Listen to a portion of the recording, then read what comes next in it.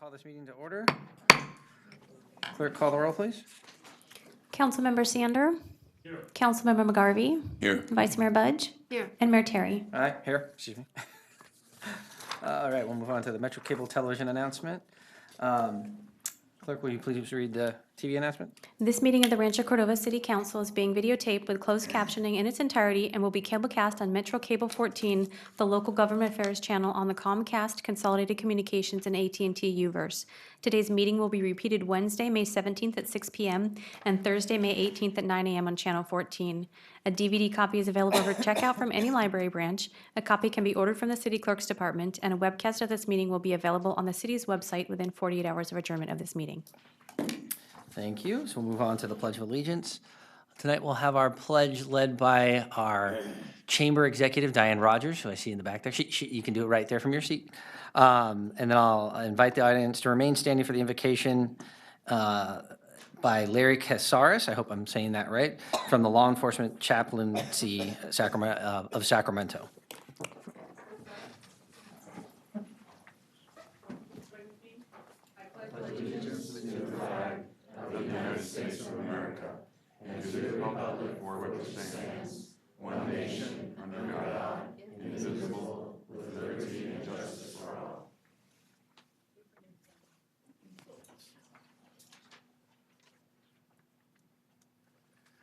Okay. Let us bow our heads in prayer. Dear wise and loving Father, thank you on behalf of all who are gathered here this evening for your many and abundant blessings. Thank you, too, for the leaders assembled here. In the scriptures, you said we are to obey the governing authorities, since you have established those very authorities to promote peace and order and justice. Therefore, I pray for our mayor, for the various levels of city officials, and in particular, for this assembled council.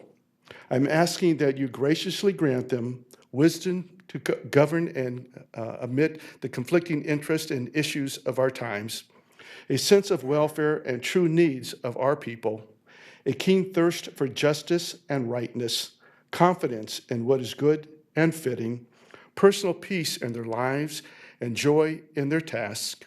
I pray for the agenda set before them this evening. Please give an assurance of what would please you and what would benefit those who live and work in and around our beloved city of Rancho Cordova. In your most blessed name I pray. Amen. Thank you.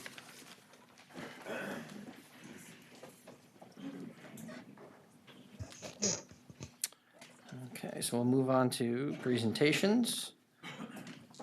And it looks like 5.1 was rescheduled, right? Okay. So moving on to 5.2, and we'll have, which is a presentation, proclamation to the bicycle advocates of Rancho Cordova in recognition of Bike Week. And we'll have Councilmember Sander present that. Thank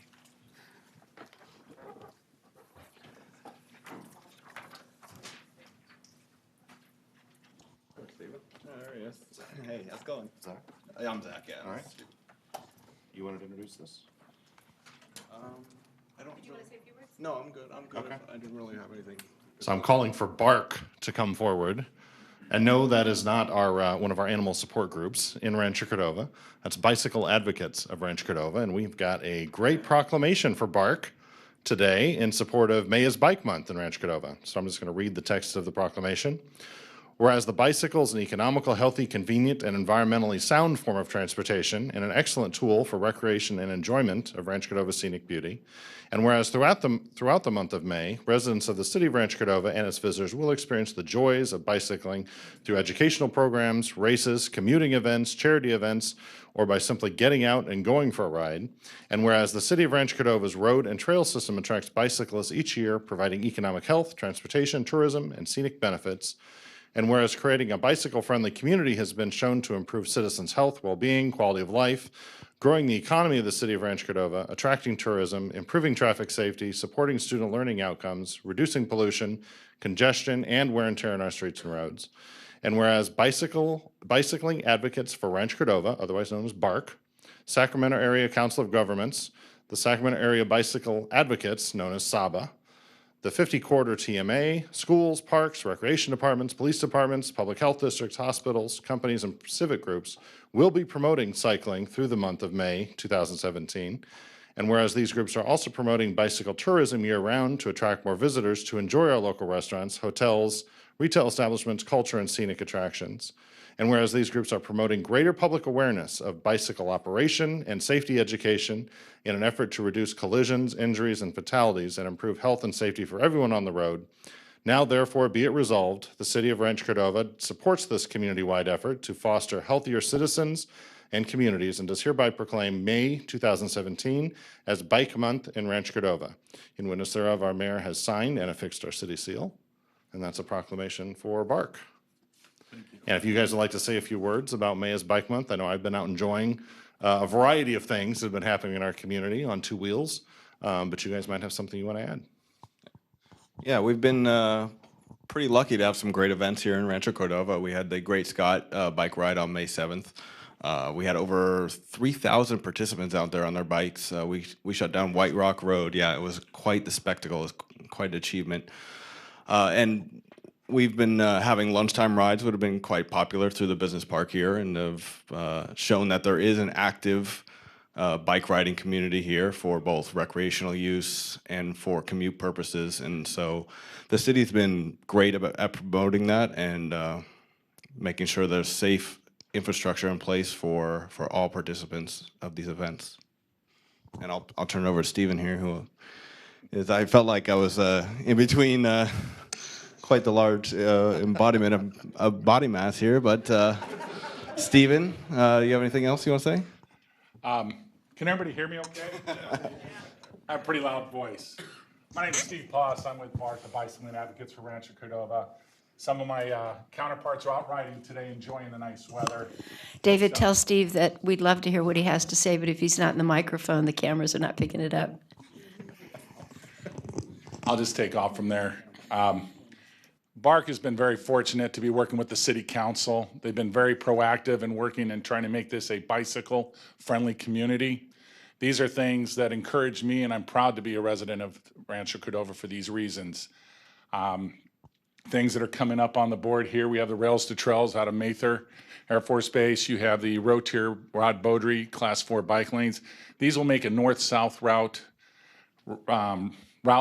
to get across town. The whole point of this bicycle walking friendly community is trying to get people out of their cars and to utilize other forms of transportation, whether it's skateboards, bicycles, walker, joggers, but to make it so you feel comfortable to walk to the store, you feel comfortable to get out to the park without getting in the car and driving back and forth. An example, this weekend, I rode probably 23 miles in about 15 trips back and forth from Mather over here, back home, and then over here for the iFest. Just running around, and I couldn't believe how many miles just added up. And it only took me, probably got here quicker because I didn't have to park and walk. Those are the strengths of it. And as a BARC representative, though, we also like to have more for the city to do it, from Class 4s being introduced to things like you have Bear Hollow Drive, a wide road, without parking along it.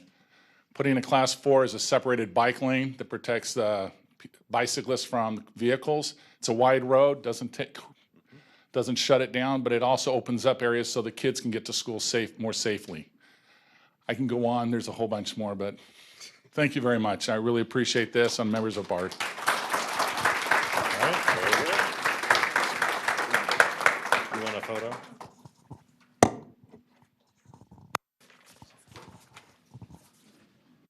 Oh, or a pair? Oh.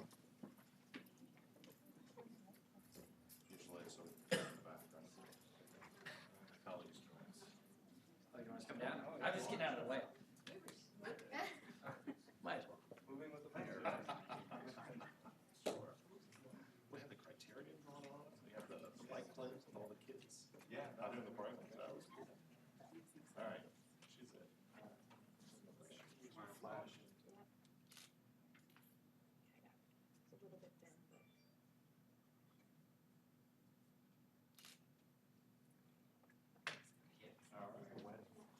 Thanks, everybody.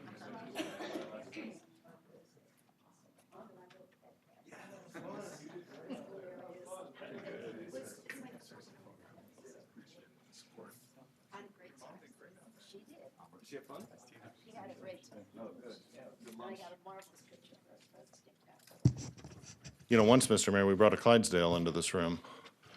We were celebrating I've seen photos. the 4th of July, and the Budweiser Clydesdales were here. It just struck me that perhaps we should have cycles in the room when we're talking about a cycling commendation or resolution. Note, yeah. note for next year. Or when the leadership class gets their decorative bicycle racks Yeah, constructed, they we should should come see one. over and debut them before they get installed. That would be cool. Good idea. All right, moving right along, is public comment. Citizens wishing to address the council for any matter on the consent calendar or not on the agenda may do so at this time by completing and submitting a speaker card to the city clerk, who's right over here. For items on the agenda, speakers will be called up to the podium by the mayor at the point on the agenda when the item will be heard. Speakers are encouraged to keep their comments to 3 minutes or less and state name and community of residency. Under the provisions of the California Government Code, the council is prohibited from discussing or taking immediate action on any item not on the agenda unless it can be demonstrated to be of an emergency nature or the need to take immediate action arose after the posting of the agenda. Do we have any public comment cards? I have 4 speaker cards for public comment. The first is from Walt Myers. Following Mr. Myers is Sharon Judy. Thank you. I just want to remind folks as the speakers coming up that we do have a pretty packed agenda tonight, so there may come a point where comment periods are shorter than 3 minutes. So just be prepared for that. We want to make sure that we can get to everything that's on the agenda tonight. Sir? My name's Walt Myers. I'm a resident of Rancho Cordova for a long time. I know that what I say tonight will fall on deaf ears, but I promised someone I'd be here. Airman Drive from Chisella to Coloma Road is in terrible shape. There are approximately 230 visible pothole repairs and numerous spaces where the asphalt is cracked and failing. Aramon is being used as a cut-through for vehicles from Folsom to Coloma, also by large delivery trucks, school buses, and the fire department. There's been no organized repaving in the last 25 to 30 years. City staff advises there will be no repairs in 2017, likely none in 2018. Many years ago, Aramon was marked down at Coloma with a sign that said no vehicles over 7,000 pounds. That was waived for the fire department by Toby and Don Natoli and that with the county. But that was waived for the fire department. We, the people that live on Aramon, Becklin, we feel that it's time for the city, if they're responsible, to do something. The neighboring streets are in similar state. I won't bring up street lights, handicap curbs, which are also missing in that area. Have we been forgotten? We feel like we have been. So that's it. Thank you. Thank you. My next speaker is Sharon Judy. Following Mrs. Judy is Agnes Budge with Cordova FFA.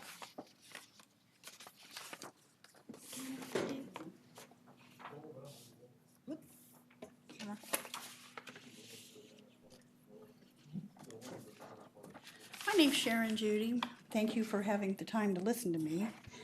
I'm here to bring to your attention the traffic issue in our neighborhood. As the map shows, Rockingham from Rudier to Smithley to Del... Please make sure to talk into the microphone. Okay, sorry. To Abraham Lincoln Elementary and on back down to Rockingham to Nut Plains. We have people just downright blowing stop signs, ignoring crosswalks, speeding, and we've even had several collisions. At Abraham Lincoln Elementary, double parking, U-turns where there is no room to do so, and and ignoring requests from teachers and staff to not do so are ignored, or at worst, using language and hand signals. This is the worst at drop-off times and pickup times, but it goes on all day into the evenings. We're used as a shortcut from Rudier to Mather Field. And we have met with the traffic manager who is put a speed tracker thing in our neighborhood for 3 weeks, and it just got pulled Friday. And we're waiting to hear from him to see what the results are and what are our alternatives. I've spoken with a cop sergeant who will have more patrols to help us kind of slow people down. The bottom line is we are really tired of the problems that we're having getting out of our own driveways because of this. This has been going on for a long time, and we've just really gotten to the end of our rope with what are we going to do. And we would like to see about the possibility of speed bumps, bull bumps, those corner things. Because we're afraid one of these days, sooner probably than later, one of our kids is going to get hurt or killed because of the carelessness. Thank you for your time. Thank you. So I have a question. So you've submitted a petition with 32 signatures. Yes, I did. And there is a process. So are they going to put you into the process to Well, get that's how we- traffic calming? That's how we got the radar thing, Okay. and we're just waiting to hear from him on that. So you're in the process for additional traffic control measures then? Yeah, Oh, good. Okay. we just Okay. wanted to bring it to your attention Sure. because we're really quite worried for our children. Of course. And our Public Works Director's in the back of the room, and if you have any additional questions, I know he'd be happy to work with you.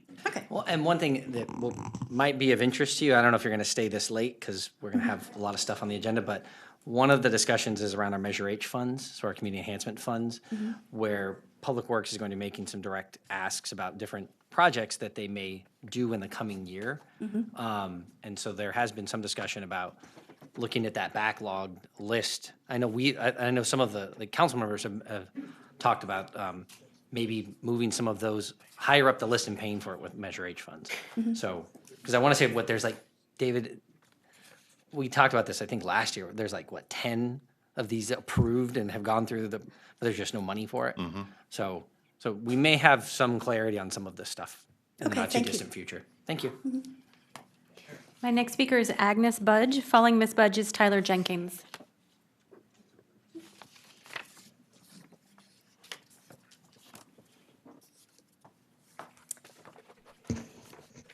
Good evening, council members. My name is Agnes Budge. Myself and my fellow member, Faith Lapanovich, who is off to my right, are here on behalf of the Cordova High School Agriculture Academy and the Cordova FA chapter. Our academy was established in 2011 and is overseen by our advisors Brett Harnden and Jennifer Rossiter, the agriculture science teachers at Cordova High School. The FFA allows students like myself to participate in career readiness competitions, learn job interview skills, and many public speaking opportunities. At the end of May, myself and my classmates will be showing our market animals that we have been raising at the Little Red Barn at Hagen Park. These market animals have been our responsibility to care for and prepare for sale at the county fair. Buyers bid on animals for many FFA chapters and 4-H groups. For example, some of the top 100 buyers include Les Schwab Tires from Rancho Cordova, Elk Grove Rotary, Rayleigh's, Elk Grove Canine Officer Association, and many more. Students are then able to take the proceeds from these sales and use them for college and additional animal purchases for the next school year. On behalf of the Cordova FFA chapter, we'd like to invite you to join us on May 25th through 29th at the Cordova Sacramento County Fair and bid on our animals or make an add-on contribution to support our ongoing success. Thank you for your support. Thank you. Agnes, can I ask you, which animals have been raised by people at Cordova who would be auctioned? This year we have 4 meat rabbits and 4 meat goats. Okay, very good. I participated in this auction before. It's actually a lot of fun. You can support 4-H or Future Farmers of America and still get a good deal. So it's a lot of fun. Tell them the names of the goats. That doesn't make it easier. Dinner? Yes, it does. yes, it does. My goat's name is Alameda. Faith's goat's name is Kelso. Another student who is raising goat, Mackenzie Emery, her goat's name is Tasty. That's more fitting. And our last meat goat raiser is Tabitha Hoyt, and her goat's name is Fancy Pants because the goat's markings look like pants. So that's fun to come look at if you're willing to come and see it. Well, next time they should bring the goats here, just like we said bikes, right? Oh. We did, I took Agnes's great-grandmother to meet the goats on Friday afternoon, and we spent a lot of time trying to keep the goats in the pen. Goats in City Hall would not be a pretty sight. Maybe just in the parking lot. Thank you. My next speaker is Tyler Jenkins.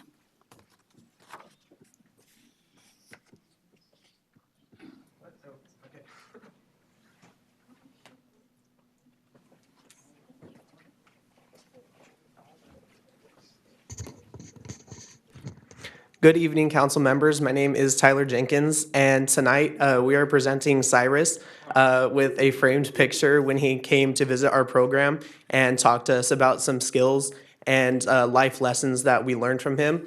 So please accept this picture as a token of our appreciation. Thank you.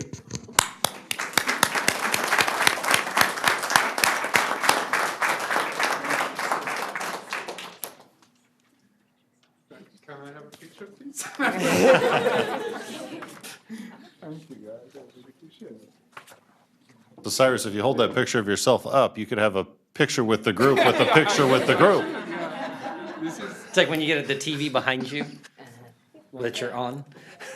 No, what a pleasant surprise. I had a great time visiting this group of students, talking about life lessons, talking about the work at the City Hall, and I'm so thankful for you thinking of me and being here. I really appreciate it. So, yeah. Did you all join me for a photo? Of course.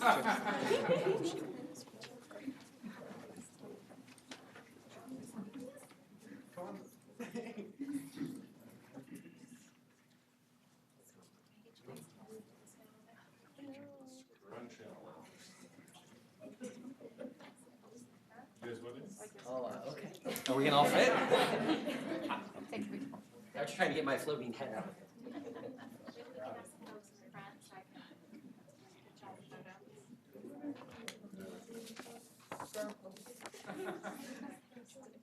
Oh, sure. Does this group have a name, an organization? Youth at City Council. City Hall.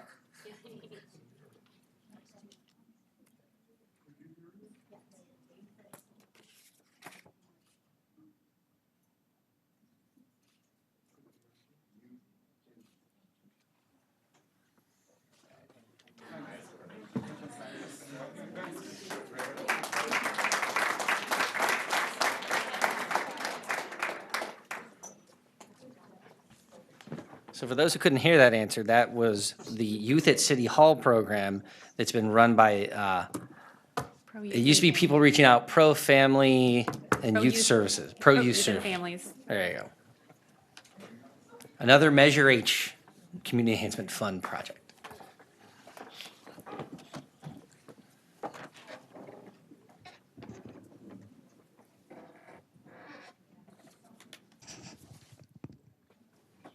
And Cyrus, as I think we've wrapped up public comment, unless there's someone else. Yeah, I have no more speaker cards for public comment. But if you could follow up with Mr. Myers and also the residents of that petition area. The petition area, it seems to me they really ought to interact, we ought to interact well with the school district on their behalf, because a lot of the traffic management simply can't be done by our police officers. We don't have enough, they can't be there all the time.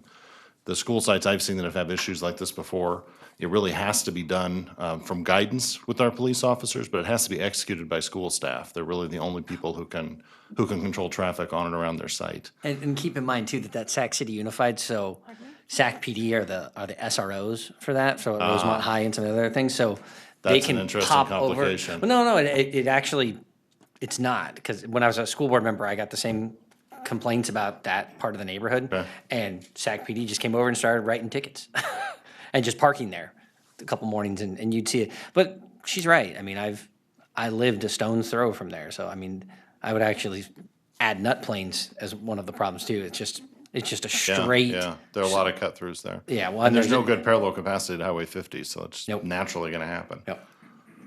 Yep, it's definitely a problem, but, the stuff that we've addressed at AM Win could be done at Abraham Lincoln too. Right. So, okay, so with that, we'll move on to council reports. David?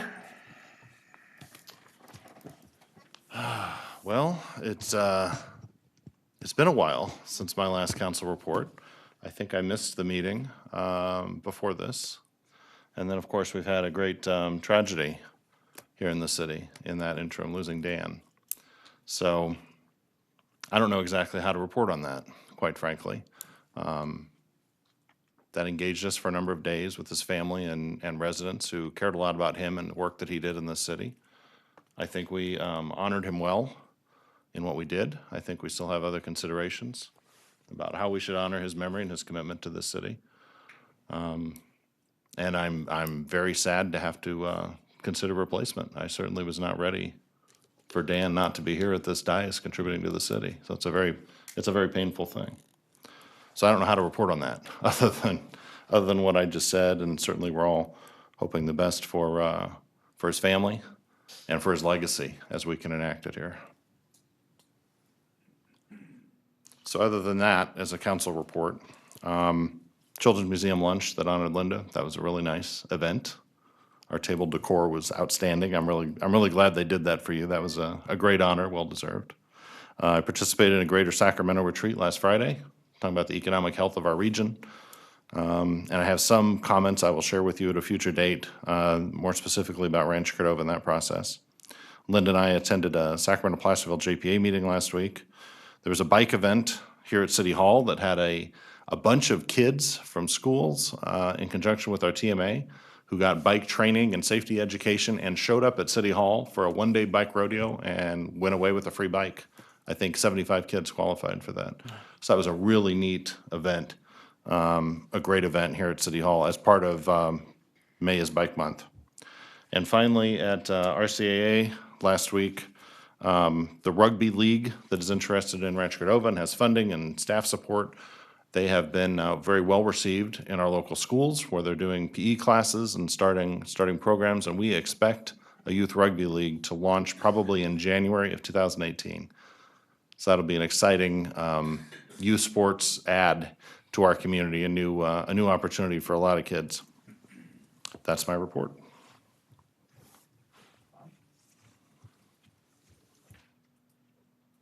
Well, as David said, losing Dan was a hard thing. No one was expecting that to happen, but then you don't expect things like that anyway. It just happens, unfortunately. So that's one of the things we're going to be discussing later about Dan's position. We are going to continue making sure his family is taken care of, that Pam is not left alone, because that's family, and that's what Rancho Cordova is. It's a family community. I've got a little bit about the Mosquito Vector Control Board. The only real thing that's new going on right now with them is the Dead Bird hotline went into effect again April the 17th, and they started testing for the West Nile virus on the first week of May. They'll be bringing us some reports on that. You can go online and get that information from them. The Sacramento Transportation Authority, they passed the budget on them. It's just amazing the amount of money these organizations have to use to get the things done. We talked about everything from the streetcars to the RT. I think you may have seen it on the news about the number of people using a light rail. It's dropped from 19 million last year to 17 million this year. They're looking into why. I'm not sure if it's because of the riders or because what it is, but I'm looking forward to getting a result from them on that to see if they have a good answer to that. The sanitation district, I have been the alternate for Dan on that, so I'm doing that job right now. They too have about a $500 million budget. It's amazing what it is.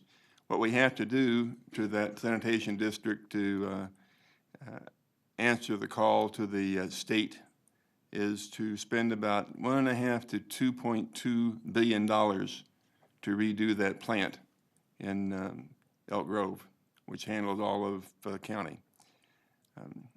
There's an awful lot of money that's been saved, and I think it's going to be from $65 when it's all done, a month more. It's going to be more like half of that, about $37 when everything is finished, because they tried some pilot programs and they got some things done cleaned up that were a lot easier and be a lot cheaper. July of this year, your sanitation district bill will go up $1. And next year it'll go up $1 also. You can go online with the sanitation district and see what they're spending the money on, and also that increase. We went on the cap to cap. I was on the transportation committee with that. I don't have anything really new on that, other than we're waiting to see what kind of a budget we end up getting with the people in Washington, D.C., because the budget isn't set yet, and we'll have to watch and see how they play with the money. That seems to be the name of the game, unfortunately. We were a very fortunate community when we became a city in 2003, officially. In 2004 and since, any new city has lost vehicle license fee money, and they finally got a bill signed by the governor, Senate Bill 130, and the four cities, there have only been 4 new cities since we became a city in California. And they have they'll be getting the money back again, only through property tax rather than through the vehicle license fee. But it's astounding. Last year they had a bill almost exactly the same thing, and the governor vetoed that. This year, all 4 of the cities in Riverside County are getting the property tax to take the place of that. So the people in Jurupa Valley, for instance, they became a city in 2011. They lost 45% of their budget immediately with what the state took away from them, and 25% to the 45% in the other 3. So I'm very glad for them. I called and congratulated them and told them I'm really glad that you're able to get your budget back where it was supposed to be. So we'll see what happens with the next new cities. I'm not sure where they're going to come from, but it's hard to become a city in California now because of the revenue neutrality. You have to agree to pay a tax, or you can't go any further than that. So it's made it hard. So those 4, let me see. Wildemar and Menifee became cities in 2008. Eastvale became a city in 2010, and Jurupa Valley became a city in 2011. And as of this month, all 4 of them are going to get some of their budget back, so they can have be operating in the black. And congratulations to them. That's what I've got. Okay, so this has been a very transportation-heavy kind of a period. Talking about the mayor's bike ride to the Capitol, I participated in or talking about Mayor's Bike Month, we participated in the mayor's bike ride to the Capitol, which starts in Folsom, and then everybody rides down to the Capitol, and Steve and his companions all met at Hagan Park, and then they went all the way down to a new park at Township 9, and from there, they went up 7th Street to the Capitol, except the fun thing was, this is the 3rd or 4th year that I get to ride in a pedicab on the way up, and it's a really cool experience. Pedaling or riding? No, riding. Riding, Riding. okay. One year I took the dog with me. This year my mom went with me. We had a great time. We were accompanied by former Mayor Bob Holderness of Folsom, and we all went tootling up 7th Street to the Capitol, where there was a huge bike fair, really huge bike fair. The JPA that David and I attended is the Sacramento Placerville Transportation Corridor Joint Powers Authority. And the majority of the agenda there, aside from the budget, because this is budget season, was a report on a multi-purpose natural trail that they're trying to construct along the corridor from Folsom to Placerville. And they were describing the work that they are doing to get their necessary federal and state environmental permits.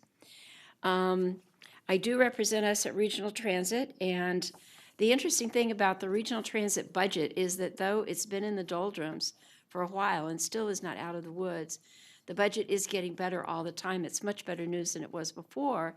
And even though, as Bob mentioned, the ridership on light rail has declined, on the other hand, the percentage of what we call choice riders, the people who choose to ride the train downtown, for instance, to the Kings games, has risen significantly. And that's part of the reason that the budget is showing some better numbers.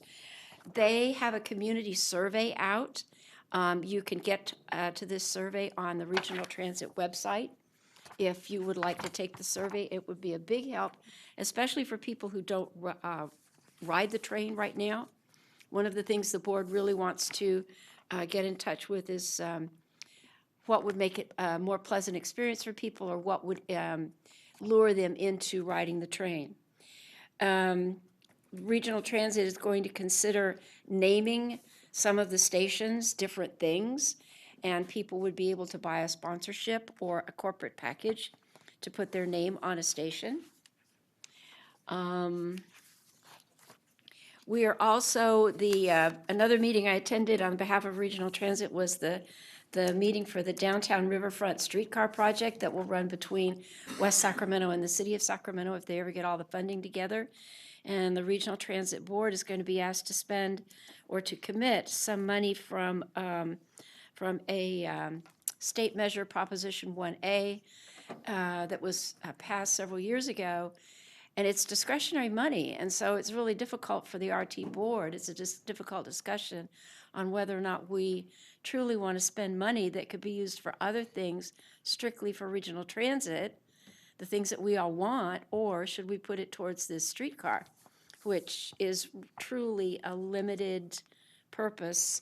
It's nice to have, and we want one out here, and so we have to start somewhere, but it's a limited purpose. I see that Steve walked back in the room because we mentioned May is Bike Month. And I suspect there's something that Steve's carrying that he would really like to distribute. Okay. Would that be accurate? Yes, ma'am. Well, come on down. Just a little token of thank you to the board for May is Bike Month. We have a bag for you, and a t-shirt, and a button. We can hand those out, please. And I think we saw Rebecca Garrison Right. run in here and scurry out, so, but I know. May is Bike Month has Yeah. her running around quite a bit with all the different cities on the corridor here. Well, it's been a good month for bicycles, or a good period for bicycles. Last month, David was out of town and I attended SACOG, and the SACOG board approved the first phase of a bike share program for downtown Sacramento, and it is structured so that other communities can have the bike share program also. So I'm sure that's something that our Public Works Department is looking at. As I said, it is budget season, so the Public Library Authority, which Rancho Cordova belongs to, is also doing their budget, and there is a structural deficit there that we're trying to address.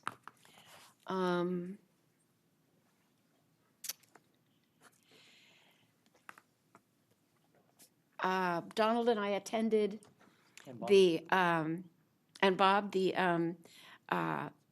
916 Inc. celebration over at Walnut Wood School. and they released their second book. We had received one from White Rock before. This is another project that is partly funded by the Community Enhancement Fund. And so tonight I've passed out books of the stories and the poems, and some of these are the stories that the students wrote last year for the Dia de los Muertos, that they had, because everybody does a shrine to some of their relatives who have passed on. And some of the stories in here are the stories that they wrote back then to describe this person and why they were so important to them. One of our local engineering firms, Morton and Patalo, had a 40th anniversary down at the Crocker Art Museum, and I represented Rancho Cordova at that. Cap to Cap was absolutely fascinating. It was 350 of our closest friends and relatives again, and everybody divided up into the individual teams. There's about 14 teams to discuss the issues that are important to this area. Last Friday morning, I went to talk to a history class I went to talk to a third grade class at Riverview Elementary about the history of Rancho Cordova, which is always fun to discuss. The International Festival on Saturday that I know a lot of you attended was just delightful. Community Council came up with a totally new group of participants this year. Some repeats, but a lot of new performances that were just outstanding, and I see a representative of one of the performances has just arrived. There were people from the new Indian state of Telangana who were there to perform. In terms of the petitions that we give out, we gave the Girl Scouts a petition last time for participating in Creek Week, and they sent a specially designed patch for us. It's a special Girl Scout patch, and it has a little river otter on it, and it says Creek Week, that we'll keep here. And so I can't add anything to what David and Bob have said already about the passing of Dan Skoglund, but I would ask that we formally adjourn tonight in his memory, because we haven't had an opportunity to do that yet. And I would ask also that we adjourn in the memory of a lovely lady named Joan Conyers. She and her husband John came here for John's position with Aerojet probably 45 years ago, and they were very active in the community. She was a nurse, and they were parishioners at St. John Vianney. John was a past president of the Cordova Chamber of Commerce, and she passed away recently. And then thank you, David, for mentioning the Inspire Luncheon from the Children's Museum.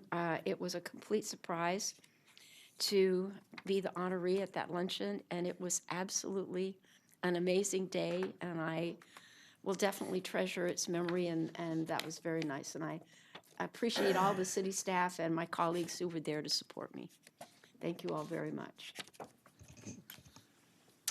Well, thank you. And I apologize, I couldn't be at that luncheon. My day job pulled me away of all things, to go and meet with the economic development director of the city of Stockton at the same time.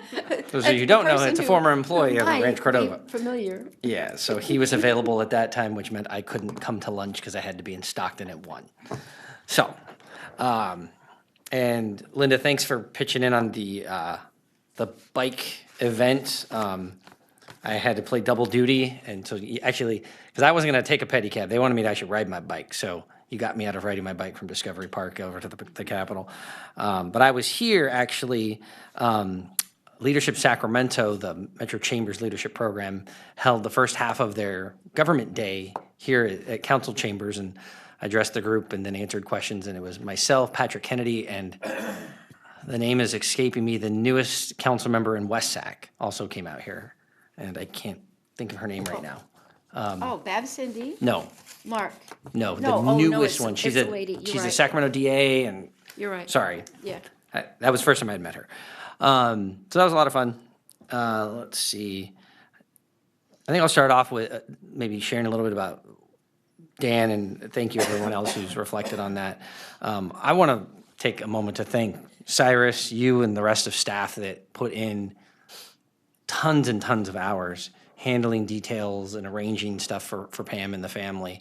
And I know that he will be sorely missed by not only the council and the community, but also our staff. And a lot of people showed a lot of dedication and care to Pam and the rest of the family over the couple weeks since that's happened. And so absolutely we will adjourn in his memory, and he will not easily be replaced. And I want to thank staff and council for allowing the community to reflect and heal a little bit before we jumped right into replacing Dan. I know there was some discussion about doing this a little earlier, and some of us thought it was appropriate to wait till after the memorial service to start to have those discussions. What it does mean is, and you'll find out later tonight, that we do have a truncated window in which to make this decision. But I still think we have enough time to do it thoughtfully, and we'll talk more about that, obviously. Let's see here. So I like Linda mentioned, I attended the 916 Inc. Book launch. And for those of you who haven't seen, well, 3 of us have seen it. David, I don't know if you've gotten a chance to see it, but the stories that those young mothers got to tell was really amazing, and in some cases really heartbreaking. But I'm sure the therapeutic value of getting it out on paper, and every one of those kids that goes through that program, when they're done, they are published authors. And every kid that goes into that program, comes out with something tangible like that. So I just, and I've known Katie through my ALF class for a few years now, but I've never actually met students and heard that.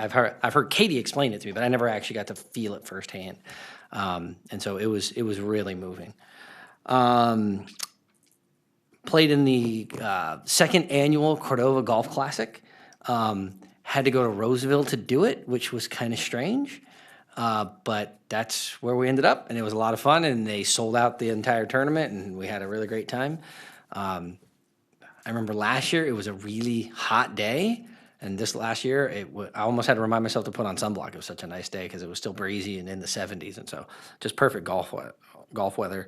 But thanks to Julie Hagen-Belka and everybody else who worked really, really hard to pull off a great golf tournament. I probably play in 5 to 10 a year, and I can tell you that this is hands down the best one I play in as far as fun and the number of sponsors that they get and the goodie bags and everything else that you get to go along with it. A couple of Air District updates to give. There were a couple of events that I helped or spoke at. So one was at Alder Grove, Marina Vista, another public housing development in Lemon Hill, and then at the intermodal train station, there will now be electric vehicle car share programs, 2 at each of those sites, I believe. And they're sponsored by Zipcar and the Air District and I believe CARB and a few other folks. So that just launched. That's actually the first electric vehicle car share program for a public housing development in the country, and it's in Sacramento. So pretty cool program. And then on Friday, I got to MC a press conference for the electric bus launch. And that's going to be, I want to say Sac City Unified was getting... Yeah, for the school district. Yeah, so Twin Rivers was getting about 16 of them. Elk Grove was going to get 10. And Sac City, I believe, was going to get 6. I don't think Falls Cordova was a part of it. And that was the first electric bus launch in the nation as well, in our region. So that was a lot of fun. Joined Stacy Leitner and Delisa at the Cordova High scholarship event or assembly last week, and I presented the city semester scholarship to our student that interned here for this semester, and then Stacy did the employee scholarship to the winning student. So that was a lot of fun. And then cap to cap, I chaired the Community Resources Committee this past year, or this past trip. Unlike past years where the chamber did all of our scheduling for us, we actually had Simon and Company do all of our scheduling separately. And I can tell you that the responses that we got from our team members was that this was the most productive cap to cap that they've ever had for this committee. I think part of it was taking it out of economic development made it much more effective in staying on message and not trying to push all those things together. But we had a really productive time.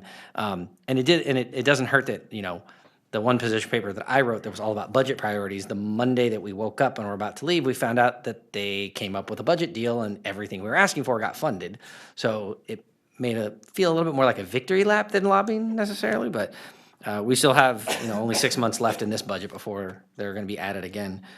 So, but I think it was a very productive and interesting trip, aside from the fire sprinkler debacle that still hasn't really made the news. They don't want anybody to know. Yeah, if anybody wants to see video of that, by all means, go to my Facebook page and you Yeah, can see. tell them in about that little bit, so you, rather than leaving it a mystery. In the final dinner at Cap to Cap was at the American History Museum, and the band set up some spotlights a little too close to the fire sprinklers, and they heated up, and the fire sprinklers turned on in the American History Museum, and everyone had to evacuate. It was pretty fascinating, and the museum wasn't open the next day. And then finally, I got to attend the iFest on Saturday, another great time. Shelley reminded me that the park had been dedicated at iFest 10 years prior, so that was the 10th anniversary of Capitol Village or Village Green Park. But I got to it wasn't Taekwondo, but it was some sort of martial arts that I got to go up there and do talk about the Moving with the Mayor initiative, and then got to learn how to throw a guy and punch a guy and fall correctly and do some other fun stuff. So thank you, Shelley, and the Community Council for all that you do to pull off such a great event. That was, again, I mean, we're literally getting to the point where that event has outgrown its space. Well, I mean, we're to the point of talking about having to go to Hagen or something else. But just a fantastic event. If we have video of the mayor getting beat up on stage, that would be. Where's Shelley? There's that'd Shelley. be good. Yeah. I didn't get thrown. I was doing the throwing. So just saying. Yeah, I didn't learn how to take a punch. But it was a lot of fun. Thank you, Shelley, for putting on a great event. Yeah, I was going to say thanks to Shelley also. I know when we first began this iFest 10 years ago, it was a second leadership class, and that was mine, that began the iFest. And we didn't know that 4 hours is much better than 12. So we started early in the morning, and by the time we got through the day, some of the dancers had burned their feet on the stage, because it's 104 degrees, and it was much better to do it later in the evening, like we're doing it now. So you always learn something. Well, and the amazing thing is I can't recall an iFest that I was questioning whether or not I should be wearing pants at, because it was always so hot, right? And it was not even warm. I mean, I think the biggest concern this year was that it was going to get too cold late at night, but I have little ones, so we were only there till about 7. But no, it was a great event. And thanks to our city staff that were out there handing out flags and everything else at our booth. And so with that, we'll move on to city manager's report. Cyrus? Thank you, Mayor. Two comments. One, as already been mentioned, Dan's loss was truly a great shock to staff as well, to all the members of the community. And to honor his memory, we have created a website, a webpage for community members who were not able to attend the services, to leave messages for the family, to leave comments. So that page, Maria, I think it's either up now or will be up soon in the next day or two. So just wanted to make sure that the community is aware of that. The other comment, the other issue I wanted to bring up, Mayor Terry nominated me to participate in the American Leadership Forum, and I was honored to be accepted in the program. It's not a very easy program to get into, and so I would have the opportunity to build some really great relationships in the region with some very skilled, diverse group of people who have already gone through the program or will be going through the program. So thank you for the nomination. And we did have the orientation sessions last Thursday and Friday. The classes will be once a month, and I will be participating in them for the next 12 months. That's all I have. And one of the rules is you can't answer your phone during the class, so he'll be a little busy on those days, or unavailable. I'm sure we'll. So with that, we'll move on to the consent calendar items. Consent calendar items consist of matters deemed routine and non-controversial by staff. Unless a member of the council wishes to pull an item for individual consideration, all items will be approved by one motion. Do I have any items that need to be pulled? Seeing none, I will move approval of the consent calendar, items 9.1 through 9.8, noting that this is the initiation of our wayfinding signage program throughout town. After all Finally. that work. Finally. I'll second that. I have a motion and a second. Can I have a roll call, please? Councilmember Sander. Aye. Councilmember McGarvey. Aye. Vice Mayor Budge. Yes. And Mayor Terry. Aye. Okay, moving on to consent public hearing items. Consent public hearing items consist of matters deemed routine and non-controversial by staff. Unless a member of the council wishes to pull an item for individual consideration, all items will be approved by one motion. So first, I'll open the public hearing. Do we have any comment cards? I have no speaker cards on this item. Okay. Any comments from council? Okay, seeing none, we'll close the public hearing. And I'll entertain a motion. So I will move approval of the 2017-2018 Community Development Block Grant Action Plan. Thank the staff who came prepared to discuss it, and that would be the motion. So I have a motion. Do I have a second? Second. I have a second. Roll call, please. Councilmember McGarvey. Aye. Councilmember Sander. Aye. Vice Mayor Budge. Yes. And Mayor Terry. Aye. Thank you. Okay, public hearing items. Let's see, 11.1, Kilgore Soccer Complex Major Design Review and Parking Adjustment Project Number DD8596.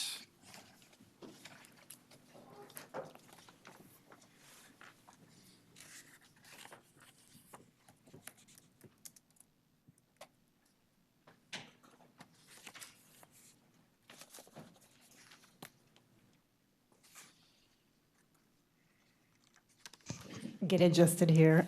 Take Good your evening, Mayor and Council. June Cowles, Senior Planner, and the project before us tonight is the Kilgore Road Soccer Field Complex Major Design Review and Parking Adjustment.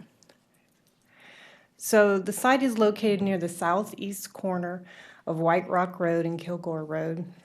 The zoning is office professional mixed use, and the general plan designation is office mixed use. To the east is the Folsom Canal.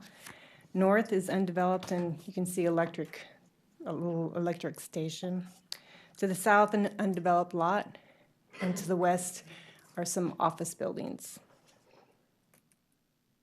Some site history. A portion of the site, referred to as Parcel A, was formerly part of a larger site used to operate an oil processing facility between the mid-1950s to 1968. So the site was placed on the California State List of hazardous substance release sites selected for response action.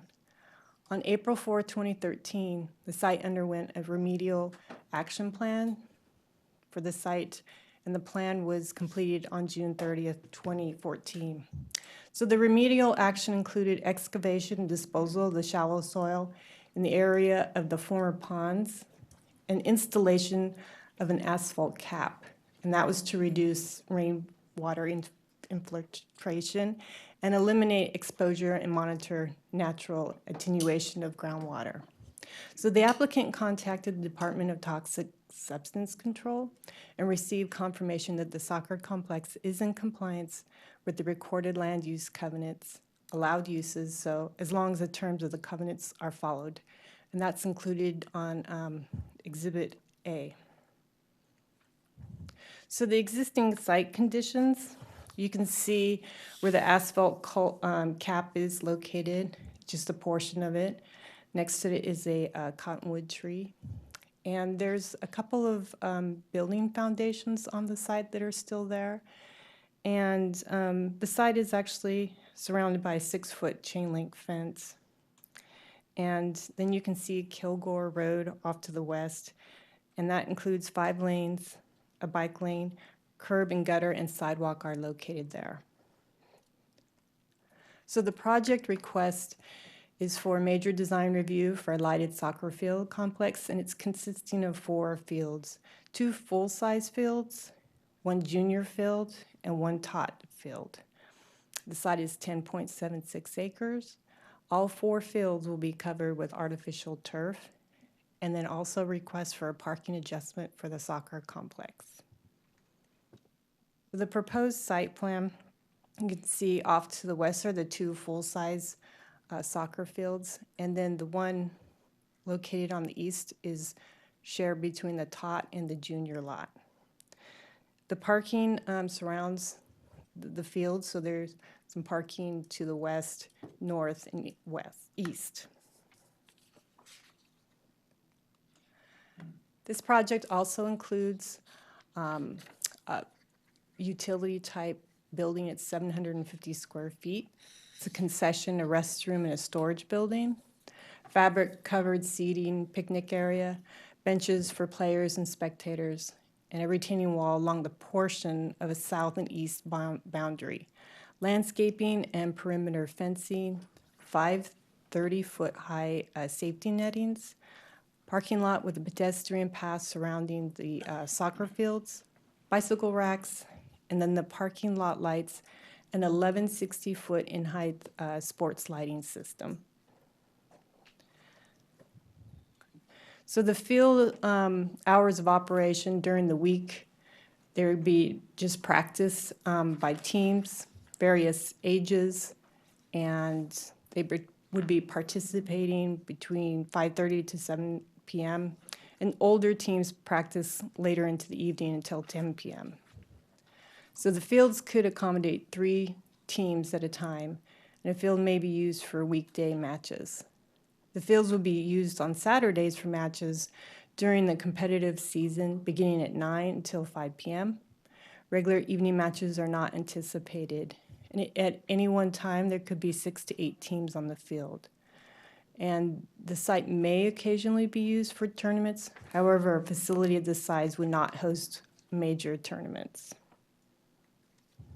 So you can see in the landscape design, landscape is along within the parking lot. However, where the cap is located, they're not allowed to have any landscaping in that area. So it's to remain untouched. The lighting plan, parking lots, the parking lot would be light with just normal parking lot lights. Then 11 of the 60-foot sports facility lighting be along in the fields. And here's a just an elevation of the bathroom concession storage elevation, and then a picture of what the sports netting would look like. That would be located behind the goals on each lot. So the parking adjustment, they're proposing 313 parking spaces on site. According to the zoning ordinance, 414 is required. So the applicant provided a parking analysis, and they utilized the ITE parking generation. The average peak rate is 58.8 per field, and the proposed project underneath that rate would be 235 parking spaces. So the parking adjustment zoning ordinance allows 30%. The request is for 24.4% reduction. And staff reviewed surrounding jurisdictions looking at their parking. Elk Grove and Roseville was stated to be determined by design review. And the city of Folsom had stated that unlisted use, which the outdoor recreational area was, is determined by the planning director.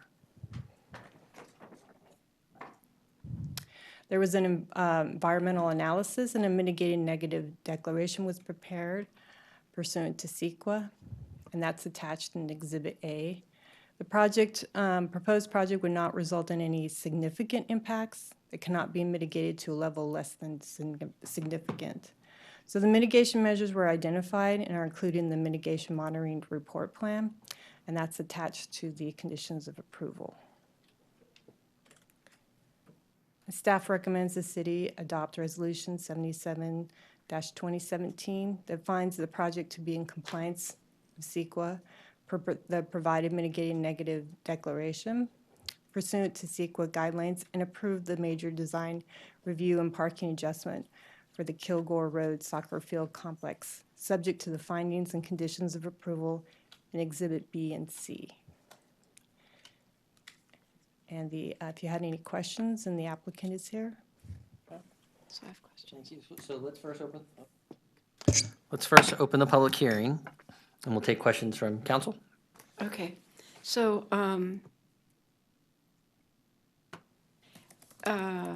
question for June. On the parking reduction, I appreciate the fact that they brought alternate statistics. When you consider that theoretically this will be surrounded by an office park, did you take into consideration the conjunctive use? The fact that the office park would not generally be using its parking on Saturday or at evenings? Yes, I believe the, let's see, the applicant. I'm talking about staff analysis. Right, we looked at, looking at the different parking. There's no parking on the street. And so we asked the applicant if they did, look at asking the adjacent office users if they were available or a parking agreement. And at that time, they stated no. So we did look at the city of Folsom and try to look at one of their parks at 200 parking spaces that were provided for their sports park. So in looking in the ITE, also the parking analysis, we felt comfortable with that number of the parking spaces at 58.8 per a field. Yes, that's why I said I appreciate they're providing alternate statistics, alternate analysis. I read or went through the majority of the neg deck. In the lighting study, I didn't see any, I don't think I saw any photographs or pictures of the light standards, but there is a definite sentence in there that the lighting will not bleed off into the surrounding areas. Now, obviously, you've got the fire station across the street. You have, they're in the middle of a large empty lot that's going to be offices ultimately. But if you compare this area to the Cordova Sports Center at Mather, to the sports complex, every time they use their lights, I feel sorry for the people who live across International in those apartments, because sports lights typically are directed outward. They're not downward directed the way we do in shopping center parking lots. So I'm struggling to envision how you would not have those lights directed into the portion of Zinfandel Village that's on the south side of International from this project. Let me see if, and also Patrick Highmarsh completed the mitigated negative declaration, so if he looked at the lighting standards. Good evening. Patrick Highmarsh with Michael Baker, also the city's environmental coordinator.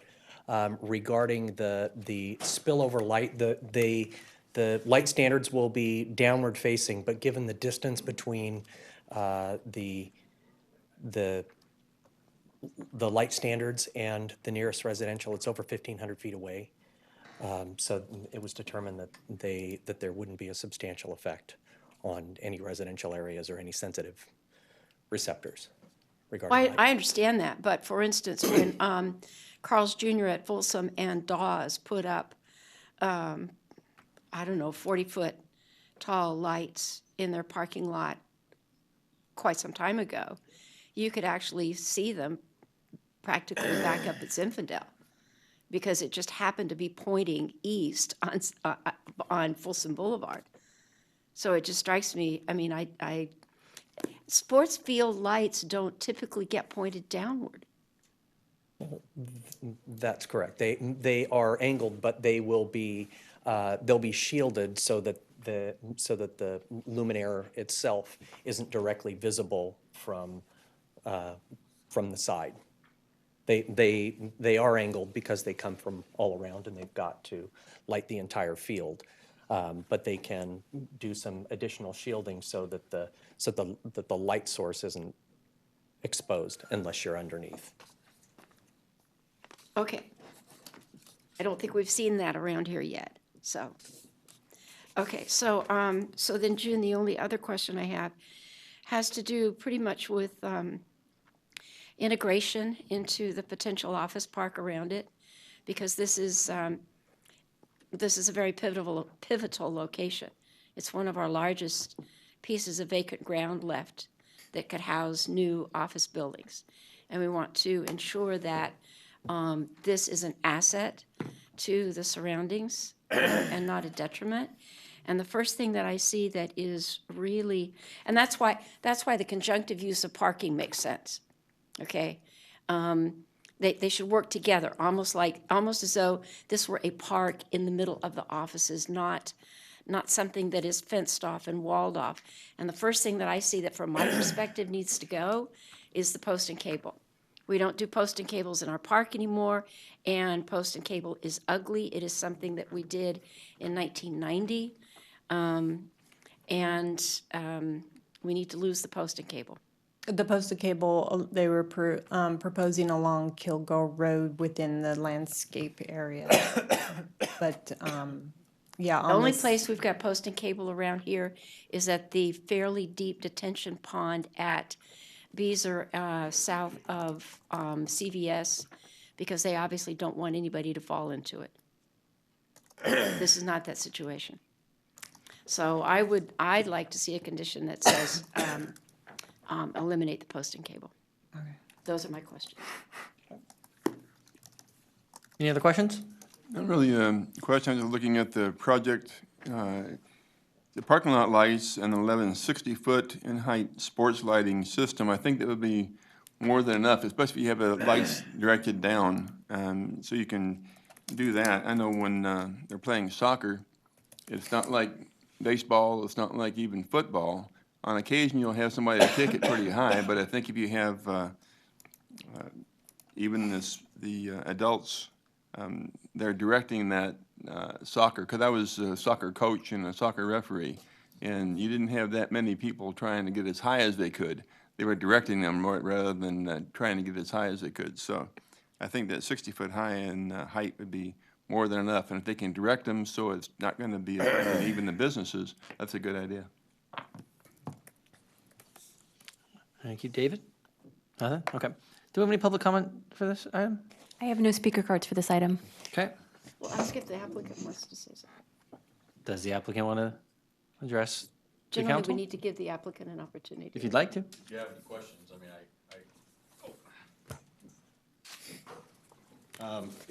my name's Mike Liston. I'm the vice president of San Juan Soccer Club and the applicant for the project that's been proposed.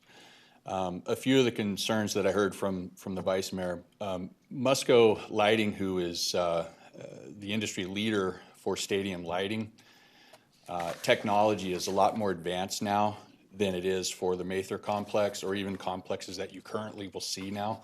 So the lighting is angled down. The reason that there's 11 poles is also to help with the technology and having the lights be angled down and to minimize the glare that goes out towards off the facility. So I think when you see the end result, you'll actually be highly impressed, and it'll be different than what you're envisioning now for being a mile away and being able to see that light, which most facilities are currently like right now.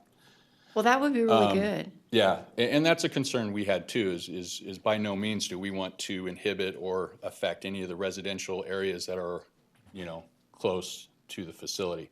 And taking into account that the business complex more than likely after hours will be closed, so we don't think that we'll have any complaints from our neighbors. The parking agreements, we have contacted some of the neighboring owners.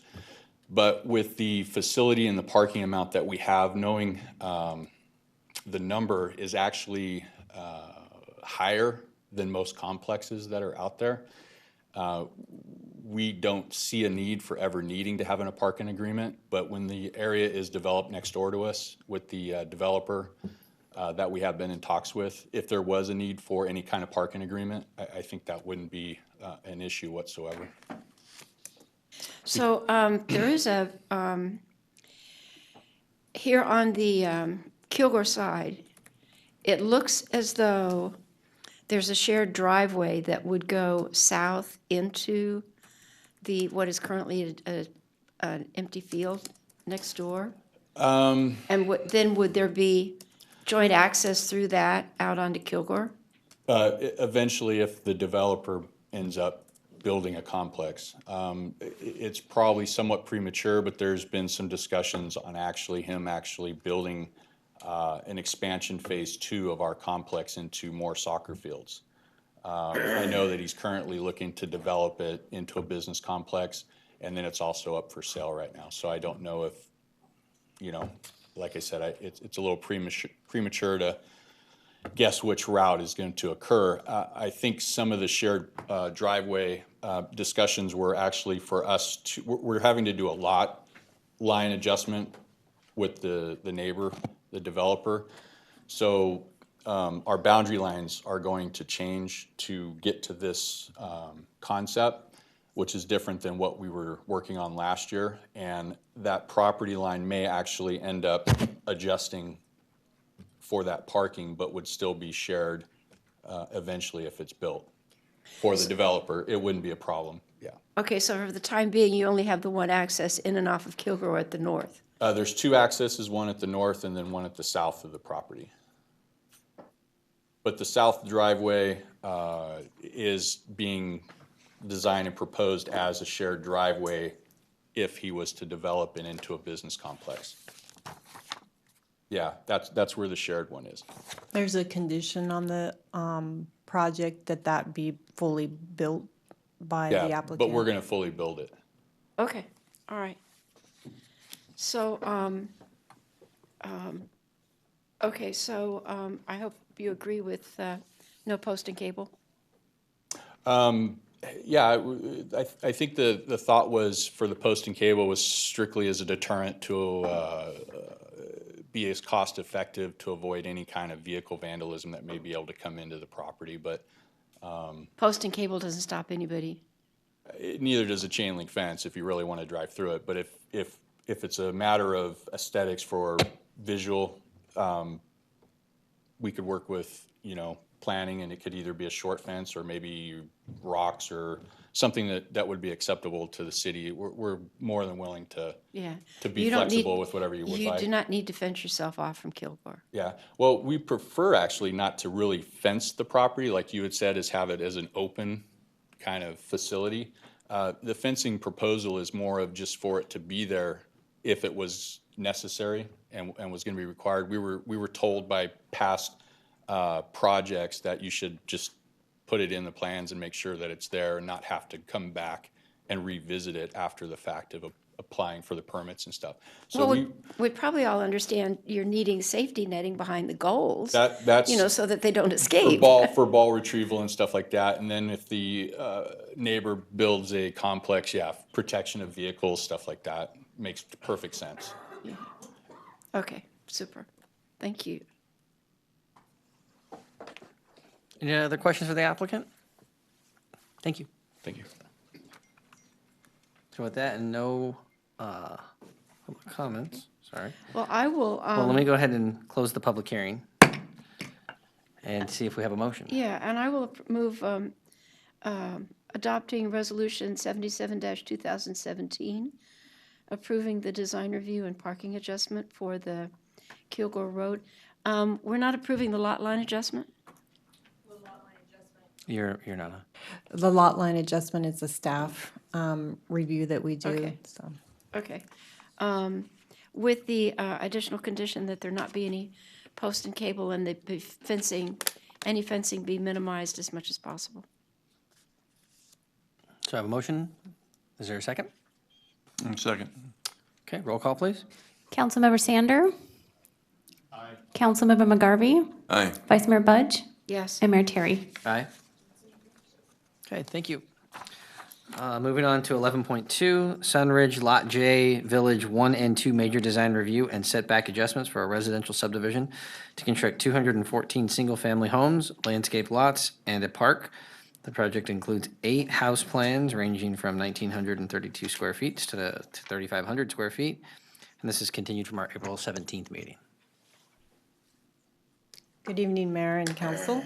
And so the Sunlot Ridge Lot J is located south of Douglas Road and east of the future Rancho Cordova Parkway. It's zone low and medium density. It's RD4, RD5, and RD7. And so the tentative map was approved in April 2006, and it's 81 acres, 4 villages, that's 369 lots, 7.89 acres of parks, and 4.04 acres of open space. And so we're only reviewing Village 1 and 2 tonight. The project request is for a major design review of a total of 8 plans, 4 each for the villages, 3 elevations for each plan except 4 elevations for 2 plans in Village 1. And then Village 2 would be the 3 elevations for each 4 of the plans. Setback adjustment for both Village 1 and 2 for a total of 4 plans for the setback adjustment.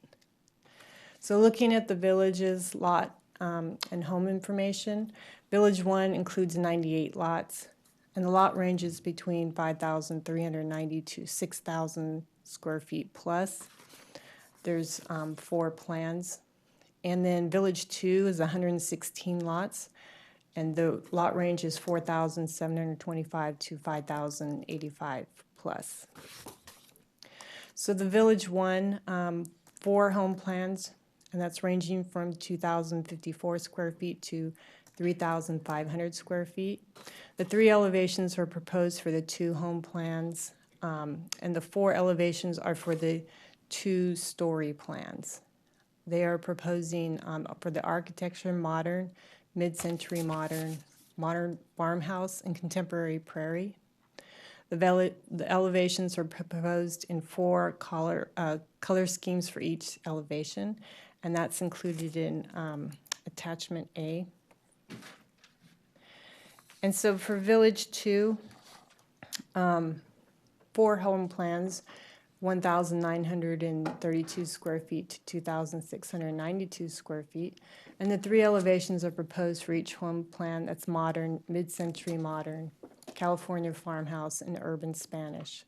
So the elevations include 4 color schemes, and that's also for 4 each elevations. So Plan 2, 3, and 4 include front yard, outdoor living area in a form of courtyards, and Plan 3 and 4 include a portico that's forward of the garage. There is a condition of approval includes window transparent panels, a requirement to reduce the garage appearance.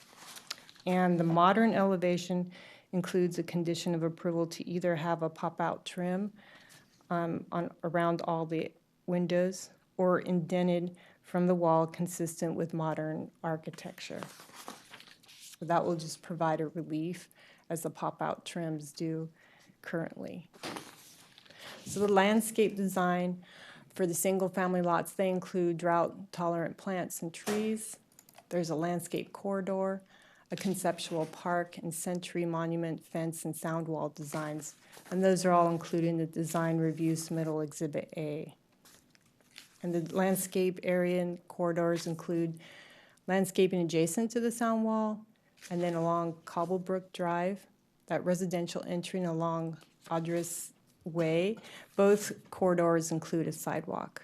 Lot C is a CRPD park, that's a portion of the park. And Lot D is a park, and this is going to be city-owned and maintained. So the applicant did provide a conceptual plan. They're calling this Crooked Mile Park. And there is a condition of approval that staff needs to review and approve, and the condition also includes park maintenance fee. The staff requested from the builder for the lots that have a 5-foot side yard setback, if they had any trash screening solution. So there is a condition of approval included that states the same fencing, privacy fencing would come out. The trash bins would be underneath the paved area. And then in front of the screening fence would be landscaping. So the proposed setback adjustment is for single-story plans only for each village, Plan 1 and 2, and only for specific lot depths. The garage setbacks will remain as 19 feet. So this only talks about the rear yard setback going from 21 standard, which is 20% of the lot depth, to 15. And then for the living area, for Plan 2, be 16 feet, going to 12.5 just for the living area. And also a rear yard setback at 15. In Village 2, it's the same, 16 to 12.5. In looking at Village 1, out of the 98 lots, 33 of those lots are less than 109 feet in depth. So 65 lots would not require an adjustment. And Village 2, there are 116 lots. 62 lots of those are less than 115 feet in lot depth. So that would be 54 lots would not have any adjustments to it. And again, this is for the single-story homes. And so there's an example of the setback adjustment plot plan. And with that, staff recommends to adopt Resolution 56-2017, approving the major design review and setback adjustment for Sunridge Lot J, Village 1 and 2, to the findings and conditions of approval, and finding the project exempt from further SEQA review. And with that, the applicant is here if you have any questions as well. Okay. Did you want to go now? Sure.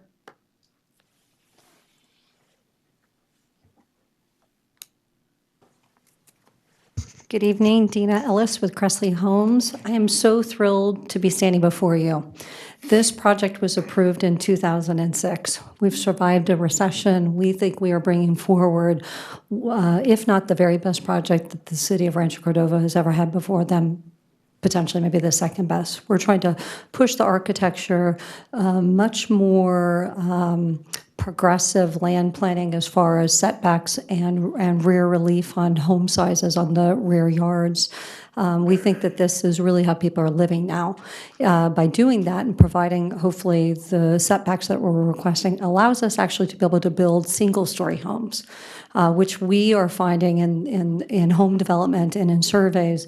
Homeowners are just dying for those. It doesn't matter if you have a 3-year-old to chase and you don't want to chase them up the stairs, or you're an empty nester and you don't want to chase yourself up the stairs anymore and you don't want to drag laundry. I'm thrilled, as I said, to be here this evening. I have the architects and the landscape architect here in the event that you have any specific questions, or I'm happy to address any questions you may have of me. So let me start by opening the public hearing. And let's go ahead and take council questions first, if there are any. Well, I had the opportunity to meet with the architect this afternoon and got a copy of the booklet that that was sort of reproduced in the staff report. And I understand why they're doing the setback. And I agree with the logic of the setback. So I don't have any problems with that particular part of the project. Okay. Any other questions, David? There's a lot to like about this project. I like the variation in architecture. I like the option that backyards would be finished up front rather than later. I'm concerned about screening of the trash containers. That's an ongoing issue.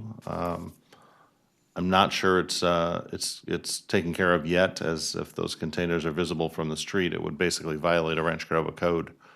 And we shouldn't be building properties that are gonna automatically violate a code that we have. So hopefully there's a fix in that I've just overlooked here. Although I will point out, having currently living in one that is violating it, there is precedent, unfortunately. Well, yeah, Not that we want to No, as we've repeat. said, we learned a lesson. Yeah. It took us a little while to figure out what was going on. Yeah. So we learned that lesson. That one may have actually been zoned by the county. Do we have any speaker cards for this? I have 8 speaker cards on this item. The first one is from Mary Nessel. Following Ms. Nessel is Joyce Rosenberg. Just a reminder, it's up to 3 minutes, and please with the number of other people that are here for other items tonight, if you can keep your comments brief, that would really help us move things along. Copy that. Thank you. First, I have to start out with saying this is another item that upsets me, that staff recommends that you accept it. And I find that hard to understand. The developer bought this property and designed this subdivision. They chose what size these lots are going to be, and they're choosing what size the houses are going to be. So I don't understand why they can't choose a house that's a proper size that would not need a setback adjustment. 1,900 square feet as their smallest house is still a very big house. And I know there are plenty of people out there looking for smaller homes. So my solution would be to put a smaller house on these lots that they're asking for adjustments, and then no adjustments would be necessary. The trash can screening, I can't tell you how outrageous I think it is that they're even thinking about doing that. And again, that staff has recommended that you approve it when you all are very aware, I'm pretty sure, of the trash can issue in this community. And then lastly, to wrap it up, I hope that in the future, there's some sort of change to the code or the planning department regulations, and that any development going forward that considers building in Rancho Cordova, that it be standard practice that the side setback on every house has to be a minimum of 6 feet with concrete and a gate and a little concrete path that leads to the concrete driveway, so every homeowner can have garbage cans on the side of their house that's wide enough for 2 cans to pass each other and roll them out to the street. So I just a comment, Mary. When I said I understood the lot line adjustment, first of all, you're right about the side setbacks.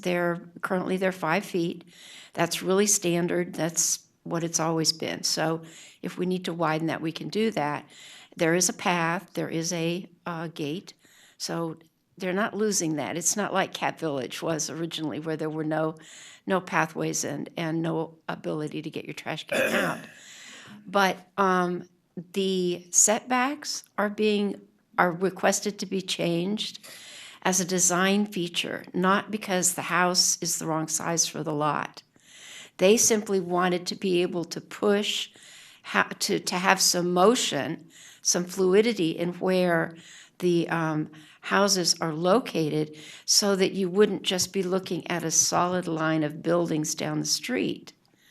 So you're right, it's a difference, but it's an aesthetic difference for them. They're not really cheating anybody out of anything or doing a lesser quality standard. But that's my understanding of this, and we can certainly clarify that with the applicant. Yeah, let's get through the rest of the comments, and then I think, because even your comment about smaller homes, I think is something that the applicant might want to address, because I know I had that question. My next speaker is Joyce Rosenberg. Following Ms. Rosenberg is Bob Kashat. Thank you, Mayor, City Council. We've been dealing with the problem of garbage cans that are not put behind fences for how many years now, and it's ugly, ugly, ugly. They leave them sit outside, they look terrible, and now we are going to allow homes to be built that have garbage cans sitting in front of the house. So how then do we tell the people who already live here and that we are chiding for not putting their garbage cans out of sight? The city code, the present wording is, you probably all know this very well, but I'd like to remind you, screening of residential trash enclosures, recycle containers is the title of it. Residential trash receptacles, including recycling and green waste containers, shall not be stored within a required front or side street yard and shall be screened from view of the public right-of-way by a solid fence not less than 4 feet in height. Exceptions to the fence height standards may be granted by the designated approving authorities to ensure proper placement and screening of trash receptacles. So if our designated approving authority makes allowances for this builder or any other builders in the future to make new rules and change the code for them, what then is to say at any time that a contractor or a planner or even a group of neighbors or any apartment owner or HOA does not agree with one of the code requests, they can go to the designated approving authority to request that they not be included in the code requirements. The mere desire of a builder to fill a lot with a house that leaves no room for trash or recycle cans to fit in the backyard seems like a greedy and irresponsible reason to request exceptions to the code. How do we justify this code exception when all the rest of the city complies? We're tired of looking at our neighbors' garbage cans in front. Let's not build more. Thank you. My next speaker is Bob Kashat. Following Mr. Kashat is Maureen Nelson.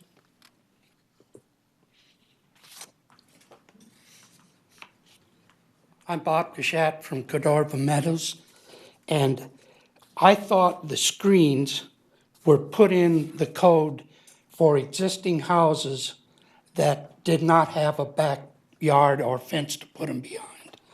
I think that building a new development and putting in these screens shows either lack of planning or no planning on the part of the developer. I can almost bet that within 15 minutes, somebody moves into that house, the garbage cans will be in front of that fence. Thank you. My next speaker is Maureen Nelson. Following Ms. Nelson is Julie O'Neill. Good evening. I totally agree with what everybody is saying about this garbage can problem. You know, the VINS has been trying to change the appearance of this city, and that's the issue, is how ugly the garbage cans are. And I can personally say that I've had a big family issue because of someone needing to make, a fence to get their garbage cans, behind the fence, and it's caused a major problem. So I can't believe that you're going to start out with having garbage cans in front of the fence. And I just think it's a terrible idea. Thank you. Thank you. The next speaker is Julie O'Neill. Following Mrs. O'Neill is Sandy Hicks.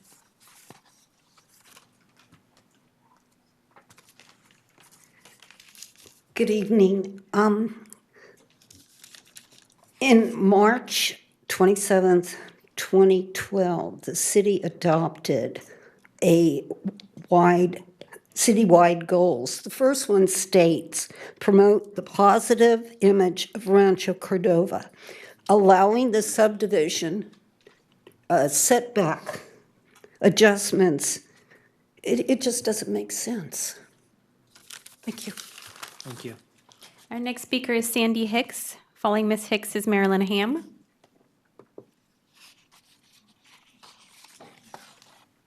Good evening, Council. My name is Sandy Hicks.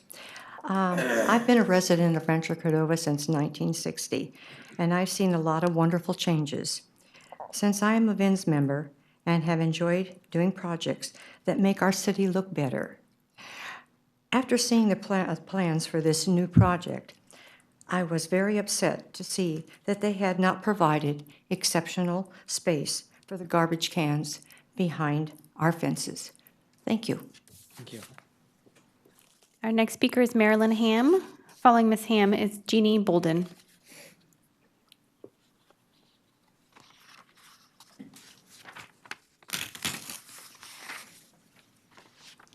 Good evening, Council. My name is Marilyn Ham, and I, too, like others, have lived in Rancho Cordova for many, many years. and I'm also a volunteer with the VINs in Rancho Cordova. And we've worked hard to educate the residents to the new codes in Rancho Cordova.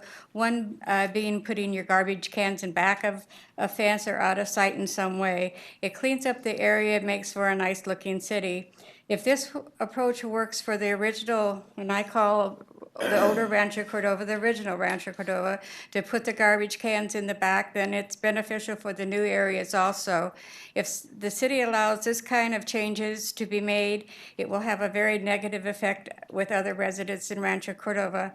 I can't even imagine that the city would waste time considering this request.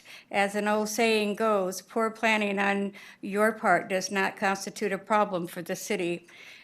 So builders, remember that. Your people entered into your development planning knowing what was expected. Thank you. Next speaker is Jeannie Bolden.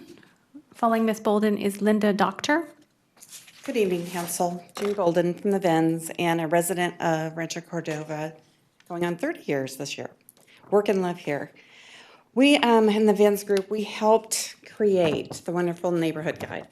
Number 2 is trash cans.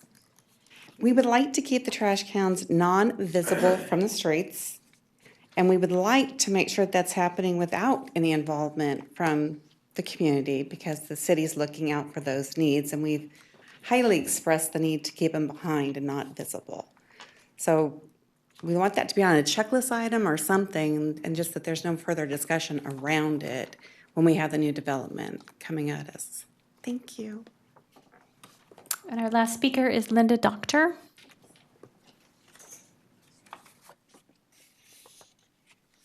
Good evening.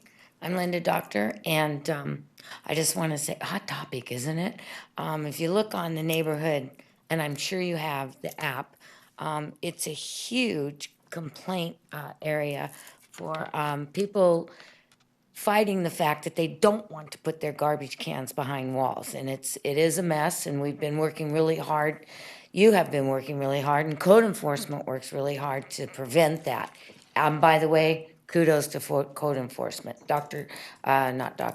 Officer Shaw has been doing a fabulous job. I just want to throw that in there.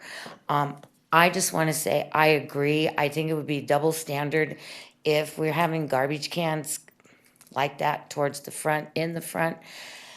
You know, it's going to create a lot of bad feelings on the people who are already complaining about it and fighting it. I just agree with whatever everybody has already said. That's all. Thank you. Have a good evening. I have no more speaker cards on this item. Okay. So with that, I'd like to call the applicant back up. I think the two kind of more overwhelming items, or at least that I heard that were brought up, one I think is an easier one to address, which is the smaller houses. Sure. Because this isn't this isn't all of your development. That's correct. And then the other one is probably between staff and you, maybe addressing some of the concerns around the screening of trash cans. I think it'd be best to address the smaller houses. So there are a total of 4 villages in Lot J, Village 1 and Village 2, which are before you tonight, and also Village 3 and Village 4 in the future. One of those future villages is the RD7. It'll be, I believe, if not the smallest, one of the smallest products actually built in Rancho Cordova. So for the smaller houses, we will be building those in the future. This is more of a traditional single-family homeowner type of development for these first 2 villages. So in the future, we definitively will be building smaller lots. And I would also go on the record to say we're an infill developer as well. So we are used to building with nooks and crannies and small development. So that's something we're very accustomed to. I did want to address a question because I think, June, if you could go to the exhibit that shows so that could show the trash bin screening. A couple of things. We were asked to provide a potential solution. This is just a conceptual, recognizing that there is an existing deficiency and that the city's really wrestling with that. Kudos to all of you for both all of your activism and for the city and for code enforcement to try to provide some kind of compliance for this. Fantastic. I think it's great. So this was just an idea. The other thing is, I think it's not showing here very well, but we're just showing those 3 bins. This is just a temporary staging area. This is not a permanent location for those bins, because it was our understanding is that some folks are bringing their trash bins out to the street and they're leaving them there, or when they bring them back, they're not putting them back behind the gate. So the idea was to provide some shield as a temporary staging location, not as a permanent, but those bins all fit behind the gate. There's gates on each side of the Good Neighbor fence. So we'll be providing, I think one of the speakers actually addressed that there's a difficulty in pulling bins, on the side yard. That will all be concrete. You'll have ADA path through there. And those bins, we would agree, should be behind that gate. This was just another measure to try to find a temporary location in the event on those busy mornings when you're pulling your bins back to provide a temporary staging area. So maybe I could. I don't have a pointer, so. No, that's fine. I usually do. Can I borrow that? And maybe it'll be helpful and maybe we can just talk about a condition of approval right here, that anything that's here, either Oh, putting the perfect. gate there Yes. or moving it back. I think. We would be fine to bring that gate forward so that it's flush with kind of the front elevation on the side. We have no problem with that. Buttons on the side. The button on No, your for your pointer. Oh, button on the pointer. I'm glad you said that. This was a pen. So I'm thinking where this gate is now, if the community preference is for that gate to be here, we don't have a problem with that.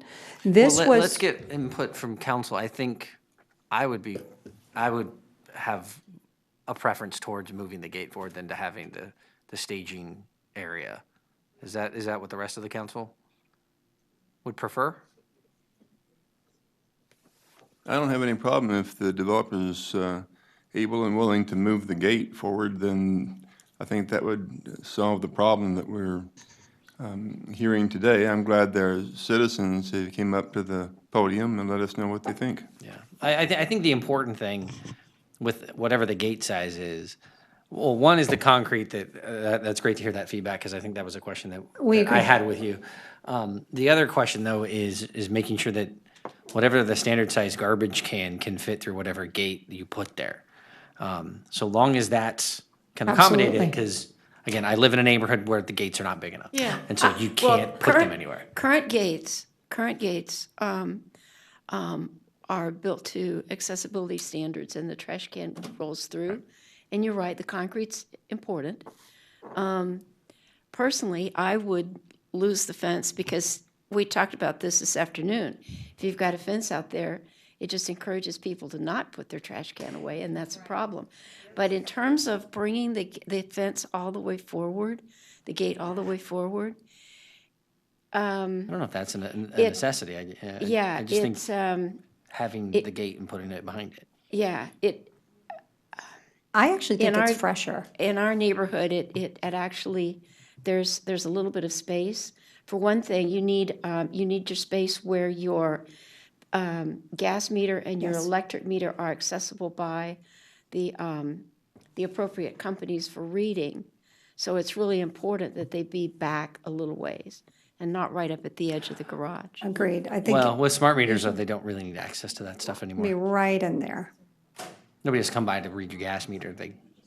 It's digital. Well, somebody's got to get to it. No, I mean if they need to service it, but they don't send people out to read those things anymore. You still do have to maintain 3 feet. 3 feet Room to clearance get to. around your meters. Okay. I was just saying. But I think that's a fantastic opportunity to change this. And we're not opposed by that at all. I think we originally had some discussions to do that. So we were just trying to address what was a community need with this temporary storage. So I apologize that wasn't articulated. So yeah, I don't know if I heard Bob, I think, tended to agree, Linda tended to Yes, agree. So I think that would be a condition of approval. Let's just go to fences and not the stage fence. Okay. There was an awful lot of conversation about the lot line adjustment. That needs to be better explained. Yeah, so if you want to explain the depth and why you wanted to do that. Well, I would tell you, I'm very passionate about this particular issue, and I thought Councilmember Budge addressed it perfectly. It's really about the idea of providing more lot articulation, which really creates a much more interesting pedestrian experience. Some houses would be pulled forward, some would be receded, and primarily that allows us to not build all two-story buildings, which is primarily what would happen in these lot sizes. And so that's part of our request, is to allow for some deviation both in the rear yard and in the front yard, so that we can also have some single stories. I think I said this previously. Additionally, we are hearing this expressed everywhere, that there's a real preference for less maintenance, for not less green space necessarily, but really just wanting a smaller backyard that's really almost a room extension. And people want to spend their time differently than they did even 5, 6, 8, 10 years ago. People are really getting out of that maintenance burden. So that's really is the reason, is to provide both something that's much more friendly and thoughtful and interesting for just a pedestrian person that's passing those homes. It's a much more interesting experience. And then also too, we'd be able to do additional single stories, which are beneficial to a lot of people. And it doesn't make it look like a row of houses with the exact same. That's exactly lined right. yard- That's lined right. yard. Yeah. So you'll have some that are set back 20 feet. You'll have other ones that'll be 5 feet from the. Correct. From the sidewalk. Correct. Well, actually, I think it's 12 feet. Yeah. Yeah. No, 12. Excuse me. Yeah. They Yeah, still that- need a PUE. Right. It's just a much more interesting experience. You can live in your front yards. The majority of these homes have some type of front porch experience. So it creates an opportunity where you can talk to more people in your neighborhood too. Yeah, when you explained it to me, I really liked the concept. I think having the opportunity to have, if you want to have a bigger backyard and a smaller front yard or vice versa, then you have the option to do that. So that's, I think it gives the people who are going to buy it, they're making the decision. It's not something that the people who are building the homes make a decision for you. You can choose, and that, I think, is an excellent idea. Thank you. I agree. Any other questions for the applicant? So clarity, I've heard 3 different solutions now for the trash can problem. One is make sure it's paved so they can get it behind the existing gate. The other idea was move the gate forward farther. And the third option was put the gate sort of at a right angle to the garage door, so that entire area is sort of sealed off. And I don't know which you think we've agreed to. Well, I think what we've agreed to is no screen fence. And to have a gate and to have concrete to get it there. I think where the gate ultimately is against the house, I think we can leave up to the applicant, so long as. That's a matter of code. Yeah. So the gap there is such that you'd have to store all 3 carts in sequence beyond the gate. If you're gonna remove the third one, you'd have to remove the first 2 in order to get the third one out forward, because there's no passing room, right?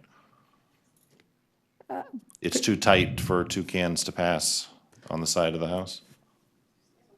I don't think I that's. don't believe so. I can confirm that and I provide thought that that was the feedback. whole genesis of the problem, was that the lot lines were so narrow that 2 carts could not pass between the fence and the sidewall. No, I don't think that's. No, and this isn't showing the entire backyard. This is just showing a portion of the side yard of the house. So we don't even see that these could be pulled back into the backyard. They don't have to be stored right next to So the gate. that's my point. They would probably have to be all the way in the backyard unless there's more space on the side than I anticipate. Well, although you want it next to the door to the garage, to the man door.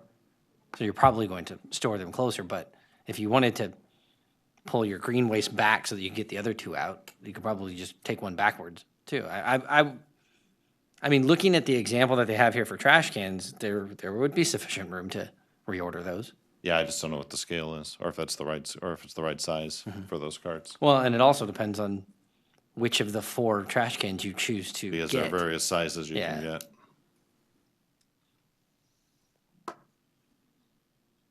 So that's an unknown. The other unknown, which I didn't raise before, is the issue of whether or not we can have a neighborhood association or a community association that preserves CC&Rs in some way in this development. This is a position that the council took probably 2 years ago on new development.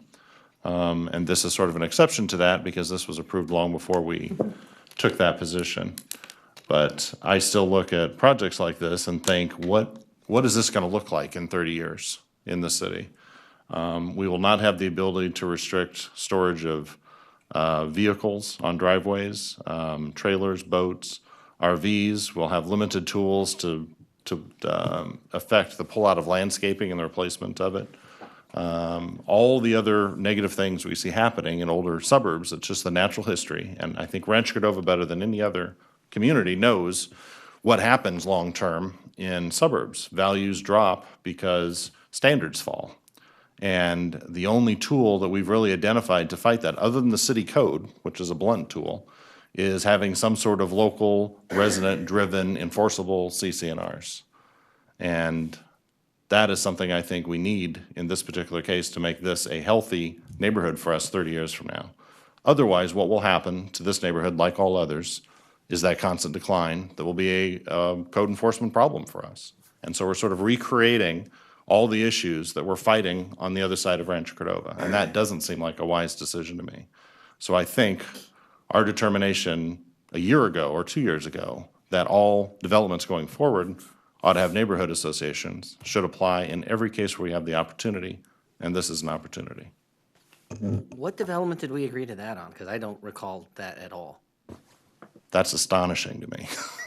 What development was it? We did it in retreats. It would apply to Sun Creek and everything thereafter. Absolutely. And Adam's specific statement was, anytime a project comes before us, we could consider this for any purpose. We can consider We it. adopted it on Rio de Oro. We adopted in Rio de Oro. I don't recall saying that every development. Well, we hadn't approved Right. anything in quite some time I prior to think it's an Rio de Oro. overstatement to say that we were all in agreement that forever we're going to do that. Well, We did maybe it in that project. Maybe it was a 4-1 decision.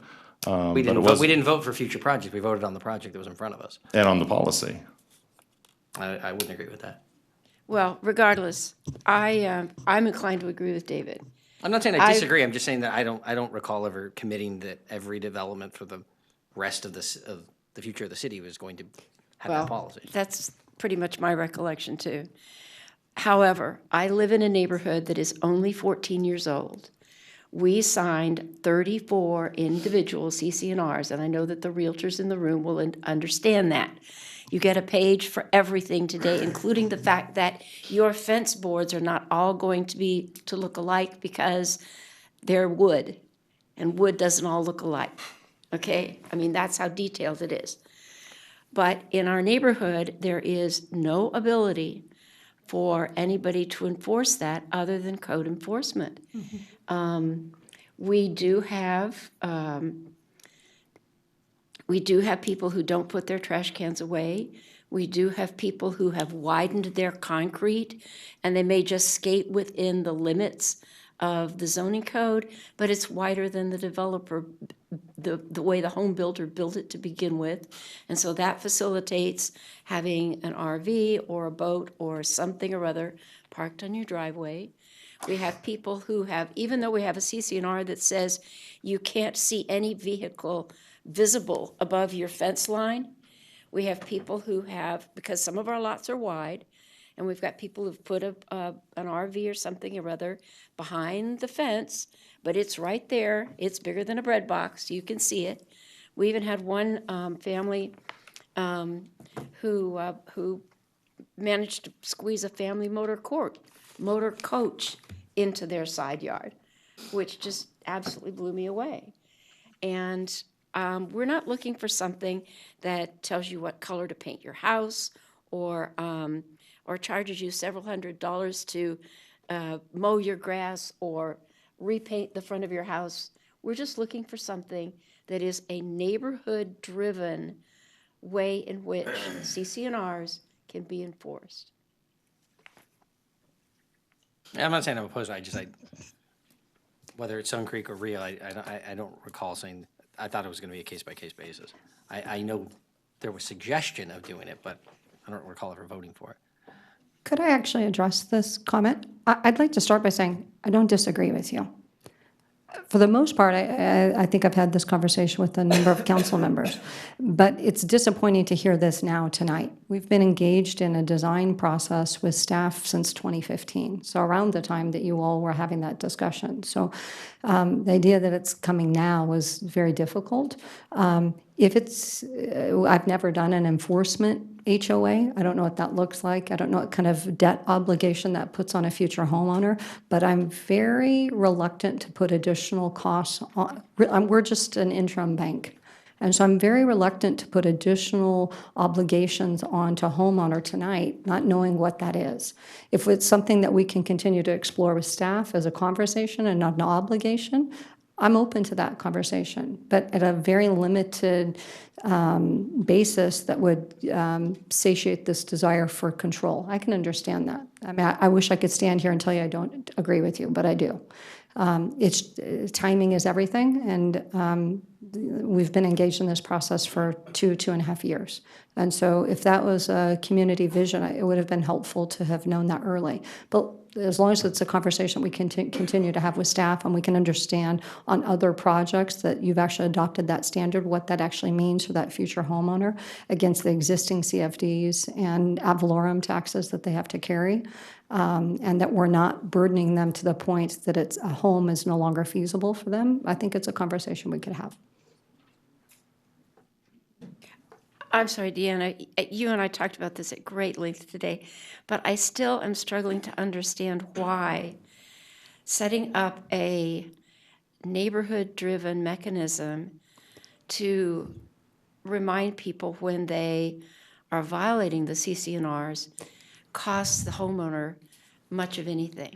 And I think that's what we'd have to explore. We've never done an enforcement HOA. I don't know what that looks like. Most HOAs are set up as capital HOAs. So I need some. What do you mean by capital HOA? Well, meaning that you're maintaining front yards or you're replacing fences and doing those type of things. So if it's an enforcement, I don't know what that looks like. I've not seen that before. We've not done that type of HOA. So you're saying when you say capital HOA, you're talking about like multifamily to where? No, single family does as or well. So you have capital requirements where if the HOA is going to maintain fences or front yards, you have to seed that money in advance to a certain percentage and requirement for that homeowners association that will be coming on board. So that's what I'm struggling with, is to understand what it is that you're trying to enforce. If it's the trash, right, if it's the location to make sure that they're actually keeping the trash behind there, I would presume that could be done at a very low basis because there's no capital that's involved. It's some type of seeding of funds for a future homeowner. But I need some example to know what that actually looks like because we've never done one before. It would basically have the purpose of enforcing CC&Rs, because Linda, you've signed the document in your neighborhood, Right. had 30 or 40 conditions on it. The only way those are ever enforceable is if one neighbor goes to court and sues another neighbor, filing fee, couple $1,000. So basically, those CC&Rs are Not happening. worthless. That never happens. And quite frankly, Adam can correct us, but that the HOAs that we put into Rio de Oro are not mowing grass and maintaining fences and painting house fronts. Have those HOAs been formed? Have they provided any costs for that on a monthly basis? Nothing. No. Did you want to weigh in? Yeah, I think that defining this as capital versus enforcement HOA is probably a reasonably terse way of explaining the difference. This is not a situation where the council is expressing a desire in the city in the HOA owning large private communal facilities.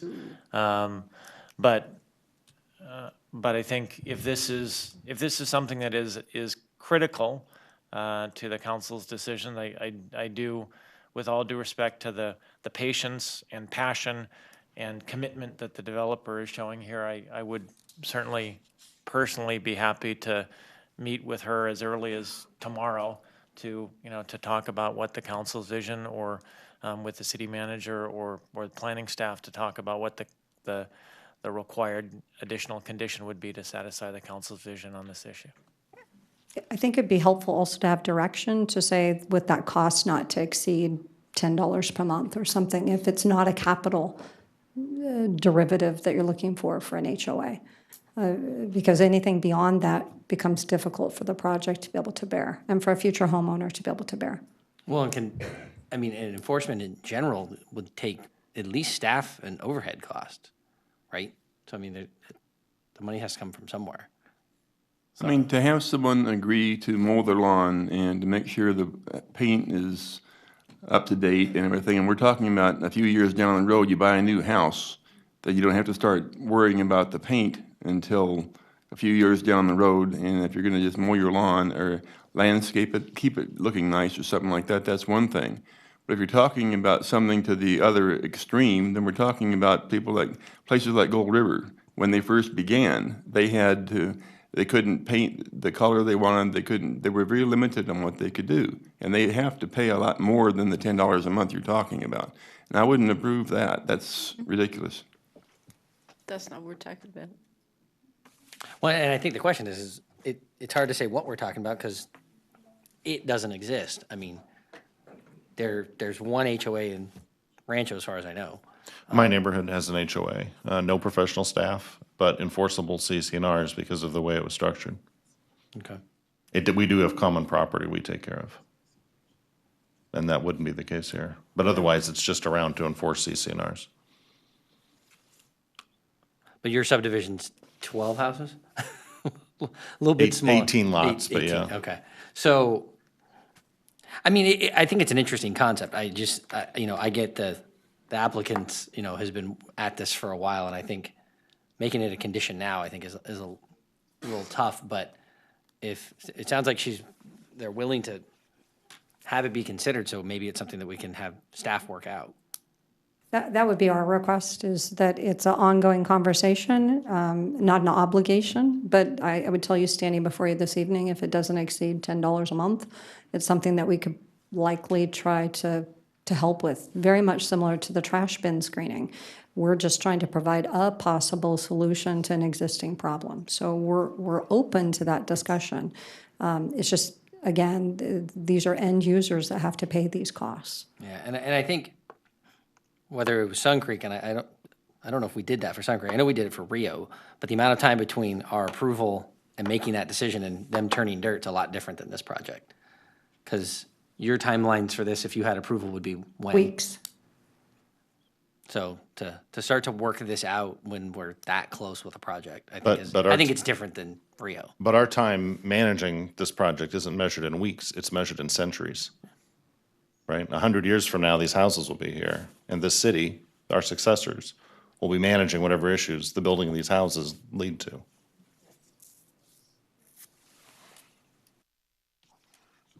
If we want to say the fastest growing city, we need to be able to build houses too. Fastest is not necessarily best. We don't need to be the fastest, we just need to be the best. That's it. That's it So exactly. we also don't need to be the We biggest. also have a housing crisis in California. Well, okay. However, so Adam has made an offer. Adam, can we add a condition that's similar to whatever it was we used at Rio, that made it quite clear to Elliot that we were going to have an HOA? I think the developers, if I'm not mistaken, desire for accuracy would outweigh your desire for speed in this case, and Correct. adding a condition that I couldn't binded you to stand before you obligations today. that you didn't know. Yeah, I've never read it. I'd have to be able to read it and to be able to digest it versus to agree to something blindly. And it might be too much for this project. Correct. The other thing you could consider is the scope. Rather than this standalone, this could be phase one, eventually all phases, same structure. And again, I think if there's a limit and it's something not to exceed that we work out with staff for $10 a month, then it controls that mechanism that you're wanting some ability for enforcement. That feels reasonable. I started the beginning of this by saying, I agree with you. I just think there comes a point where you're time barred in this conversation. If that happened 2.5 years ago, it would have been very helpful to have known that earlier. And so, but also wanting to be part of what makes Rancho Cordova better, I'm standing here saying we would do something up to $10 a month. So it sounds like we're looking at a continuance for 2 weeks. Well, Council, if I may offer possibly a compromise or a solution, I'm hearing the applicant suggesting a $10 per month sort of a cap.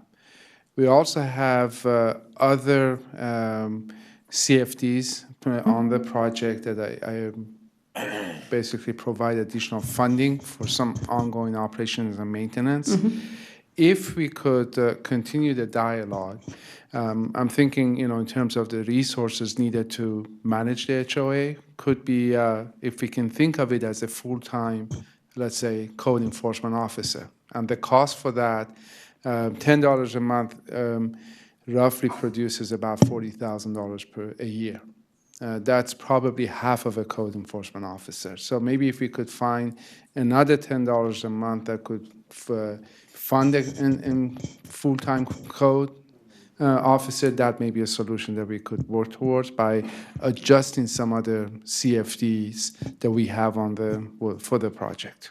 And are you recommending that that's something we'd be having an offline discussion? Yes, and with the caveat that since understanding that they are trying to meet an obligation with your, that we approve the project with that condition and allow staff, Adam and myself and our team, to work with the applicant to come up with a mechanism to establish that.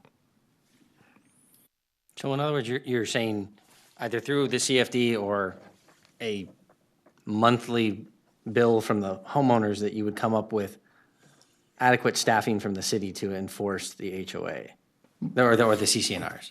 I think my comment is to provide the adequate funding. The structure as how the enforcement is done is a dialogue and discussion that we need to have. But in terms of, I understand there is a desire to limit the funding and to limit the obligation, and I get that. And so if we can work within those parameters to understand, to find out exactly what's available as we're working on with developer to establish other CFDs. That's conceptually, I think that sounds fine if we're finding additional funds in the CFDs that we need to join or to annex into. So it feedback sounds from like council. what you've suggested results in the HOA type enforcement mechanism that we're looking for. Right, yeah. And I think the example I can use, we are, I think, discussing and talking about the CFD for the maintenance of the park, right? And perhaps the funds available for the funds for the HOA enforcement can be built somehow into the park maintenance For the agreement. remaining $10? For the, yes. Okay, either all 20 or 10. Somehow, Okay. identifying what that number is first and making that adjustments. Okay, Sounds like flexibility. Flexibility is a Yeah. good thing. Yeah. so if somebody will draft us a condition to that effect, and then we wouldn't need to continue it, we'd just approve it with that condition. I think that's a good idea. I would rather do that rather than continuing and then finding one more small detail and have to continue again. I think it's something that can be done with flexibility and go forward with it. I mean, what we have agreed upon already about the moving the gates forward for the garbage cans and like that, that's one thing that's simple enough to do. Trying to get something that'll be as complex as it could be, or just be flexible on this so we can go forward, I think is a better idea. I would tend to agree with you, Bob. Thank you. So Okay. to me, it sounds like there were two conditions. One was not allowing screenings of trash cans. Deleting the screen, And then the other one was developing an HOA-like mechanism. enforcement mechanism of the CCNRs with possible funding either from homeowners or CFD funds. Right. So omit condition number 6, and then condition number 11 is the one that's talking about entering into an agreement with the city, including the timing for the completion of the park and ongoing funding for maintenance and replacement of facilities for the city 1-acre park within Village 2. Is that something that we can add? Okay, is it a complicating factor that that's only in Village 2? Are these independent of each other, or do they work together?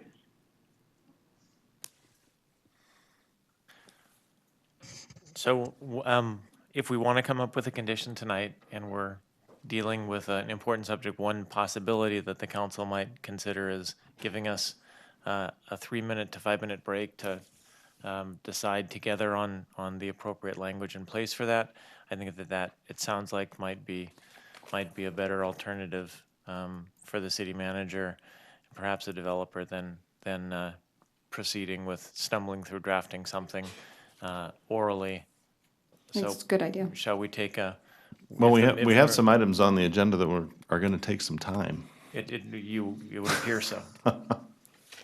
We'll be here a while if it takes staff time in the next room to come up with something. So we might invite the planning director and the developer to work together while the council considers other items, and then we'll come back to this one with a draft condition. Correct. And I'd be happy to step out of the room and assist in that process. Okay, so we'll go ahead and continue the item For a few minutes. until after at least the next item. Okay? Sounds good. Thank you. Okay, with that, we'll move on to regular calendar items. First item is item 12.1, recommendations on the fiscal year 2018, or 2017-2018 Community Enhancement Fund applications received and city-led initiatives. There they are. Stacy with the biggest binder I've ever seen come in.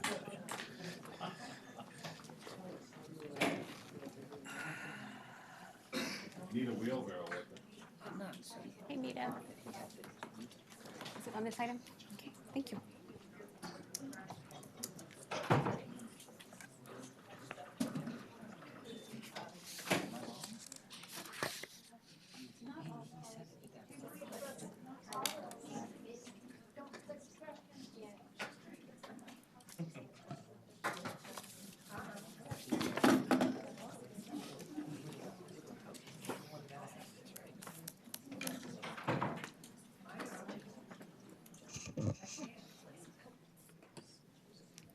Good evening, Mayor and council members. I'm Stacy Delaney, and I'm the Community Enhancement Analyst for the City of Rancho Cordova.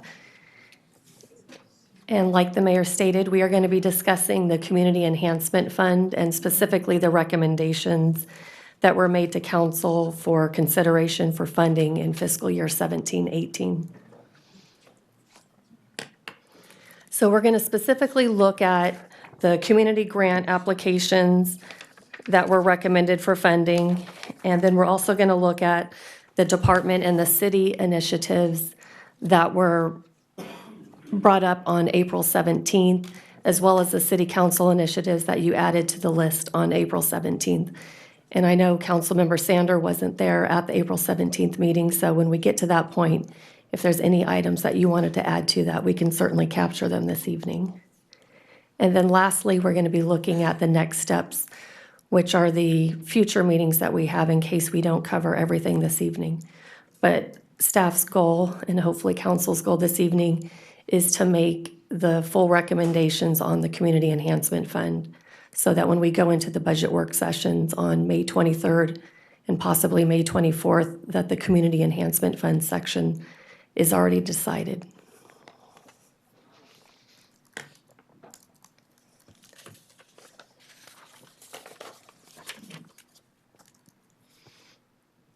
So as I just mentioned, we're going to be focusing first on the recommendations that staff and the review committee made on those programs and projects that are recommended for funding. In some cases, the recommendations were made at an amount less than what the grant applicant requested, and all of that information was included in the agenda packet. And if the staff recommendation didn't match the grant applicant's request, we listed it in red so that you could see what the staff recommendation was as compared to what was requested in the grant application. So as a reminder, we anticipated originally that in fiscal year 17-18, that council would award approximately $6.8 million in Community Enhancement Fund program and project funding. We have received some updates from the sales tax consultant, so we actually think the number's going to be slightly higher than $6.8 million in revenue that we'll receive. Based upon the latest estimates that we have, we think it's going to be closer to $7.1 million. So if you would like to consider approving up to 7.1 million, there is a small, well, there's definitely a chance it's going to be at least 7.1, but we wouldn't feel comfortable going over 7.1 based upon the latest numbers. So when you originally set the anticipated budget at 6.8 million, it broke down into the amounts that are on the screen. So you had anticipated awarding about 952,000 in arts, culture, history, entertainment, and sports. And right now, the recommendations for that category are at 1,027,000 basically. So you're a little over 75,000 above the recommendation when it was at 952,000. And then for education, you anticipated awarding about 476,000, and the current recommendations are at 619,000, or about 143 over. And then the other category, you anticipated awarding about 300,000, and the current recommendations are at 488,000. And then similar, the department-led initiatives, the recommendations actually match what the anticipated budget is. So you anticipated putting away approximately 1,798,000 into the legacy budget, and that's where the recommendation sits right now. In public safety, it was 1,020,000. That's exactly the recommendation, et cetera. So the department-led initiatives match the anticipated award amounts.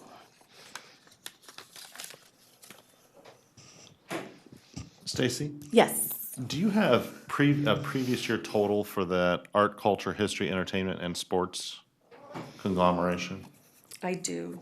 Wow, that's good.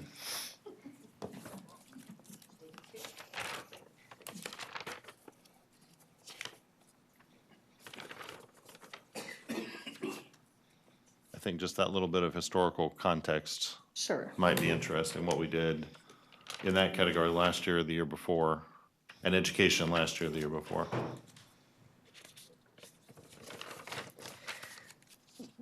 So Lisa, I might need you to subtotal these for me, or I'll give you the numbers, and if you want to add them up.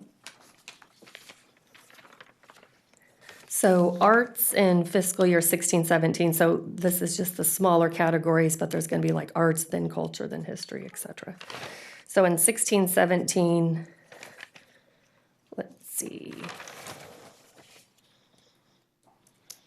I believe it's 345,619 was arts, culture, history, and entertainment.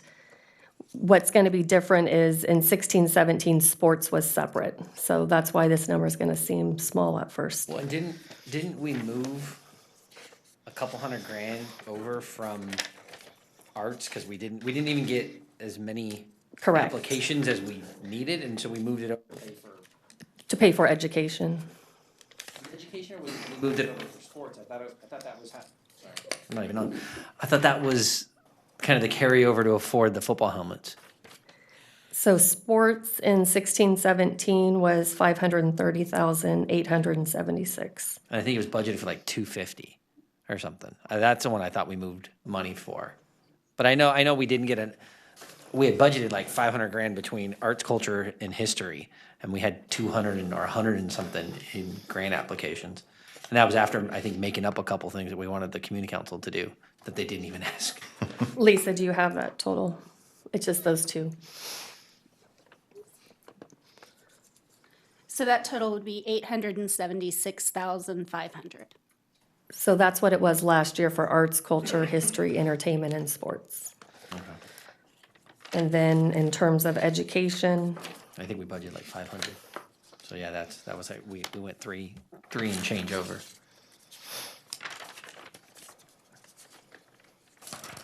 so education, which included education, after-school programs, and school gardens, totaled 651,600. And then other last year was just under 300,000. It was 294,000. So the total between all of these last year was what? I'm sorry. So the community grant totals last year was 1,822,000. And this year you were anticipating 1,728,000. So So the 1.728 is reflected in the staff recommendations that Yes. are before us. Okay. David, does that answer your question? Does, thank you.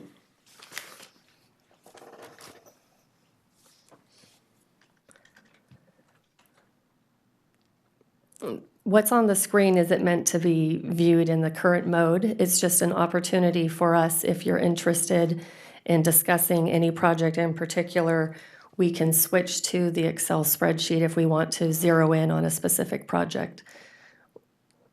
We have given all the recommendations in the document. If there's anything that you would like to discuss, either based upon an application number or turning it over to the applicants in the room who may want to make public comment. This is a regular calendar, item, so we don't need to open up the public hearing. I guess, do we want to start with council questions, or do we want to take public comment? Any feedback now for staff or questions that you have on the applications? Well, I guess the one thing I would raise, given the opportunity, would be, I sent an email last time, and I appreciate you guys just moving those projects onto this list. And I guess there was some, I didn't watch the meeting, I should have. But I guess some of you agreed with the suggestions I made about projects that should be left on. Somebody's got a hot mic. But the one that I emailed that didn't make the list was the Cordova High Weight Room project. Okay, so what we did at that meeting, your individual asks were put forward, and then if there were 3 council members that agreed to put it back on the list, then it went back on the list. I think the discussion around the weight room, and Linda or Bob, you can correct me, was we still had funding for the football team this year, close to 100,000. So it was kind of piling on that some of the largest grants in this bucket were around that amount, and they were already getting that funding. And so for the amount of the ask, we were thinking that it was more appropriate for after the 95,000 that's still being paid out for the football helmets expired, and then we could be looking at another application. So they did come and speak about it, and it was part of the discussion. So a subsequent year? Yeah, so next year, if they wanted to come back, once there wasn't a almost six-figure grant going to the school for a sports program, that we could then look at an ask of the size that they were looking for. And to be candid, we are always going to struggle with what is a district obligation when they build a facility versus what is truly an enhancement. Wouldn't a new gym, just for talking purposes, contain a new weight room? Okay. You would think so, and you'd think a performing arts center would contain a piano. Right. Yes, and we would have thought, yes. But it didn't. But it didn't. And we would have thought that a STEM academy would have included computers and computer programming. And apparently, they didn't completely, so. But it's always going to be a struggle. On the other hand, we had a track team proposal, I think, from Cordova that turned out they had full funding for internally. But they'd sent it to us, and who knows, a couple years ago, we may have funded it. But we had that discussion with them about really track equipment, and they said, well, the district said, whoa, we've got that resource. Well, and keep in mind that the review committee for these grants, it wasn't just was it all of the community grants or just education that Debbie sat in on? Education. Only education. So they didn't see. So she ranked, first off, she ranked all of hers for her district, but then reviewed for all of the districts that were asking. So if you looked at the rankings and where the superintendent was recommending, that one didn't really make it very high either. But would the sports ones have been included in what she looked at? The school ones were, yeah.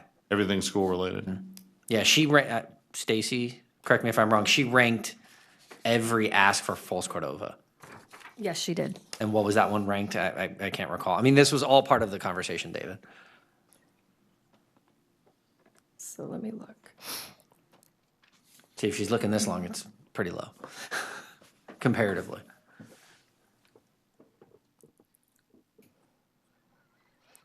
Yeah, it wasn't on the top, I'll call 15 list.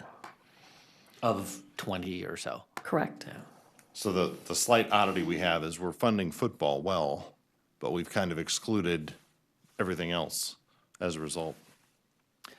Well, bought uniforms and other things like that. But yeah, well, and at first I There are a think, couple of exceptions in here who went outside of the process, I think, the internal school process.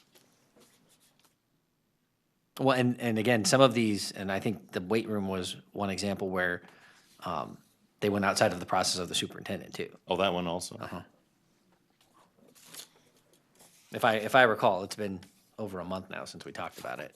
But that one had heavy conversation. The principal was here, the vice principal was here. They pitched it. When I read it the first time, I interpreted that as a weight room for the football team, and then they explained that it was for all sports. But just, I mean, we're not buying weight equipment for Rosemont High or Pleasant Grove or some of the other schools that are serving students too. So it just kind of, when comparing everything apples to apples, it just seemed like that was a pretty big ask on top of what is still being committed to the football team.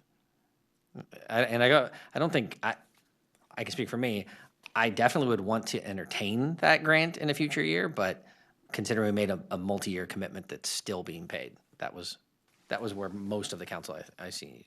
Okay, that was the only deviation from the list I'd emailed, so thank you for that. So with that, how many public comment cards do we have?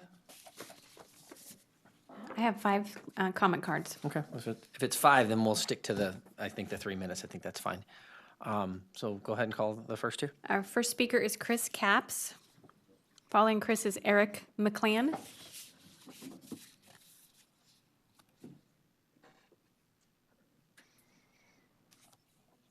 Hi, my name is Chris Capps. I'm here to support the MAC program at Cordova High. Where do I begin to talk about such an astonishing program?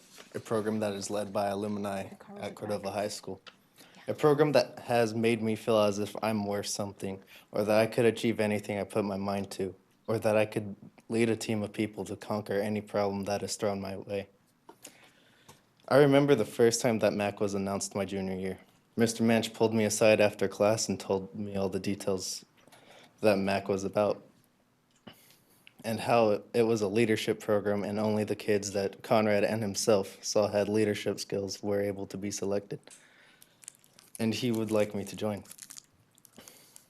So all the kids that you see around you have what it takes to lead a team of people, to voice their own opinion, to take action what they believe in, who believe that failure is the only way to find success in life, and to speak up when no one else will because others are too frightened to do so.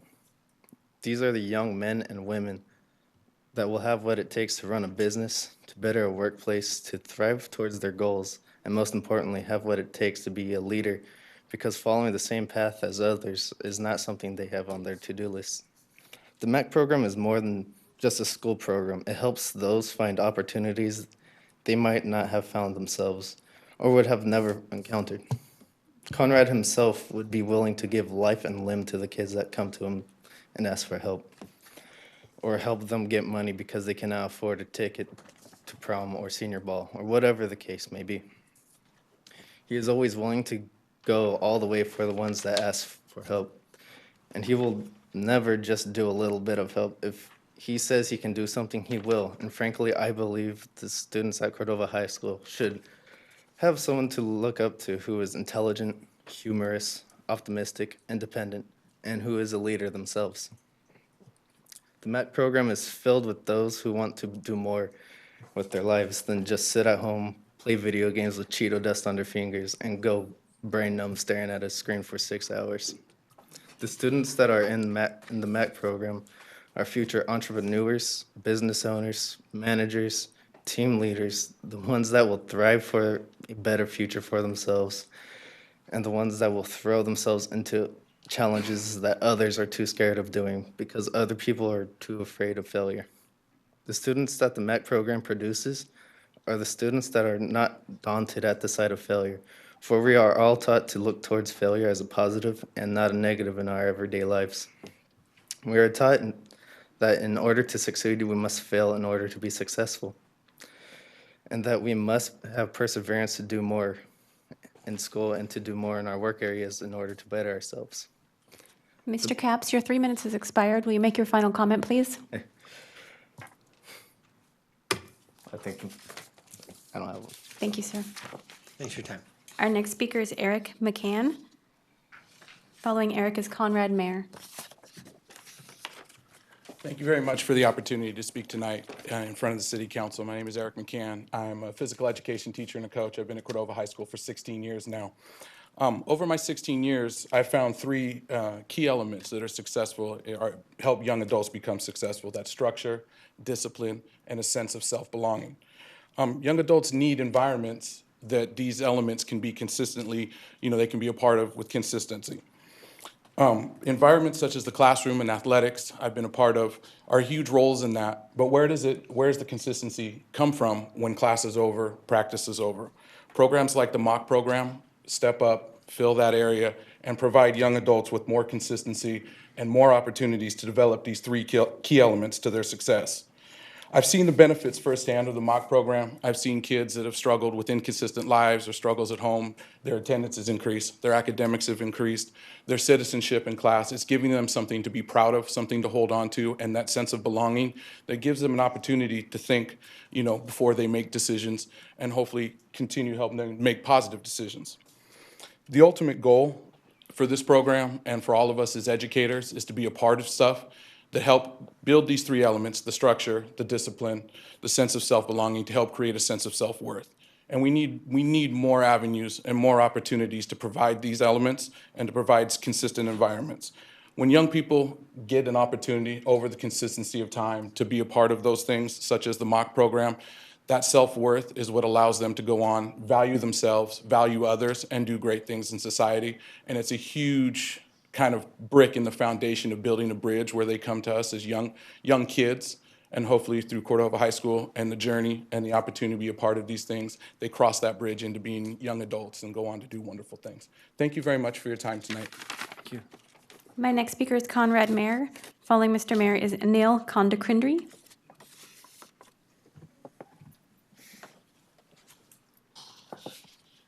Good evening, Council. I'm here to update you on a few things that the staff recommendation may not have, and with me is one of the members that failed to fill out a comment card that will be taking what I leave left over, so I will be quickly brief. Or he can fill one out and get 3 more minutes. Just get one. But go ahead, however you want to do it. Okay. Well, currently, as some of you may know, when we started this process of forming the Cordova Lancer Leaders and Legends, a alumni mentoring organization for students in our community, and particularly Cordova High School, we had input from the superintendent. And at that time, we weren't faced with the deficit that they are projecting right now. So the school district, in order to be a partner, offered a lot of things that they are currently unable to do so.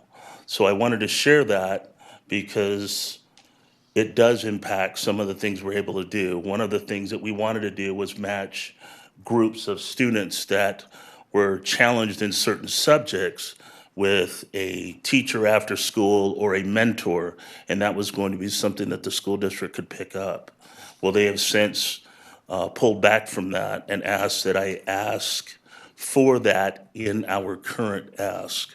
So basically, with all the things that they're asking me to put in this year's application, it basically looks like the application that we initially placed before they altered it last year, if that makes sense. So Conrad, that's just a reversal of Yes. where they were last year, if I'm Yes. understanding this right? Yes. Last year they said, well, you don't need to spend that, we can support it. Now they're Right. saying, we can't support it, you need to spend it. Exactly. Okay. And so currently we're faced with that, and we'll be okay with staff's recommendation. But as you know, it takes more than a year to get on your feet to build an organization, especially one that's similar to the Cordova Community Council or the OK program or some of our other successful programs. So my ask would be that we can reconsider the initial ask for the grant, and if we can somehow get a compromise of maybe 2 years in order for this machine to get its feet and start moving.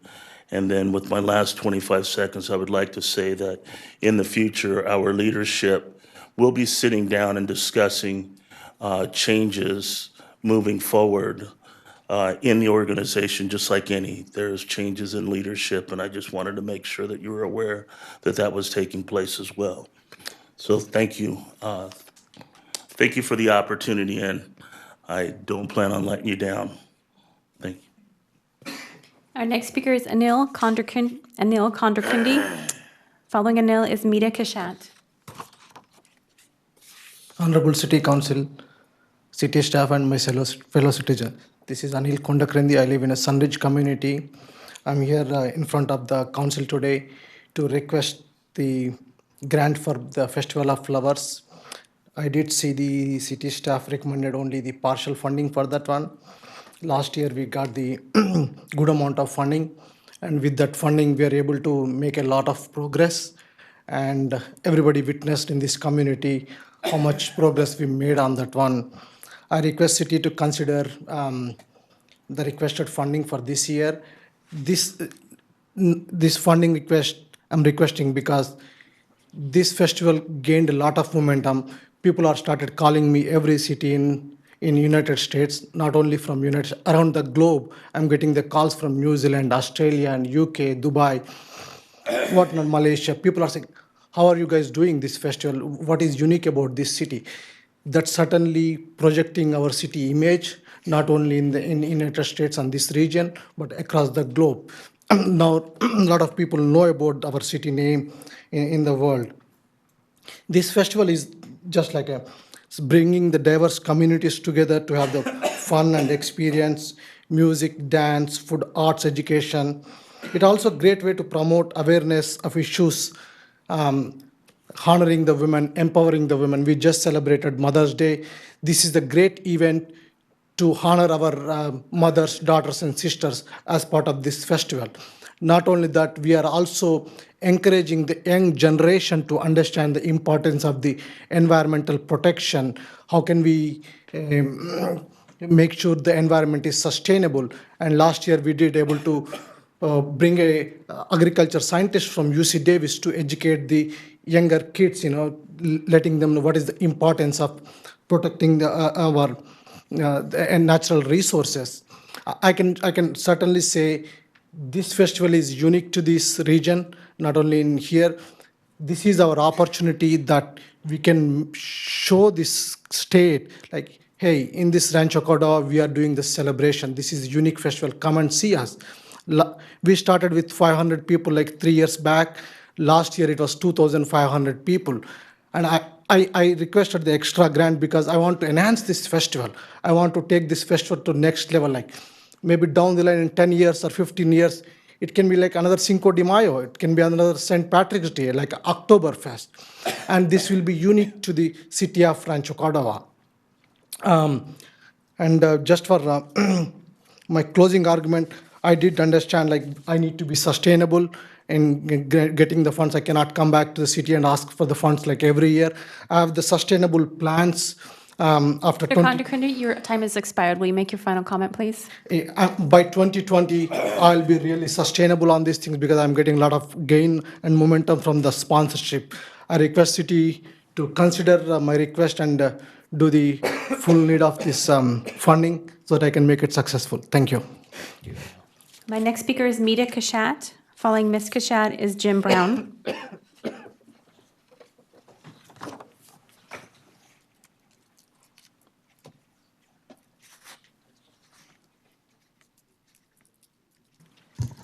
Good evening, Mayor, Council.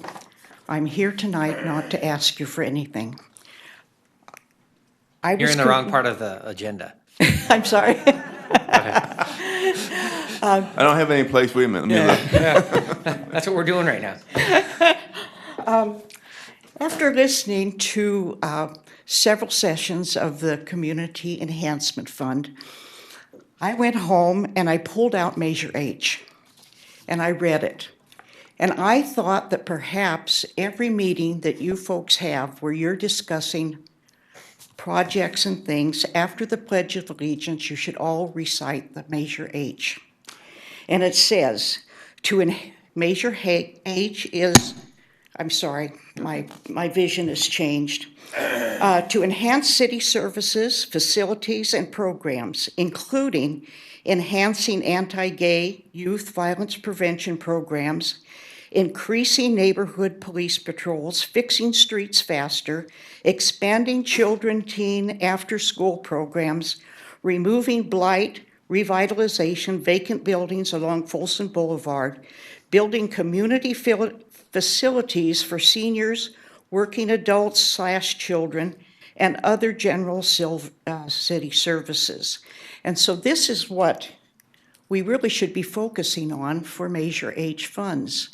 And maybe we should sort of gather ourselves together and decide what's really important for the city and go forward from there. Thank you. Thank you, Mita. My next speaker is Jim Brown. Following Mr. Brown is Shannon Hardwick. Just really quickly before the next speaker, I do want to remind folks that while we spent a lot of time talking about community grants, this is 1.7 million or so out of the 7 million. So a lot of the, Anita, the other things that you were talking about, roads and other things like that, are included. They come from staff proposals, and those are things that we'll be voting on at a future date. So again, this is the thing we take a little bit longer to talk about because there's so many more asks than some of the other things. Mr. Brown? Thank you, Mayor Terry and council members. Jim Brown with Sacramento Area Bicycle Advocates. I'm here on behalf of SABA as well as Bicycling Advocates for Rancho Cordova. We really appreciate your decision to keep our application in consideration tonight. We're trying to build a community of people in Rancho Cordova who value the use of a bicycle for everyday travel, for recreation, and to help make Rancho Cordova a place where bicycling is an easy, convenient, and common activity. Having held bike rides and offered bike parking services for the past 6 or 8 months, we're starting to get a clearer sense of what works well here and what needs some more thought. And so I recognize your reasons why you may need to reduce the amounts that are awarded to us, and we're happy to work with you with whatever you think is valuable for the community. And I just wanted to make sure you understood that. Thank you so much. My next speaker is Shannon Hardwick. Following Ms. Hardwick is Mindy Andrus. Good evening. Thank you so much for allowing us a moment. My name is Shannon Hardwick, and I'm here on behalf of Soulborn Farms. And I'm so thankful for the funding that you have already given us, and we're really hopeful that we will be funded again. I thought it might be nice to just take an opportunity to share with you a little bit of what's been done with the goodness that you've given. So we have been able to really approach our work sort of on a 4-pronged approach. Some of you came to the farm and joined us in a community collaborative brainstorming meeting, and we've had further meetings that have been really effective with various community members. We're working on neighborhood enhancement through the contact of various neighborhood organizations, fruit cleaning, group volunteer work, tree planting, and food distribution.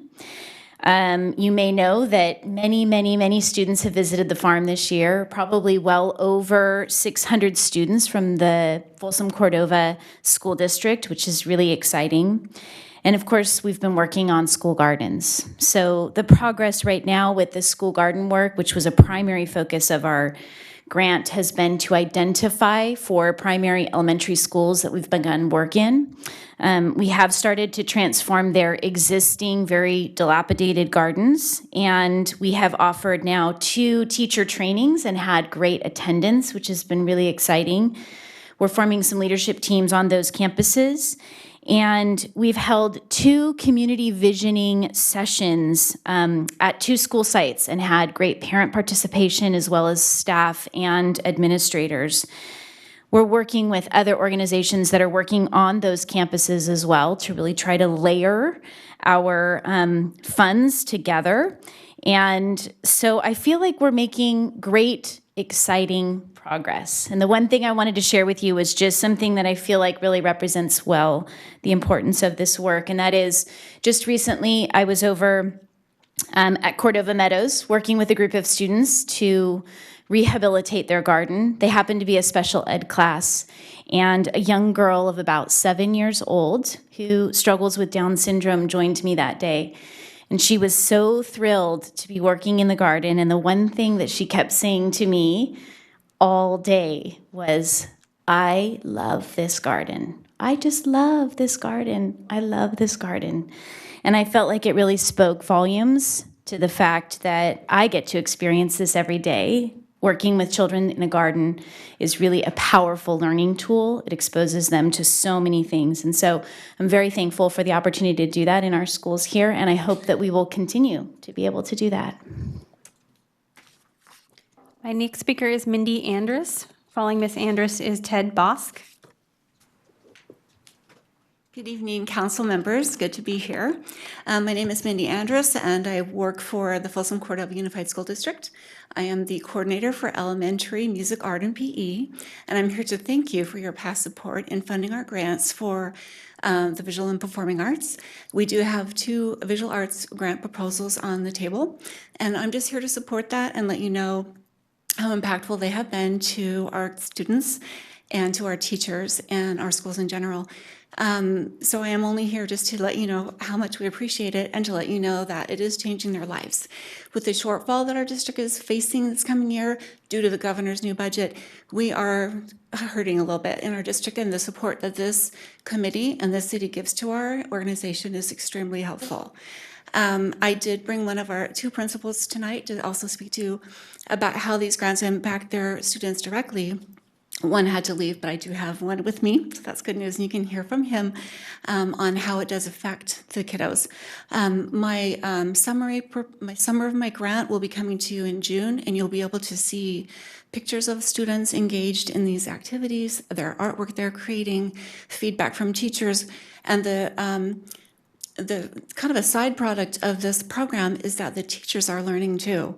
So our classroom teachers are learning from the professionals that come in to teach the students. And so that's a kind of a happy byproduct that is happening with these programs. So unless you have any other questions for me, I wanted to go ahead and just thank you guys again for your consideration. My next speaker is Ted Bosk. Following Mr. Bosk is Trevor Dix.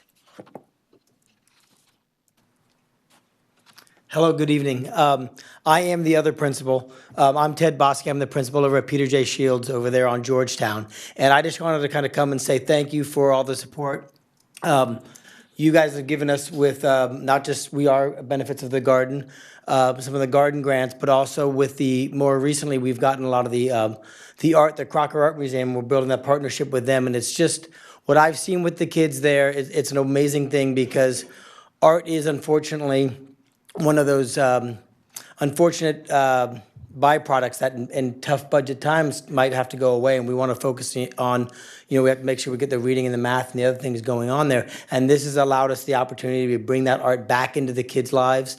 And not just that, our teachers are professionals in teaching reading and teaching math and all those great things. They're not necessarily always, even in the best of times, the best teachers of art. But through these grants, we'll be able to bring in professional artists to work with the kids. And one quote, we had the Art Arc, which is that big, gigantic 52-foot trailer that goes trucking around. We had it on campus last week.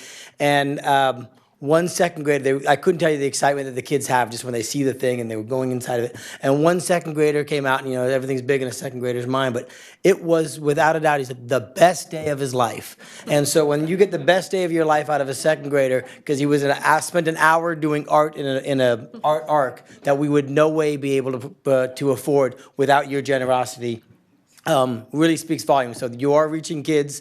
I know my 425 kids just last week were moved and changed because of the art that's coming to our school. So thank you for that, and thank you for all the other stuff with regards to the art, the garden, and soil-borne farms, and all those ancillary things that we wouldn't be able to provide for these kids, and they deserve a right to get those too, and without your help, we wouldn't get them. So thank you very much. Could I put you on the spot for just a second? Something we have traditionally funded here, but doesn't appear to be in this year's plan, is field trips. So field trips to the FER, field Okay. trips to Splash. Actually, there is a Splash proposal. Field trips to the Crocker, you can imagine, Okay, yes. where those might go. And when we've met with district personnel, we've heard, the fundamental things the district can't afford because of our area are things like field trips and after-school programs. Yes. Those are things they were looking for us to help with. how would you rate something like field trips?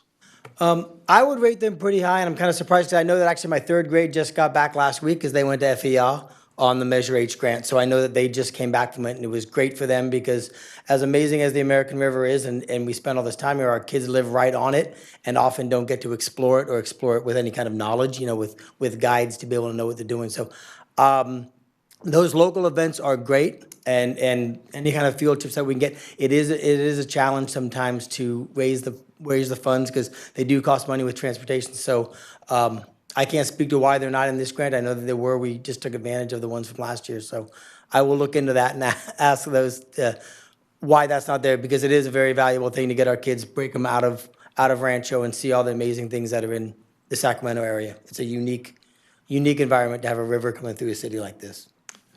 Well, one of the reasons it wasn't proposed is it was your idea last year. Yeah.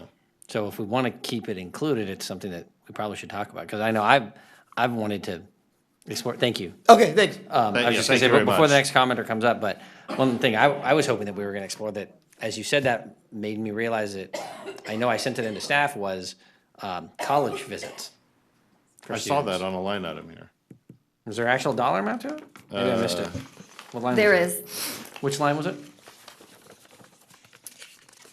Because these were the things we added from the last one. Right? Correct. It shows up in blue shading, and it says college visits for every fourth grader. Yeah. And what I listed was $20,000, and that's based upon an estimate. So the cost for FEA Nature Center to send all third graders on the field trip, we had originally thought it would be somewhere around 20,000, but it actually came in less than 10. So we figured double the cost since it could be a further distance. Well, if it was around 10, I would say let's use that rounding error and add FEA back in. How many more public comments do we have? I have 3 more public comment cards. Okay, let's get to those and then we can. My next speaker is Hash it out. Trevor Dix. Following Mr. Dix is Shelley Blanchard.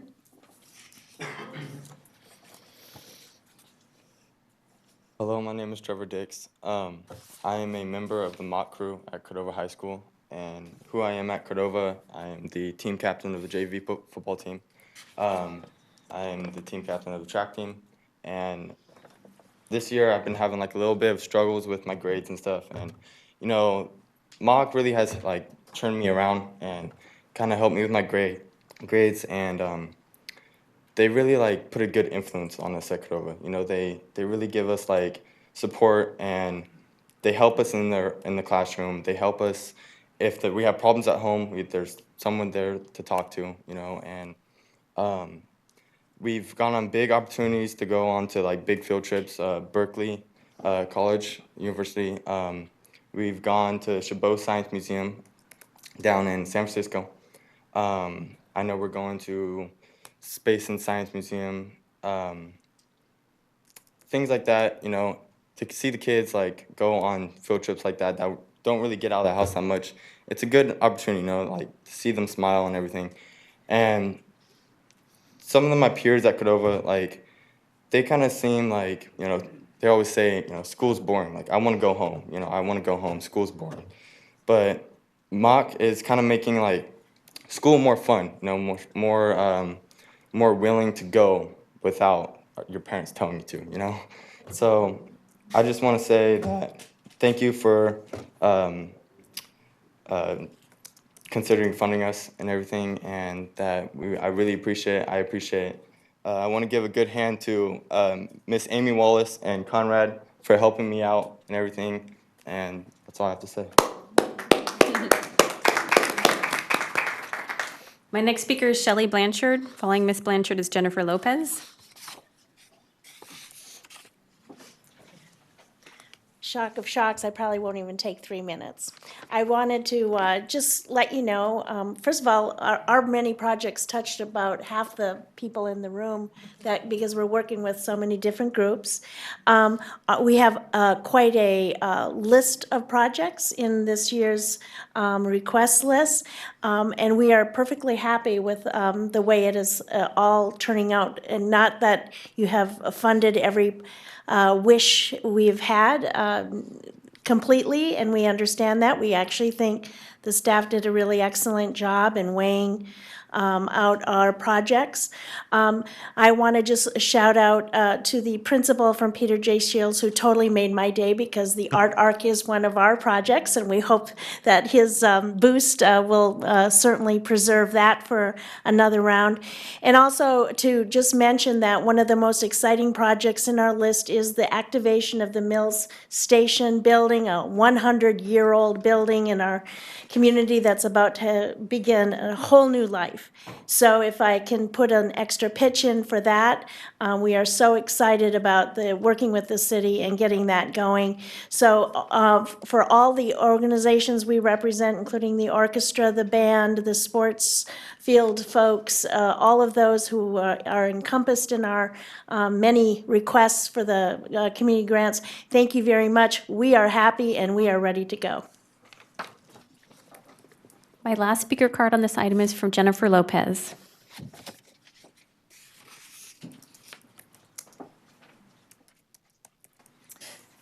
Thank you so much for allowing us to come and speak for a moment. I'm kind of surprised that we didn't get any giggles when Jennifer Lopez was coming up to the microphone. My concert is outside when we're through. But many of you actually already know me. I'm the executive director of the National Teen Leadership Program, and we do, of course, have a grant request on the agenda this evening. And what I'd really like to share for those of you who don't know much about us is we're celebrating our 25th anniversary of motivating, inspiring, and educating students to develop their unique leadership potential, and also to create positive environments where students are able to develop this potential and to learn about themselves and others and how they can actually positively go back to their own communities and improve the communities in which they live. The 3-day leadership camps that we offer, it's our responsibility during those camps to create a very positive environment for the students to learn and to open up and to see all the endless possibilities of their future and to learn how to become great leaders. But one of the problems that we've identified just by looking at and following the teens that have come through our programs year after year is when they return back to school, oftentimes they feel very isolated. So we've been able to create this positive environment for them at camp and motivate and inspire them to go back and make a change. But then the question remains, well, how do I do that when I go back to school and very few people know what I've just experienced? So the request that we're asking for is to help us fund a program by which we can actually teach the students to create their own positive environments in their schools and the communities in which they live. So we would have students come to our program, the 3-day leadership camp, and they develop all of those qualities there. And then we work with that core group of individuals with a private training, teaching them to be group facilitators and peer-to-peer mentors. And following that workshop, they actually immediately in that very school year get to actually implement their newfound skills.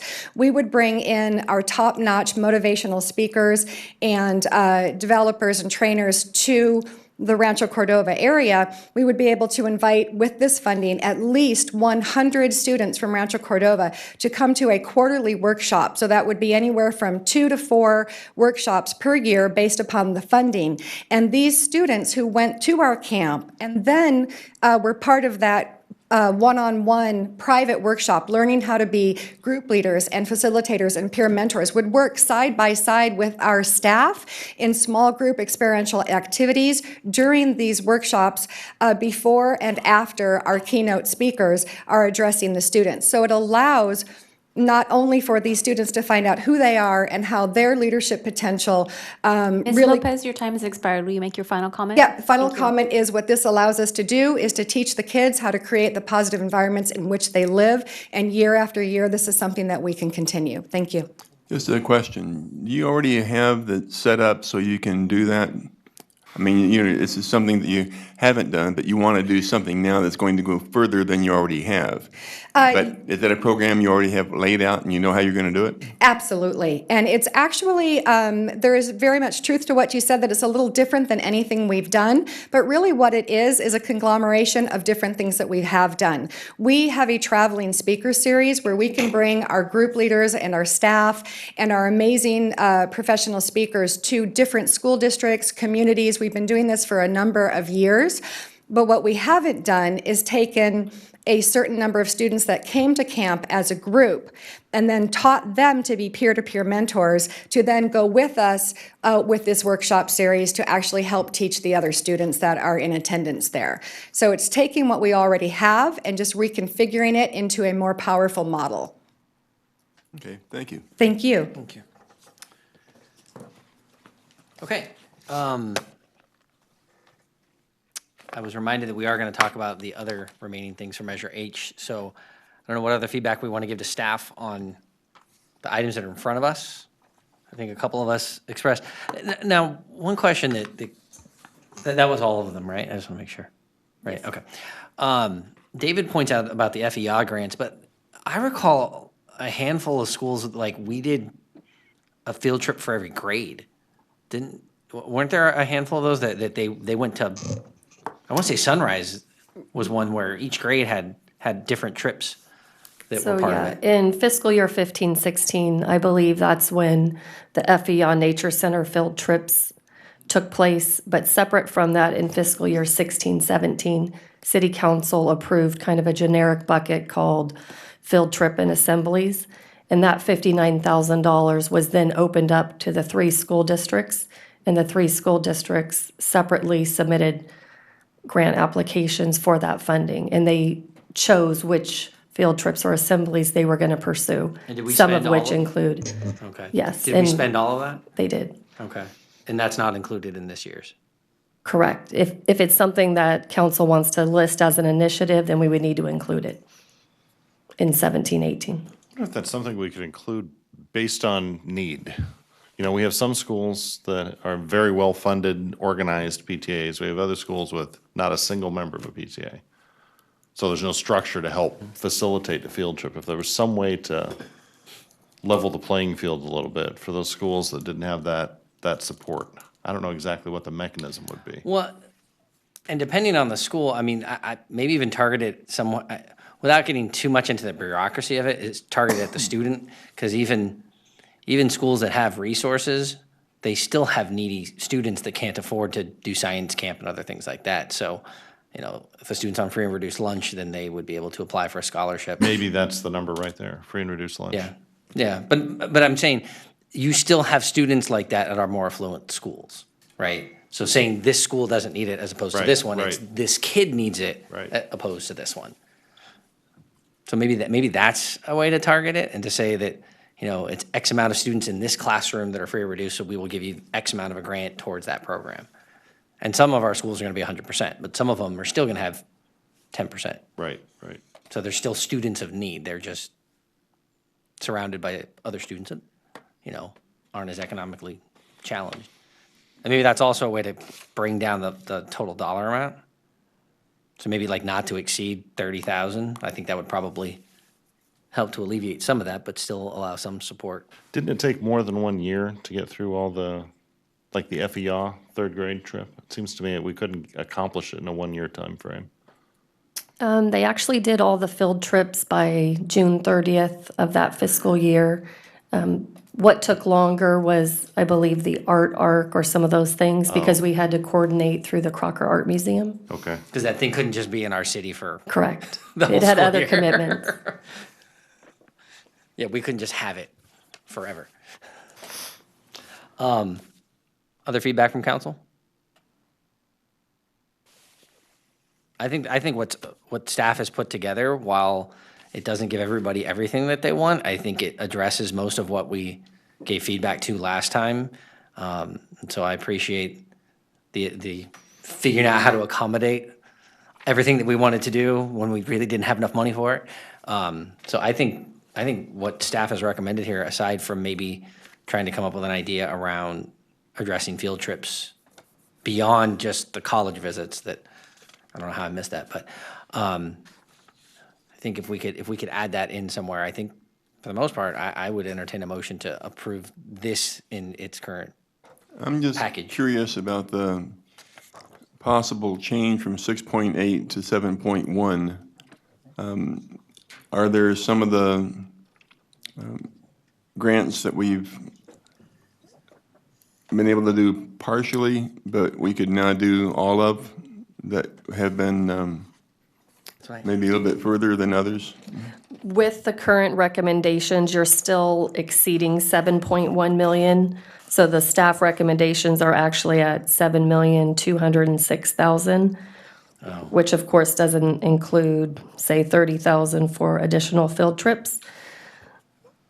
So you are still slightly above. Now, you have the option, you could put less into your legacy fund because the 7,206,000 includes a substantial amount going into I thought legacy. in a previous slide, it said that the 1.72 million was the staff recommendation for these grants. Am I incorrect in that that was what could fit in the budget? I thought I asked that, and I thought I got a yes, but maybe I didn't ask it right. So if we're talking about arts, culture, or, I'm sorry, if we're talking about the community grants, Right. I'm just flipping to the page.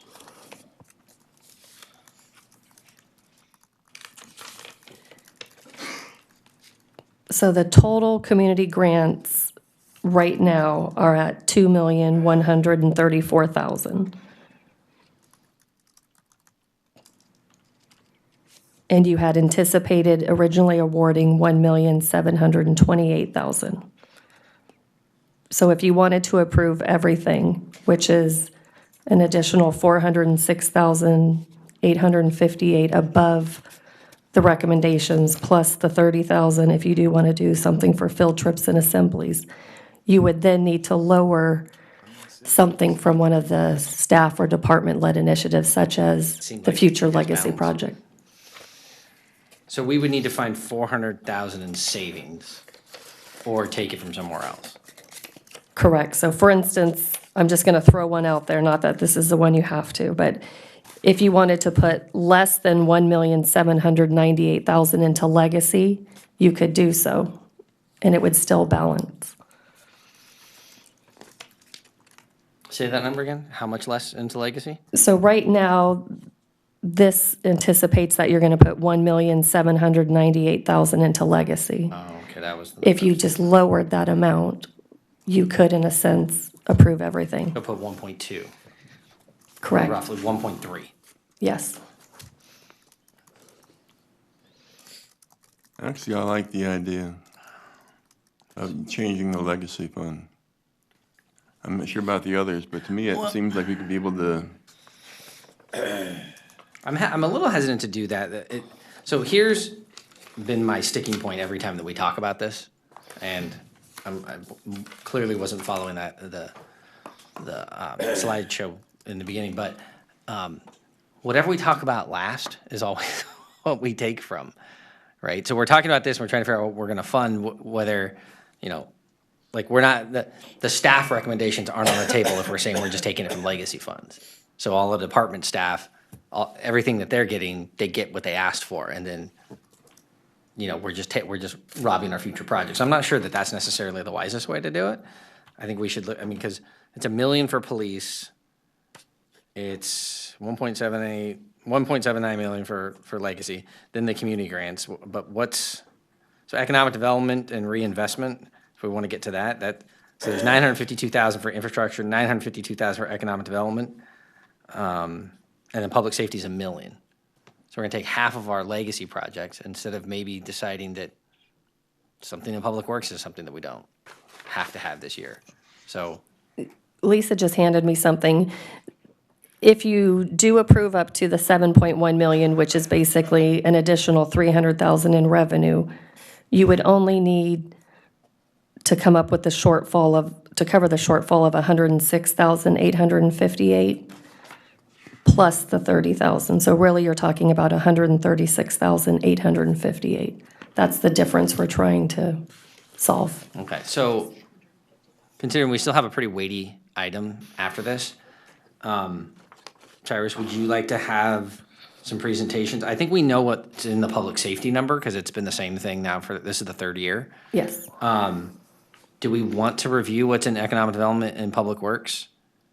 In case there's something there that we want to choose to live without, or do we want to take it out of legacy? I guess it's up to the council. Do you want to hear from the departments? I would not be in favor of just saying legacy right now, doing that cut. I think we'd probably rather talk departments. Okay. And I may have one question. I don't know if anyone else has any questions on the proposals in front of us. Well, let's take questions on, so the community grants, let's try to address that first before we have staff come up. Okay. Youth basketball program, I think. Coaches in the back of the room? Yes. Could I ask you a couple questions about that?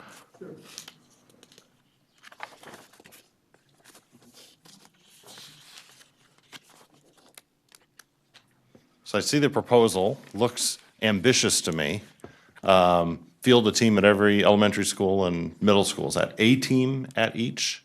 A team, yes. One team at each? One team. But all those schools would have their practices and their training at Cordova High? Yes, sir. So that's the training? Or that was the intent? That's the intent, yes. So the interesting factor is, and you and I have talked about this once, out of a 3-on-3 basketball tournament. Correct. Is we have a Rancho Cordova Athletic Association that's working on standing up new leagues. Like rugby is the one, we've got support from a rugby foundation that's doing it now. But it would make sense to me, if we were going to fund this, which it appears my colleagues are in favor of, that we do that in conjunction with other people in the community, because we have at least one other group also interested, it's a church-based group, interested in doing a basketball league, and they're currently operating one. But it's just based at their church, they want to get bigger and expand to middle schools. And I believe that would be crossover, the crossover program? They do call themselves Crossover, right? Yes. Yeah, Terry Lee and I spoke about that, and we would be willing to work together on that. What we were looking at doing is moving crossover and those type of programs to Cordova High. Okay. To, have a larger facility. And since most of those kids do already attend the school there. Okay. Yeah. So at RCAA, when we sit around that table, we've got league leaders from half a dozen youth leagues in Rancho Cordova. So they've got a lot of experience in how leagues operate. So my suggestion would be, when you were trying to stand up a basketball league, do it with that think tank in that room, as opposed to trying to do it independently. You understand what I'm going with this? I understand what you're saying, yes.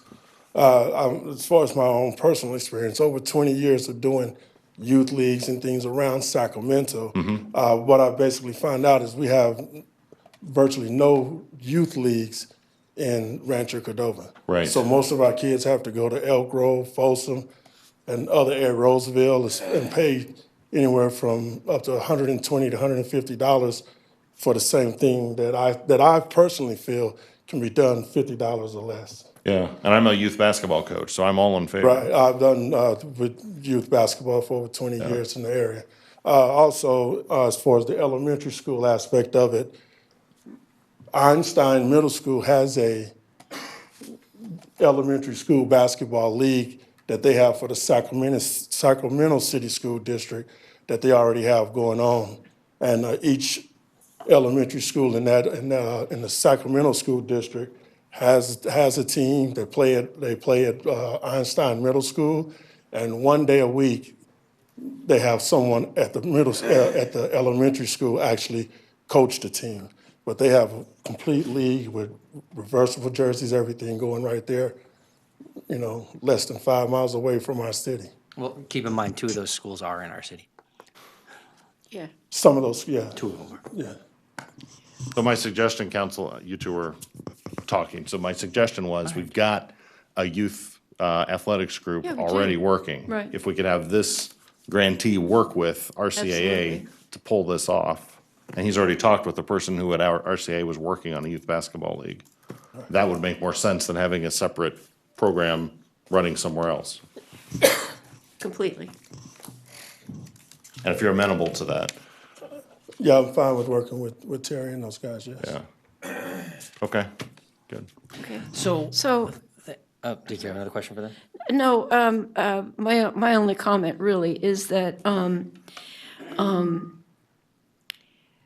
all things considered, staff has brought a very credible proposal. Thank you, Coach. I think we're good.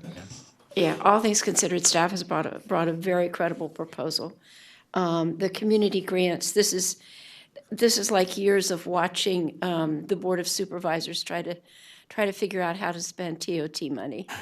And we will always have more requests than we generate money unless we bring more retail in, which economic development is working on every day. We want to assure Sun River, who has been complaining about that.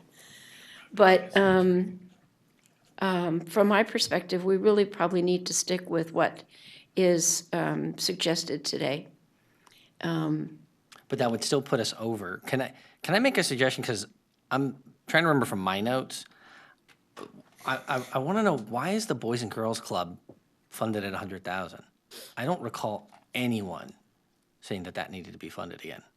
Considering the other things that are proposed to be at Cordova High, is that a necessity? I know they came here asking for a grant for not only their after-school program, but for a planning grant. Right, they requested 2 different grants. One was recommended not to be funded, and that was the one that you had supported, which was related to, when I say support, you agreed with staff's recommendation to not fund it, which had to do with doing a second phase of a feasibility study. Right, which we had already paid for. Right. Separate from that, they also submitted a grant request to receive additional funding to continue the program at Cordova High School. Staff's recommendation, I believe, is at $100,000 as opposed to the 200 and something thousand that they were requesting. They have current funding under an existing agreement that takes them through at most February of 2018. It depends on the spending pattern. So why would we secure another like 6 figures for? I mean, that's one of the bigger ones that we would do. And what was their grant last year? They actually received a grant in fiscal year 15-16 for $200,000. And That covered that study, right? separate It from was that, just- they also had funding for a study. But the $200,000 is specifically to run the program at Cordova High School and then do a summer component at a different school. That $200,000 will roughly take them through sometime between, say, August of this year and February of next year. So they have current funding through at least this school year and potentially a little bit into the next. I mean, and I think I was one of the ones that approached them shortly after Measure H was passed. And the idea was that this relationship was going to come to fruition of a Boys and Girls Club in Rancho Cordova. And I just don't see that happening. I mean, we've paid for the study. I don't recall actually even wanting this one to come back again, considering the other things we were already funding around this theme at Cordova High. So if there's somewhere to save, and again, I'm not against the Boys and Girls Club, it's just it's not turned into what I think a lot of us thought, which was a community facility. Absolutely. So Stacy, remind us, what is the total recommendation for the community grants? If you go with the revised, or just the community grants, yes. it's- 2.134 million, right? I don't have all these memorized, so I have to look. That's all right.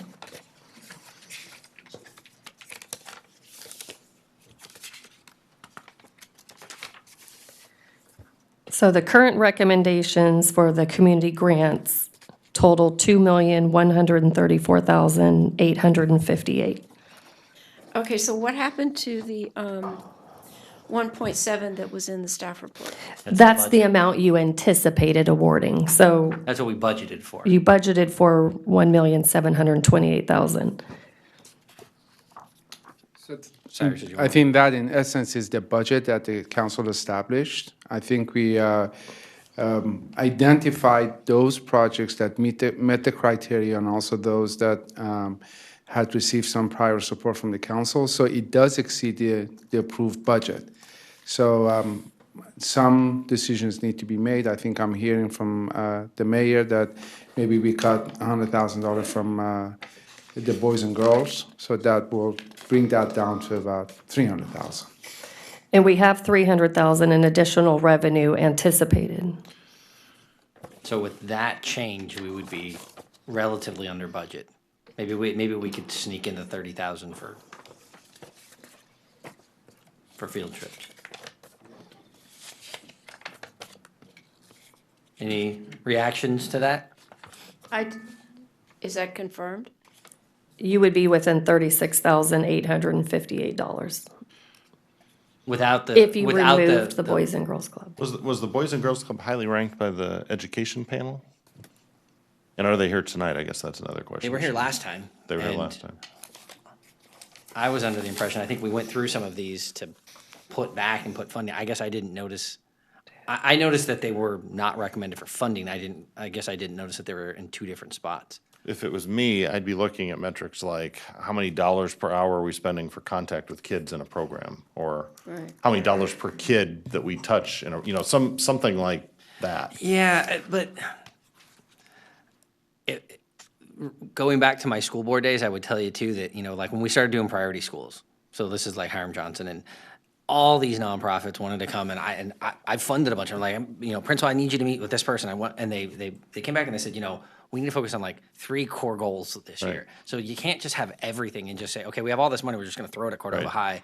And, we've got one after-school and mentoring program and another after-school and mentoring program and another one that's doing this, another one that's doing this. And you're just piling on to where I think the goal of the committee was to start to narrow our focus into what's been most effective and funnel money towards that. And also those are the things that everyone's been embracing. I think the long-term strategy for Boys and Girls Club was it going to turn into a club? Or were we going to get the Right. next one here? Bricks and mortar. Yeah, I'm not feeling that that's the direction this is No. going, and we're just throwing 6-figure grants at something that is relatively similar to other things that are on this list. Yeah, for a lot less money. We would be So- getting rid of the Boys and Girls Club then? Yeah, but to put it in perspective, and I don't exactly know how many students it's hitting, although maybe it says it somewhere in here, I think. There was a camp and then there was another thing. But this is only 50,000 less than the Promise Program. Do we think it has the same kind of impact No. as the Promise Program? Should it have a grant of that size? No. Considering what we've seen from it since it started, and again, I was one of the first advocates to say, bring them here, let's pay for them, let's see if we can get a club out of it. I just, without some further conversations, and maybe we bring this back at a Okay, future how about, agenda, but all right, how about if we take Donald's suggestion and cut that money from the Boys and Girls Club? And then that puts it at only 36,000 more than what was budgeted. If we assume the extra 300 in revenue. Yes, right. 300,000 more actually, more than budgeted. Okay, I'm sorry, I thought Stacy just said 36. No, that's what's left over after you account for the 300. We're still 36,000 over without the field trips. So council, that's also assuming that the 300,000 of additional revenue, this is the category that you want to use it in, that you Right. don't want to use it in public Correct. safety or in one of the other categories, legacy even. But we don't have proposals in the other categories to. So I guess my suggestion would be, I think if we make that adjustment, and again, we're gonna need to end up cutting things we like, because we like everything on this list, right? That's how it got on this list.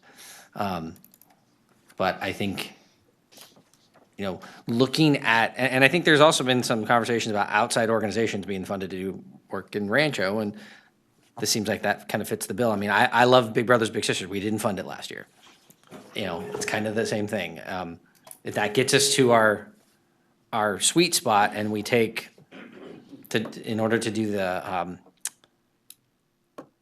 field trips, we take the 34,000 plus another. What did you say we spent last year? 20 or 30 in field trips? 50,900 for field trips and assemblies in fiscal year 16, 17. So why don't we say 1.7 million for legacy and take the 98 and change out of legacy? That would balance the whole thing. We've done this every year. The second year we took it all Well, we split it, but we split the difference between Public Works and Economic Development. So, would it be helpful to hear from staff about what is in briefly, what is in the Public Works and Economic Development at this No. point? Or do we want to just hash this out right now? We could leave this as a draft and move on to the rest and see where we end up. Okay. There may be modifications in the rest. So should we want to have staff present the other two departments? I don't think we really need a public safety presentation of where that money's going. So is that where we are? Present what other two? Economic Development and Neighborhood Services, and then Public Works. Okay, don't we have, There's also a legacy list if you wanted to look at the legacy okay, list. we have the legacy list in orange. Correct. Do you want to go to that slide? Sure. So there's our legacy list. And there is at least one on here that you're probably going to want to discuss since it's listed on here with just question marks for a dollar amount. And I know Cyrus can give an update on girls softball, which is a recent update. But if there's anything else on this list that you would like to hear from staff, please let me know. Cyrus? Sure. Stacy, do you have the slide for the project layout? I do. Mindy, can you open it from the presentation folder? There's two different schematics. And again, considering the hour and we do have other things, let's keep these brief. So very briefly, the Folsom Cordova School District has been working on a major improvement to the girls softball, and they have engaged stakeholders, various stakeholders, to develop a project. They have developed a concept that I will share with you in just a minute. It's still at a conceptual stage. It's not, the final design hasn't been done, but this is the concept. So just to give you an idea, they're modifying the existing fields. They're adding an area for drop-off closer to Coloma Road. And the cost of this project, and my intention is not to go over the details of the project because there's still some more work that needs to be done related to fine-tuning and finalizing the design. The cost for this proposed improvement is about $6.8 million. The school district has about $4.1 to $4.5 million in available funds. They haven't finalized the budget. So we think their gap is anywhere from $2 million to possibly the high of 2.7.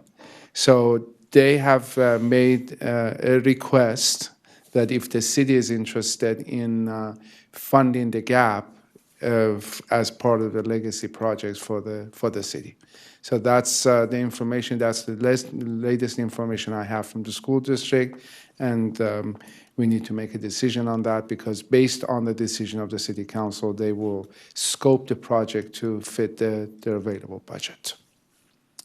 So their available current budget right now is anywhere from 4.1 to 4.5.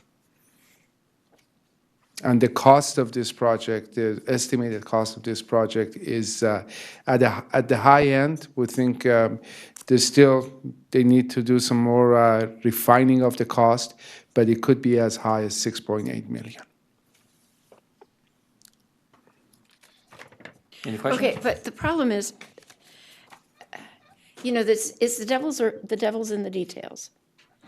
And I think, as I said the other day, as a parent or a grandparent who is very keen on where the restrooms are located, where are the pathways, how do we get from point A to point B without having to walk a mile around, which not everybody can do. If you're a parent of if you've got a kid playing and the little brothers and sisters have got to go to the bathroom right now, how do you do that in an expeditious manner? How do you get to the snack bar, which is the most popular thing at any ball complex. You know, it just, how do we trade those details for a funding commitment? That would be my question. I think my general comment is that their statement is that if you are interested to be a funding partner, that they will work with us. And they will also bring a final design to the city council. They will also engage staff and the city team and also the other stakeholders in the design process. So that's their commitment at this point. I think what you see in front of you is the concept and what components will be included in the project, but some of the details have been brought up. They've made some adjustments, but some may or may not be feasible depending on the physical layout or some of the other restrictions they have. But I think the point is that if the city is interested, that as they engage the architect in the final design, they will include the city in that process. Our experience with working with the school district's architect has been a little checkered in the past. This particular number, though, the 1.798, that does not include anything for the softball. No, this is, So- if the city council considers this project, it would come, the only source that I can think of is a legacy pod.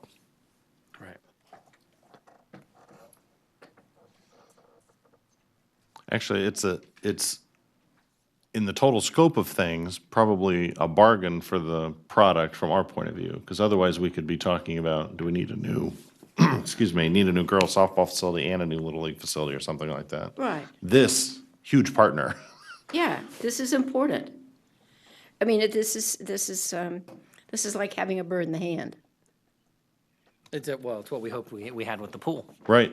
This would be a pretty easy win for Measure H to really enhance a facility that if we weren't participating, I think probably Cyrus, the snack bar, the restrooms, some of this connectivity here just goes away. They wouldn't build it without our support. And quite frankly, pay to play seems pretty fair. Yeah. Well, and they're coming in with the lion's share of the funds. And No, it follows so nicely with how we were designed. Linda Yoris talked about, parks and schools in proximity with joint uses. That's the whole concept behind how Rancho Cordova was laid out. Absolutely. And that's how the first park district director and the superintendent of schools That's viewed right. things. This is ours, not yours and mine, That's ours. right. although in practice, that hasn't worked out. It's been Yes, it challenging has. at times. Well- How's that pool working All out right, for Cordova High? guys. That's one exception. It's worked really well for almost 50 years now. Softball's been here over 50 But years. maintenance of some of these assets has been a struggle for All the right. owner. But Linda, I think your point's very well taken. Yeah. That in exchange for the commitment, something resembling our interest in the design ought to be affected on their end. Yes. Well, and that's the standard that we've had with the Park District. Yeah. And that's why, because they haven't been willing to work with us. Okay, which means that we can't afford to take anything out of legacy. Well, I think that in essence, that's what it means, because you will almost be taking all the reserve. Their construction here would much- begin next summer, right? Correct. Next June 1st, is that what they were, or, no, it was later, July 1st? I think they want Something in there. Yeah. Don't have all the details. 2018. Yeah. But we would still need to set funds aside this year, or we're going to figure out how do we pay for all of it next year. Right. Which gets even harder. Right. Do we want to hear from Public Works and Neighborhood Services?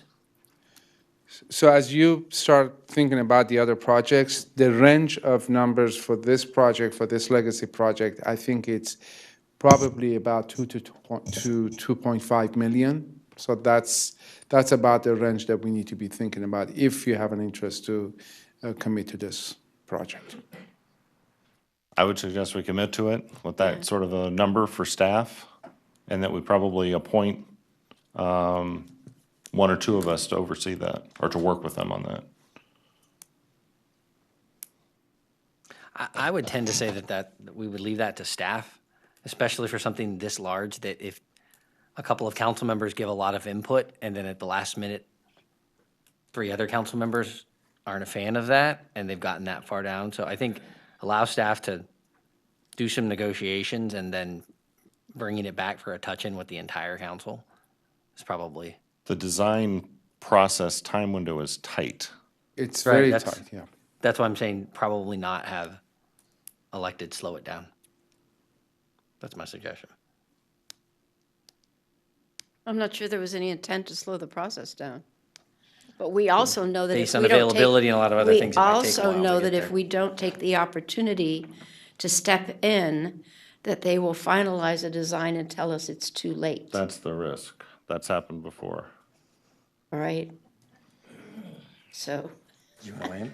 No, I think we could have a combination of staff and council subcommittee that could work outside of the council meetings. We could, based on the input and based on the information we have received so far from the school district, they're doing everything for a reason, and they have been definitely very cooperative in terms of having us at the table, having staff at the table, sharing information, explaining the logic and the rationale for doing things the way they're doing. But at the same time, they have indicated and they signaled their openness to look at the elements of the design. So this is more of a concept at this point. But we, Rod Borba from the softball stakeholder group has been involved. And based on the information I got from him, they have incorporated almost everything that he had requested in the design of the project. So, but there are still, I do agree that there are still some details that need to be worked out, and that's, you won't really be able to get into it until you have an architect on board. So Borba is saying that if this is done, then he wouldn't have to be leaving town to do the some of the competition that they've been doing right now. And that's what they've been doing. They have had to host tournaments elsewhere, for lack of facilities. Right. And the other thing that the school district has played, considered as part of this process, they do also have competing interests. It's not only the girls softball, but it's also the soccer and other needs that the school, different instructors and different principals have had.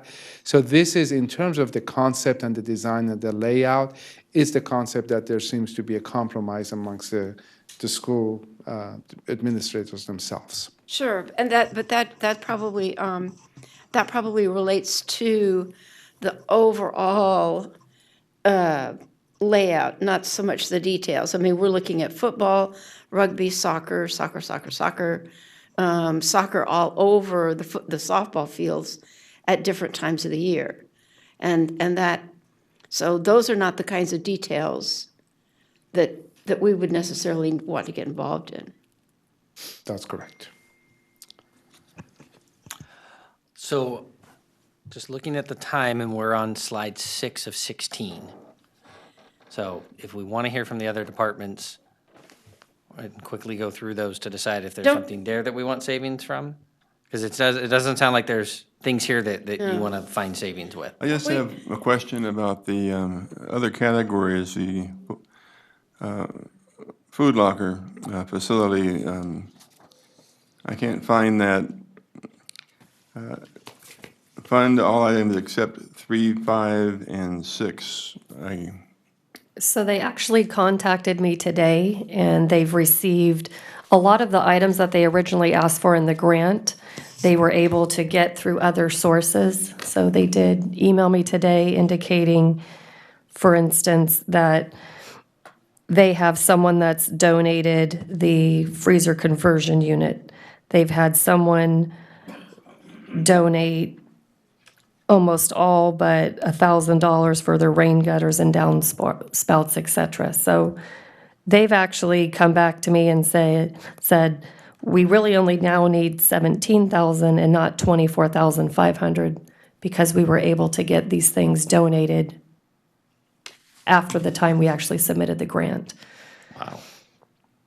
A grant And I request think that Walt went might be in down? the room. We always like those. Yeah, we got to reward that. So Walt is in the room. He can confirm what I just said. Let's try not to, just for time purposes, because there are other things, and I think we're getting kind of in the weeds on grants that I think we've discussed already. So if you briefly want to comment, but I want to get to the other departments, because will. I think there we need to figure out if that's where the savings is or if it's going to be somewhere else. Okay. Go ahead. I just want to thank you for what you're doing in terms of participating with this project, because this deals with the lower end of the economic scale. And I mean, you've invested in it, and we've had some wonderful people, individuals come up and say, look, here's a couple of grand to fix the forklift. I'm going, okay, fine. So we contacted her this afternoon. I think it was this afternoon, and said, you know, can you adjust that? So whatever you're willing to do for us, you know, God bless you on behalf of those who can't speak for themselves. Thank you. Great, thank you all. So the 17 you were talking about, then, Right, the Stacy. recommendation says 24,500, but if we use the latest email that he sent me today, he believes he really only needs 17. So you have a small savings there. very good. Thank you. Okay, so what, So I So think what we're Cyrus has trying to has a do- suggestion around the legacy and girls softball. So related to girls softball, I'm sensing that the council supports the project. So not knowing what the exact commitment will be, I recommend that we, at this point, cap the funding commitment to 2 million. Allow us to work with the school district to find out exactly what the gap is. And then if there is a need to increase that to something different, then we would come back to the city council to ask for authorization. Sounds good. Okay. Yeah, I think so. okay, so the big issue though is what we're going to do about the community grants. Right, so let's hear from the departments so that we can decide if that's where we want the savings or if we need to go back to the community grants. And on softball, Councilmember Budge and I were willing to put extra time into that Yeah. if it sped things. That would be great, thank you. Yeah, thank you. Were there anything else on this list that you wanted to discuss, or do you want me to move on to one of the other lists? Okay. No, something else. So I heard that you don't need to discuss public safety, is that correct? Okay. That's what it is. Yep. Okay. Public Works is up, if Albert's in the room. Do you want to sit here?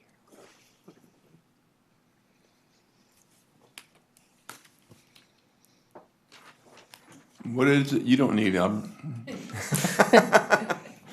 Good evening. Would you prefer for me to provide a brief presentation, a very brief presentation, or would you prefer to go straight to questions? I mean, we have the slides in front of us. Are there specifics that we'd like to discuss? No. I think the most I mean, if the goal is to get under budget, are there things on here that we think we can live without that are on the slides? Because at some point, we have to pick something.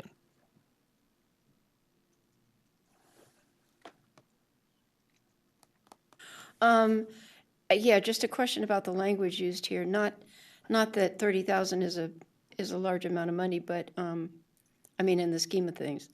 But the Chase Drive Plaza says the project would accommodate a future message board.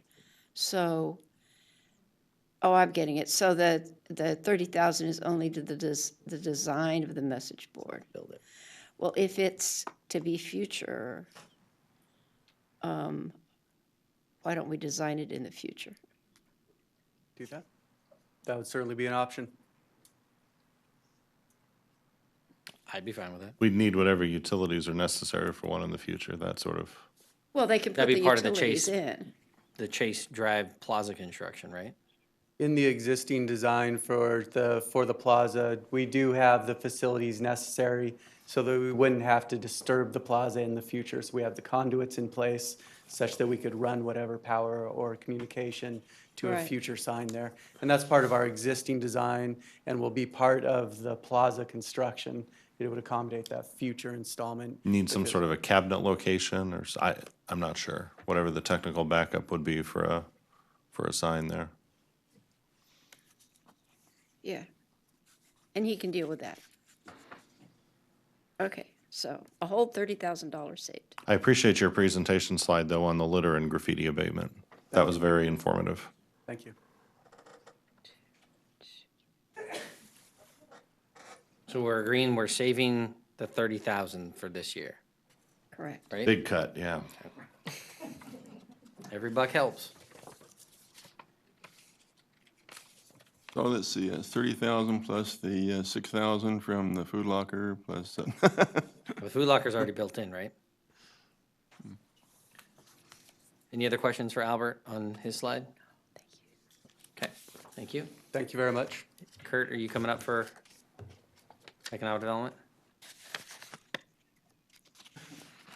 Advance. So could you move to there? So I do have a question with this one. Okay, and it's,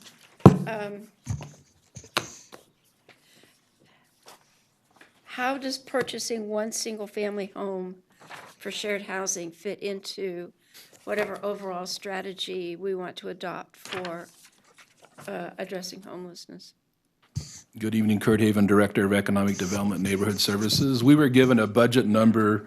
Working within that budget, came up with these projects. The shared housing was a point of discussion from the council, I don't know, 2 or 3 meetings ago, about the possibility to do some research to possibly buy a single-family home in Rancho Cordova, working with Sacramento Self-Help, as done in other cities like Citrus Heights and Elk Grove. And to possibly, work with Sacramento Self-Help and have that be kind of a home for homeless. It's got a long ways to go, and that was the amount, working within the budget that we were given, that we thought would be, an amount that we could work with. Well, this one is a large number, so we could possibly take it out and pick up 200,000. I would concur. I think we have a great homeless strategy with Mather Veterans Village. And our supporter programs elsewhere. I don't know why we would pursue this as well. Well, we're still funding a navigator program. I mean, the issue that we're running into with any of these things in the region is the availability of housing to even do this anymore. Is really, Well, really you could spend taxed. 2 years trying to find a receptive neighborhood. Or services that need to come and work with Right. the people now, so. Right. And I think the county's regional strategy is ever evolving, and what they're trying to do this year with trying to keep some of the, I was just back east in DC, and HUD was saying, just call transitional housing something else. I'm not kidding. right. They're now saying, just call it bridge housing and apply for it again. Whether or not there's a HUD in 6 months, who knows? But so the dialogue that we've been having around veterans or Mather Community Campus and everything else is such a moving target right now to even know, like, where are they going to site this triage, shelter that's by Sure. referral basis only. It's not walk-in. Like, we don't even know what that looks like. I think getting too far ahead of whatever the region's doing, I think for now, that's something that we can keep on the back burner. And if John Foley finds something that works, he can bring it back to us and we can discuss it. That's fine. And then the other question I heard from council was in neighborhood services, the property abatement program. That's a fund that I like to use to remove blight immediately. And then we go back and we work with the homeowner or the property owner, and if they won't pay us back, there's property loans and property tax abatements, that kind of thing. So that money, we do attempt to collect it. If you have any questions for Amanda on the incentive revolving loan program or the other, just a matter of fact, we gave up $300,000 of economic development monies to support the banner placemaking also, which I think is important. Well, and I've been discussing, and I know Kurt, you and I have discussed, and Cyrus, you and I discussed it recently with Kim, that our loan program, we might want to think about bringing in a partner and trying to incentivize lending, small business lending in our city in a different way instead of us doing the loans ourselves. I think there's a way to save money and beef up some CDFIs, loan loss reserves, to take on loans that they wouldn't normally take with a lot less money, and just do grants to somebody like a clearinghouse CDFI or a California Capital or somebody like that. And instead of us being on the hook if this thing goes sour, it's professionals that have been doing this and that have their own protocols in place. So there might be a way to save money, or just take that money and use it in a completely different way than trying to just use our own dollars. Sounds like good leveraging. Yeah. So but yeah, I think I could live without the single family home right now, because I don't know if you could even do it this year No. or in the next couple of years. Okay, so we pick up 232,000. How does that work? Does that help? And that's without the Boys and Girls Club? No, that would be 332. Correct. Correct.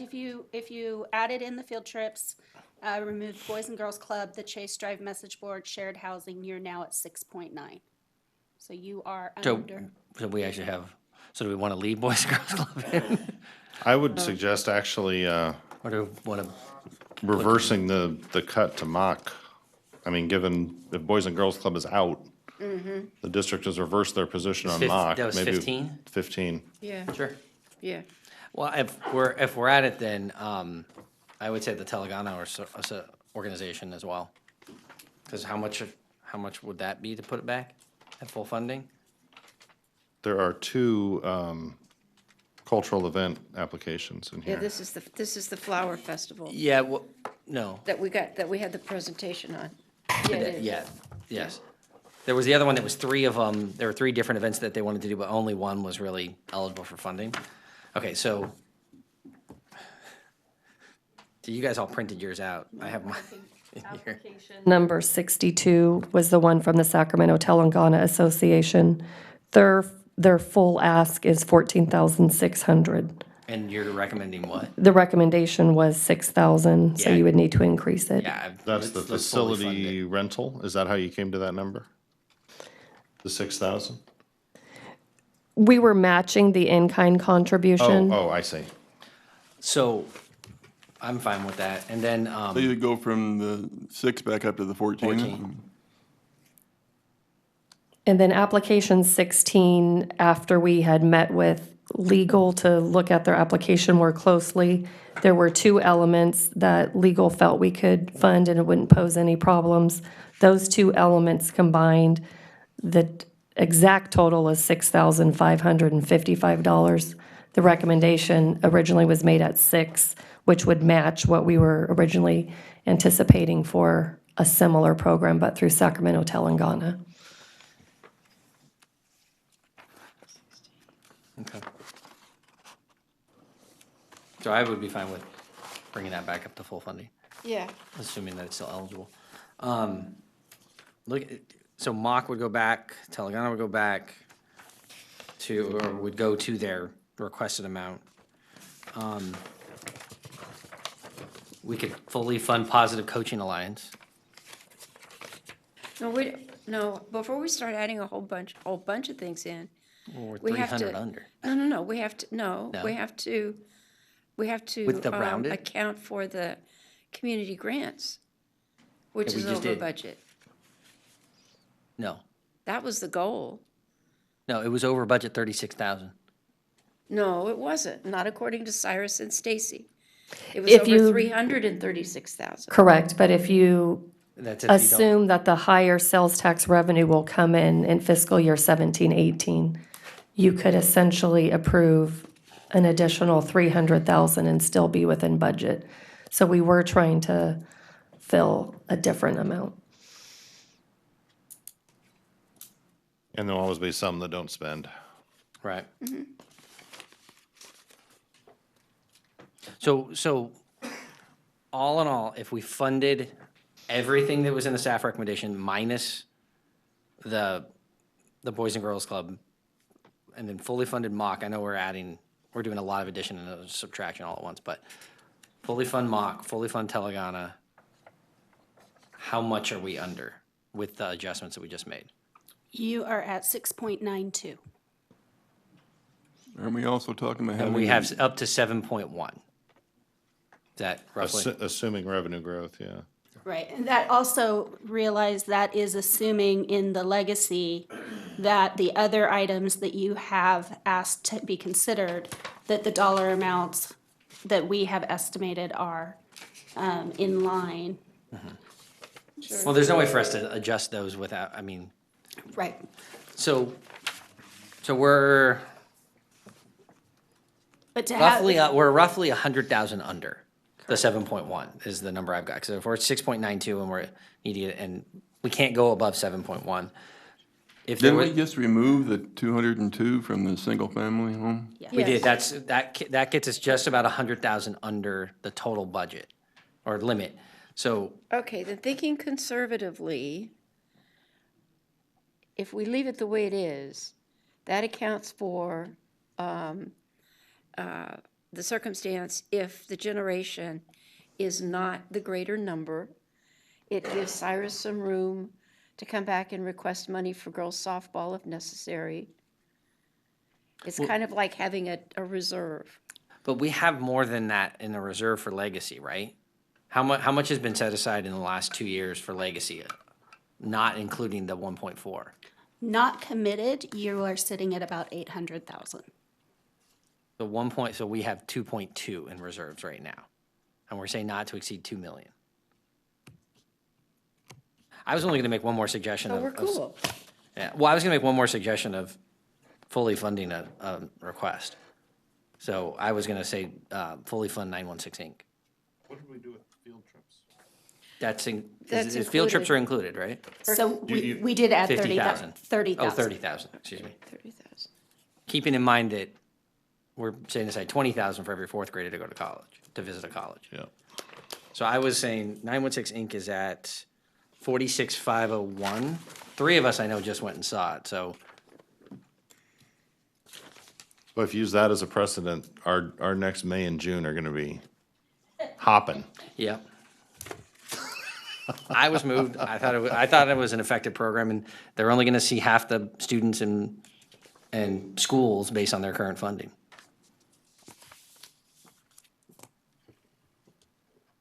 And considering the other things that we just did, I mean, we removed Boys and Girls Club, and I think this is a more Okay, effective but here- program. Okay, and believe me, I thought it was great, all right? I totally did. I would never want to discount any of the impact or importance. However, it's not the only similar program. Remember that Rotary brings the B Street Theater into some of our schools to also teach them how to write.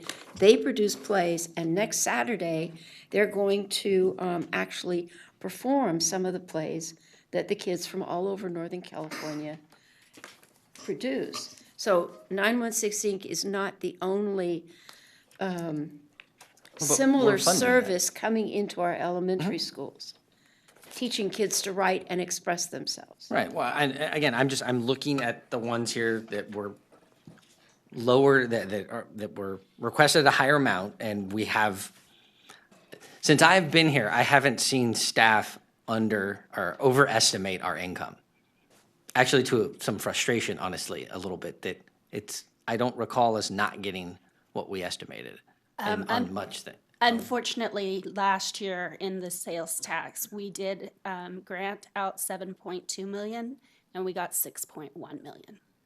That was because of a complete change of one vendor. Yeah, that's not something that is likely to happen again. No, that was not a vendor related. It was just the estimate. Wasn't one business that had changed its debit card processing? So this is just specific to the local add-on, and it was just that the estimate that we had from our sales tax consultant that we had at that time, unfortunately, was inaccurate. Well, we've run surpluses in just about every general fund since existence. Council, one thought, if I may propose.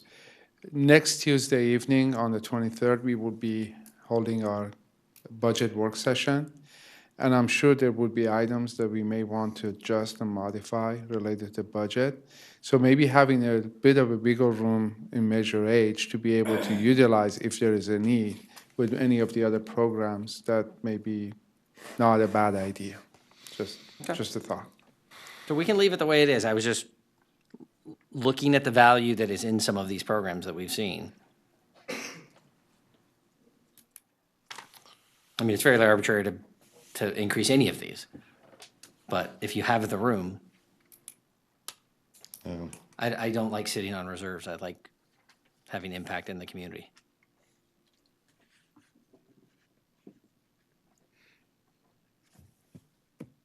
Thoughts, comments? Do we just want to stay at the 6.92? I think we're good. I think we've just about wrapped it, yeah. Okay. Okay, so Stacy, do you have what you need? Yes. Okay. So just to give some final thoughts, we do have the 2 work sessions on May 23rd and May 24th. We would certainly include all these numbers in the overall budget work session that goes to you, I wanted this. with the goal of adopting the budget on June 5th. Mindy, do they need to make any formal motion regarding tonight? If you have the direction you need, they don't need to make a motion. I do have the direction. Yes, Okay. because it will come back for formal approval. Thank you. These mics are turned up too high. Thank you. With that, let's take the Cressley development, so moving back to 11.2. I hear from staff we might have an agreement, so we can move forward and take a vote. And hopefully this goes fast, and we will take a short break and then get into our last item. Thank you, everyone, for coming. Yes, we talked to the applicant, and so it's a condition that the applicant shall provide either a HOA or another mechanism that provides supplemental enforcement of CCNRs. Can we keep the chatter down? If you need to have conversations, please take them outside. Go ahead. At an additional cost, a maximum of $10 a month per lot. And so that's what we're going to be setting up on the condition. Okay. And we've also agreed on the no screening mechanism. Correct, omit number 6. Okay. Okay. We have a motion? Then with those 2 conditions, I will move approval. And that that the environmental, whatever is adequate and appropriate, and we adopt resolution number 56-2017, approving the major design review and setback adjustment for Sunridge Lot J, Village 1 and 2. Second. And Mr. Mayor, would you close the public hearing, please? Mr. Mayor, would you close the public hearing? We have a motion to close the public hearing. I have a motion by Vice Mayor Budge and a second by Councilmember Sander. Yep. Roll call. Thank you. Councilmember McGarvey? Aye. Councilmember Sander? Aye. Vice Mayor Budge? Yes. And Mayor Terry? Aye. Okay, motion passes. Thank you. We'll go ahead and take Thank you all. let's take a 5-minute break and try to get back here so we can get into the last item, which I'm guessing might take a little while.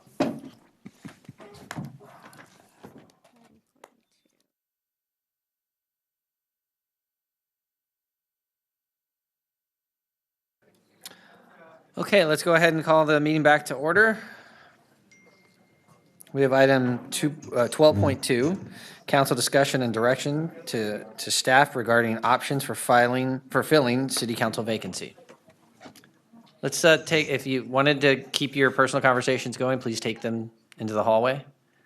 Thank you. So, Adam, are you starting this off? Sure, I'd be happy to. And Mr. City Manager, if you would prefer to, you are also welcome to.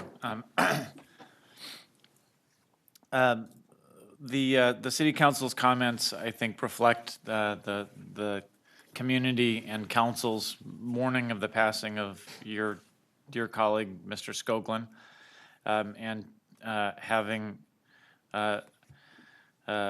allowed a appropriate time to pass and confined as we are to a limited amount of time under state law to make a decision about whether to proceed with an appointment or a special election, we are here this evening to consider this item.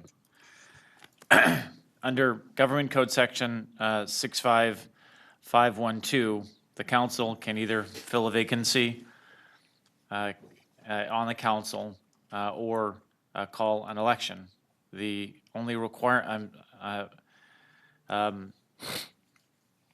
it sets out the option and the steps for how vacancies on the council are filled, and it requires you within 60 days from the date of the vacancy to either fill the vacancy by appointment or to call a special election to fill the vacancy. So this means here that the council must act on this item, on this matter, no later than June 19th, 2017. The first option of possibly filling the vacancy, the appointment by vacancy, I'm sorry, the filling the vacancy by an appointment of the council, the only requirement is that the person appointed must be eligible to hold the office, and eligibility only requires that he or she be a citizen of the elector city, registered to vote, and over 18 years of over 18 years of age, excuse me. There are no specific provisions in either your municipal code or state law that require you to follow specific procedures to make an appointment. There is no formal application process that is required. However, you may create an application form or you may proceed to the appointment of any eligible person to the vacancy. You could have, if you choose to create an application, the application could be more or less detailed. And we do have some examples of how other communities have proceeded with an application, if you wish to consider that. Some examples of how other communities have proceeded include requiring applicants to submit a basic application that states certain qualifications and addresses certain issues. Another would be to simply require candidates to submit a letter of interest. And finally, you could simply have the council members nominate candidates for consideration by the full council. On balance, I think I would just note the legal preference here would be to take no final action with respect to any, if you choose the more expeditious of those options. I think we would still prefer that you come back from a legal perspective at your next council meeting in order to make a decision among those applicants. I think that that does provide staff with the opportunity to provide you with basic data and analysis on potential conflicts, those sorts of issues related to any applicants who either any people who would either file applications or who you would choose to nominate here this evening. It would also allow the public a greater opportunity to participate in the process and address all appropriate Brown Act issues. Of course, any interviews that you might choose to conduct of candidates or applicants would need to be done in open and in public. Finally, we would note that your votes on, if you choose to make an appointment, your vote on the appointment is public and would be available to the public. It is not a sealed ballot or that sort of thing. Finally, we do have a timeline that if you choose to pursue an appointment with an application process, the staff report sets out a timeline by which we would accomplish that.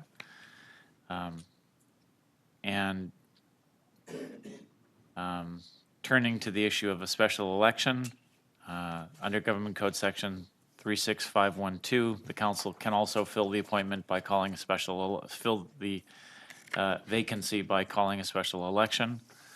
The individual appointed to the office by such an election would hold the office for the remainder of Mr. Skoklin's term.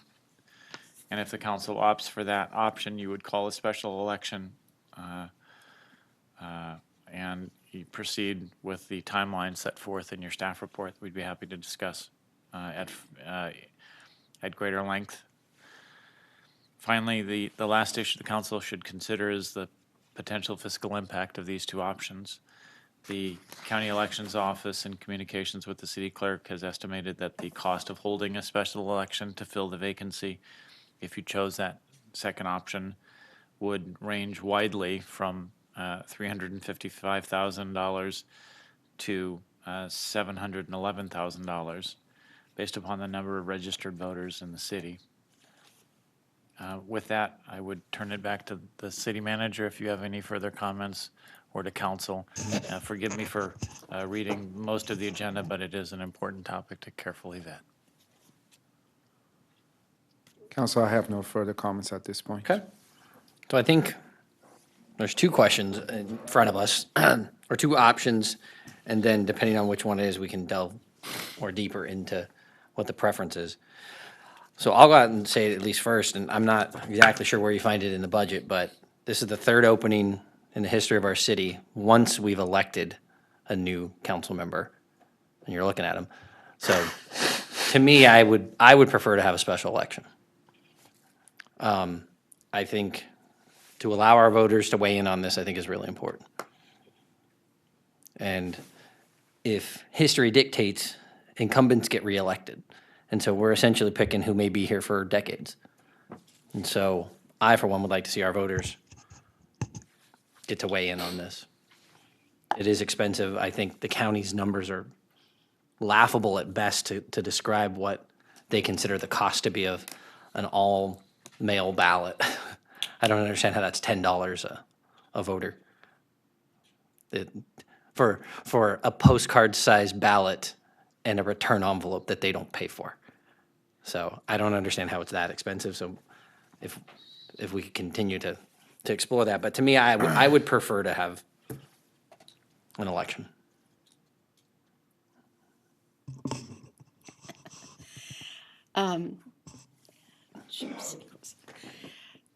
Frankly, the appointment process worked really well before. And spending $700,000, actually, from my perspective, spending even $100,000 on a special election and is not a good use of taxpayer dollars. And I would prefer to see one of the appointment processes the same way we did before. Okay. Bob, David? I would agree with Linda. I would rather have an appointment. I hadn't thought of the application that we can see here that Citrus Heights used. But just having the appointment like we did with Dan after Dave Roberts passed away, I think the appointment is what I would choose.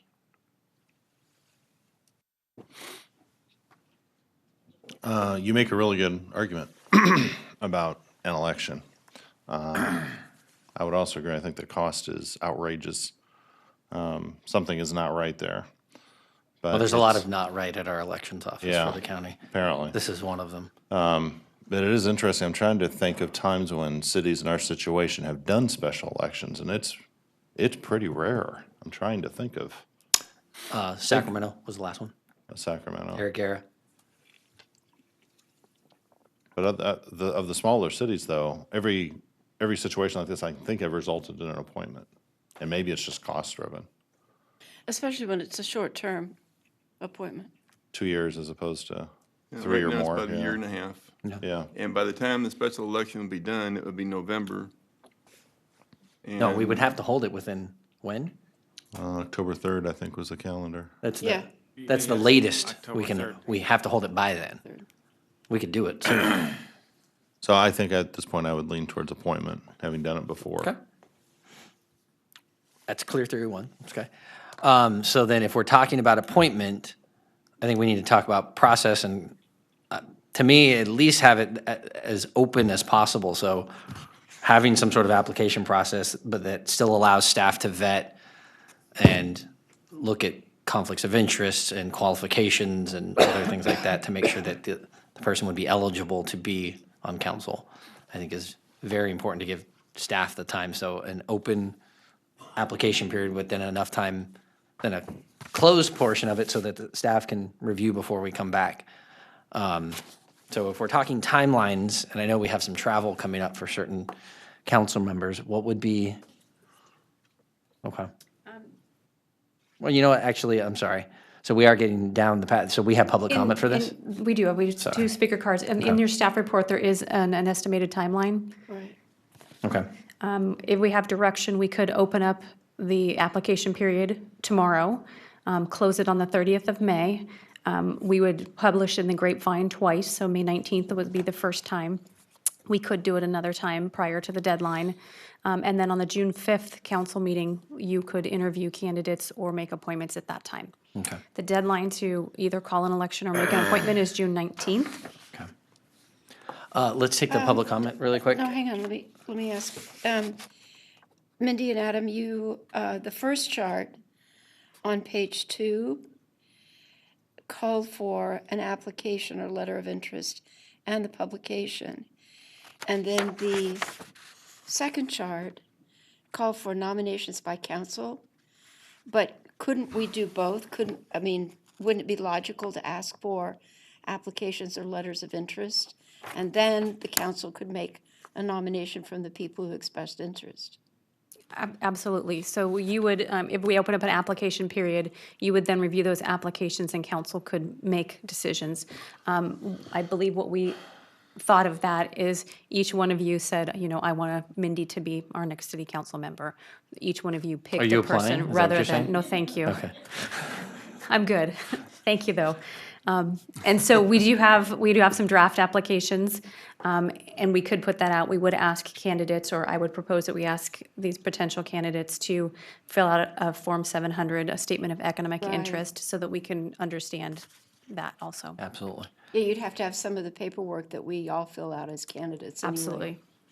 Well, And I think that if there were any things that popped out in those, we might ask for the council's indulgence in briefly explaining the implications of any things we saw in those documents.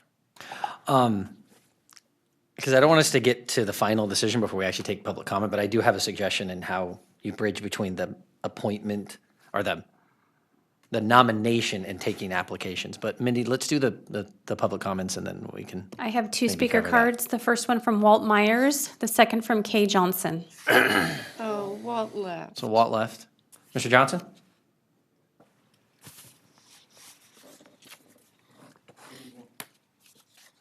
I've been on this road a couple of times. I think it was only fair that we look at the last election. There was not too many people came up to run. I was the only sole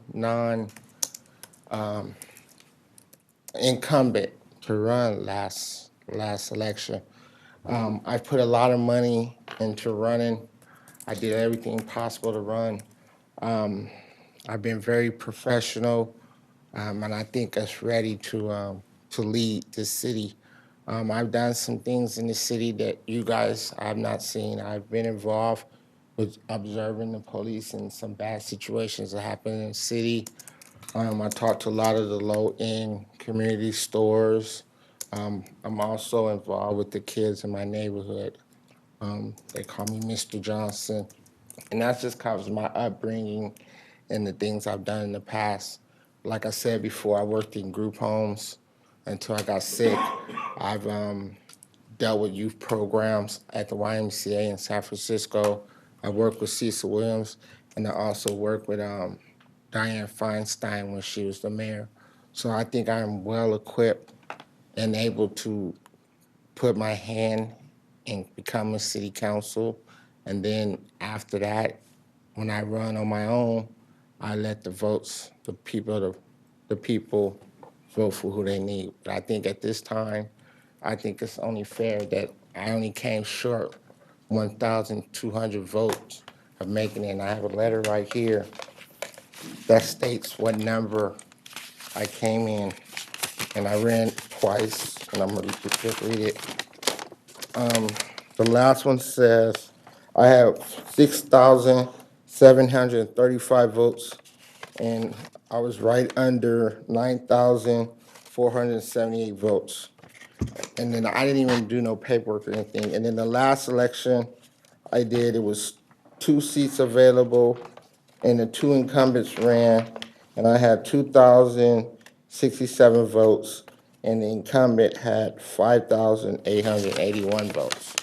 So I think it's only fair to give me an opportunity because I have been in Rancho for a long period of time. So in that part, I will hope I can get the chance to prove myself. Thank you. Any questions? No, thank you. Assuming we do take applications, obviously you have the ability to apply.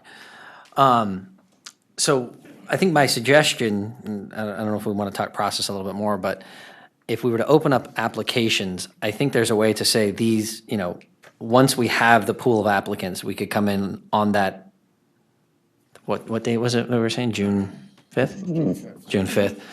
And essentially, not rank, but say, here are 3 candidates and we could each essentially choose who we're going to interview or give statements, or allow them all to give statements, and then from that, we would pick.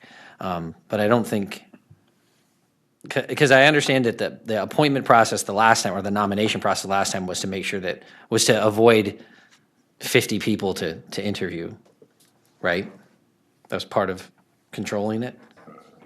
But that was also only from the planning commission, right? So which we don't even have anymore. Yeah, I think the comment I wanted to make was last time, the council limited the applicant pool to the planning commission only, as I recall. We don't have one of those to fall back on, so I think opening it up more broadly is wise, but I think there's a way to control the time at which we would spend deliberating this next time. Any feedback? No, it works for me. Part of this comes in with how many applicants we get, so we just don't know.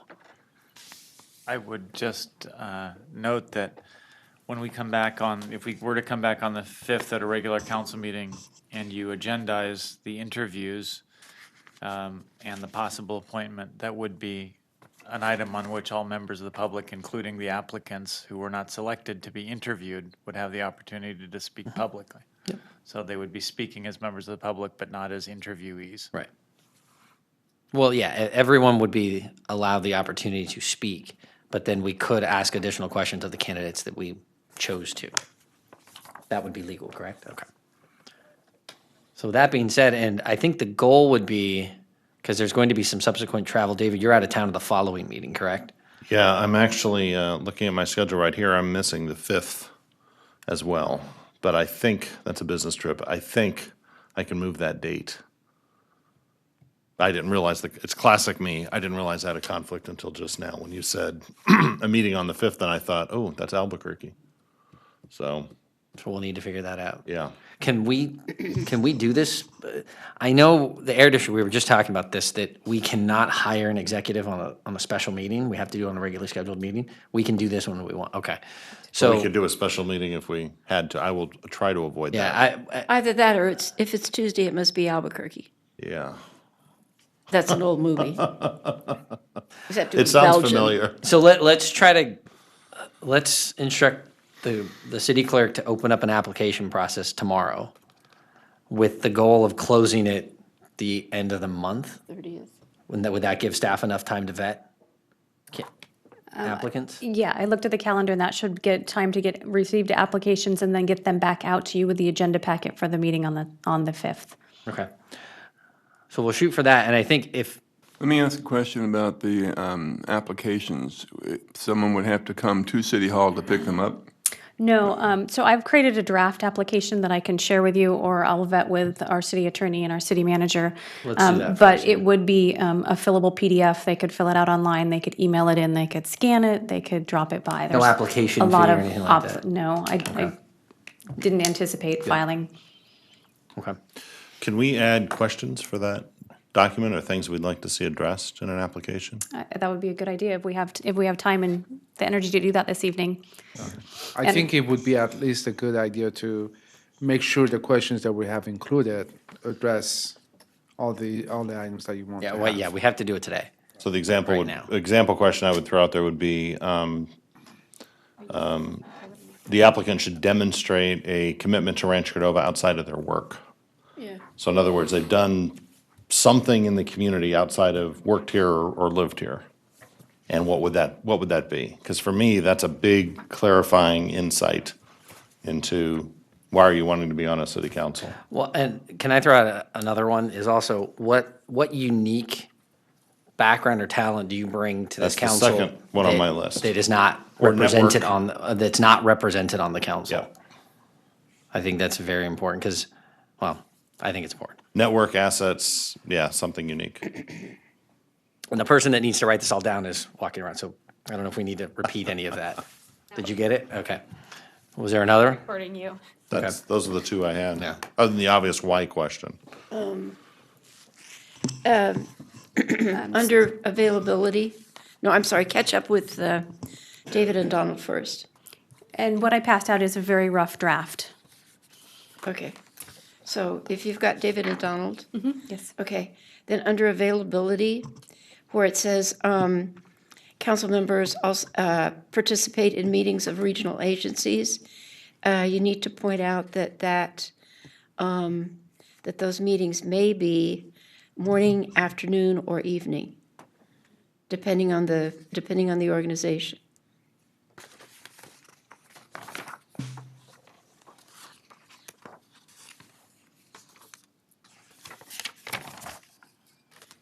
And you're gonna ask them to attach a bio and a resume? I wasn't going to ask them to do a bio or resume. Okay. But I did state that they could add additional information, so they could if they choose to. And then again, the Fair Political Practices Commission Statement of Economic Interest, the Form 700. Yep, definitely.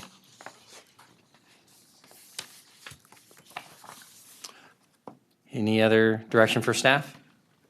Or comments on the document that you just received? I don't think so. Are there any questions on this draft document that you don't feel a need to include? They're all good boilerplate stuff. I think they're fine.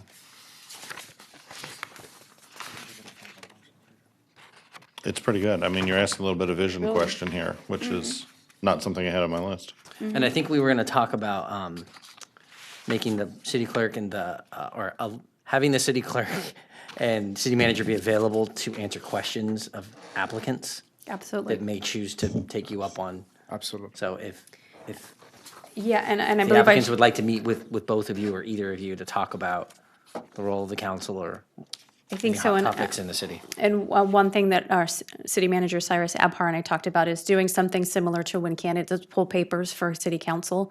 We talk about requirements, and so I will encourage folks to come in and meet with me or talk with me for at least a half an hour to talk about what those requirements are. And then, of course, we'll make ourselves available for any questions. Okay. You know, I like the questions on this application. I think that pretty well covers it. I think the ones who are turned in, everybody on the council should get a copy of it so we can Yeah, all of the talk applications to and will, about. right, all the applications will be a public record, so they will be posted to our website. You might say that somewhere on this, if you haven't already. It is on there, but I'll make sure it's super clear. And the footer says it Oh, got it. on each page. Yep. If I may, on the first page where it says past volunteer experience, are there circumstances in which a paid position would actually be a form of community service that you would want to recognize? Yeah, David, your one comment where you said beyond your job, in some cases, someone's job and volunteering is almost the same thing, and that's still a value. Then you'd make that argument. Right. I'm wondering, what is your commitment to the community or to Rancho Cordova is one thing, but to say that if you got paid for it, it was your job, that somehow it's less valuable than if you were a volunteer? Is that what you were trying to get across? A little bit, yeah. What do you do with your time beyond what you need for your economic sustenance? You could still make the argument that I worked here below what I should have been paid because I care about this community. Right, but if you made your career giving back to the community that in some way, isn't that the same value? You know, this is a debate we've had at the community council when we're talking about giving awards. And someone would want to nominate someone who's in public service for an award, but the sum total of what they were being nominated for was their job. And so it was very difficult to figure out, are they doing their job or is this something exceptional? Right? And that's basically the same angle I'm taking. Can it be both? It could be, yeah. You can make that case. Okay, so to use two specific examples, which I think address Adam's question. I mean, if somebody were employed full-time at the food locker, that is their job, but they are giving back to the community. There's no question about that. If somebody is running the respite club, they're employed to do that, but they're giving back to the community, providing a valuable service. So all of that is important information. And perhaps a compromise would be to simply accept a short bio.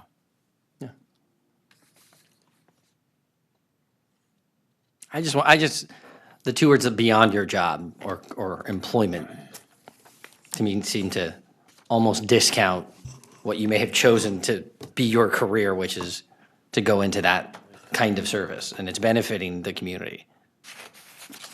So I'm not gonna wordsmith it that much. Do you have what you need? I have what I need. And we're not taking questions from the audience anymore. Do you need a formal motion for that, or do you have the other? We do need a formal motion, okay. So can I have a motion for appointment? So moved. Second. Roll call, please. Councilmember Sander. Aye. Councilmember McGarvey. Aye. Vice Mayor Budge. Yes. And Mayor Terry. Aye. Okay. So with that, we are on to council requests for future agenda items. I just wanted to bring up that I think there was some direction that Councilmember Sander gave around HOAs, and I think that the expectation has been somewhat created, but I think if anything, we at least should vote to say that that's something that needs to be in the code going forward, to offer a little bit more predictability to, even to, in this case, it was an older development that had a DA, and now we were trying to change it, to me, at what seemed like the last minute. And so if we want to make that an expectation going forward, I think we should at least have it as an agenda item in the future. Discuss, vote, and say to staff that this is how you approach development.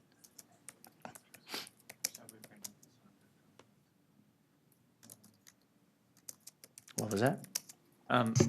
I would also just note that the city manager and I may want to work closely on following up to one comment that was made during one item about the possible further expansion of the soccer complex into the adjacent, currently developer-owned area. And that might be something that the council would be interested in entertaining a future rezoning to prevent or limit the ability to further expand that soccer complex. We could certainly entertain working on such a. Is that an item the council would like to have brought back That before would us? be an item For we discussion. could certainly discuss. I think we got two things to bring up at a workshop soon. I think the way we will do that, we are working on the future set of zoning code amendments. This would be another item that would be added to that list. Good idea. Okay. And with that, we are adjourned.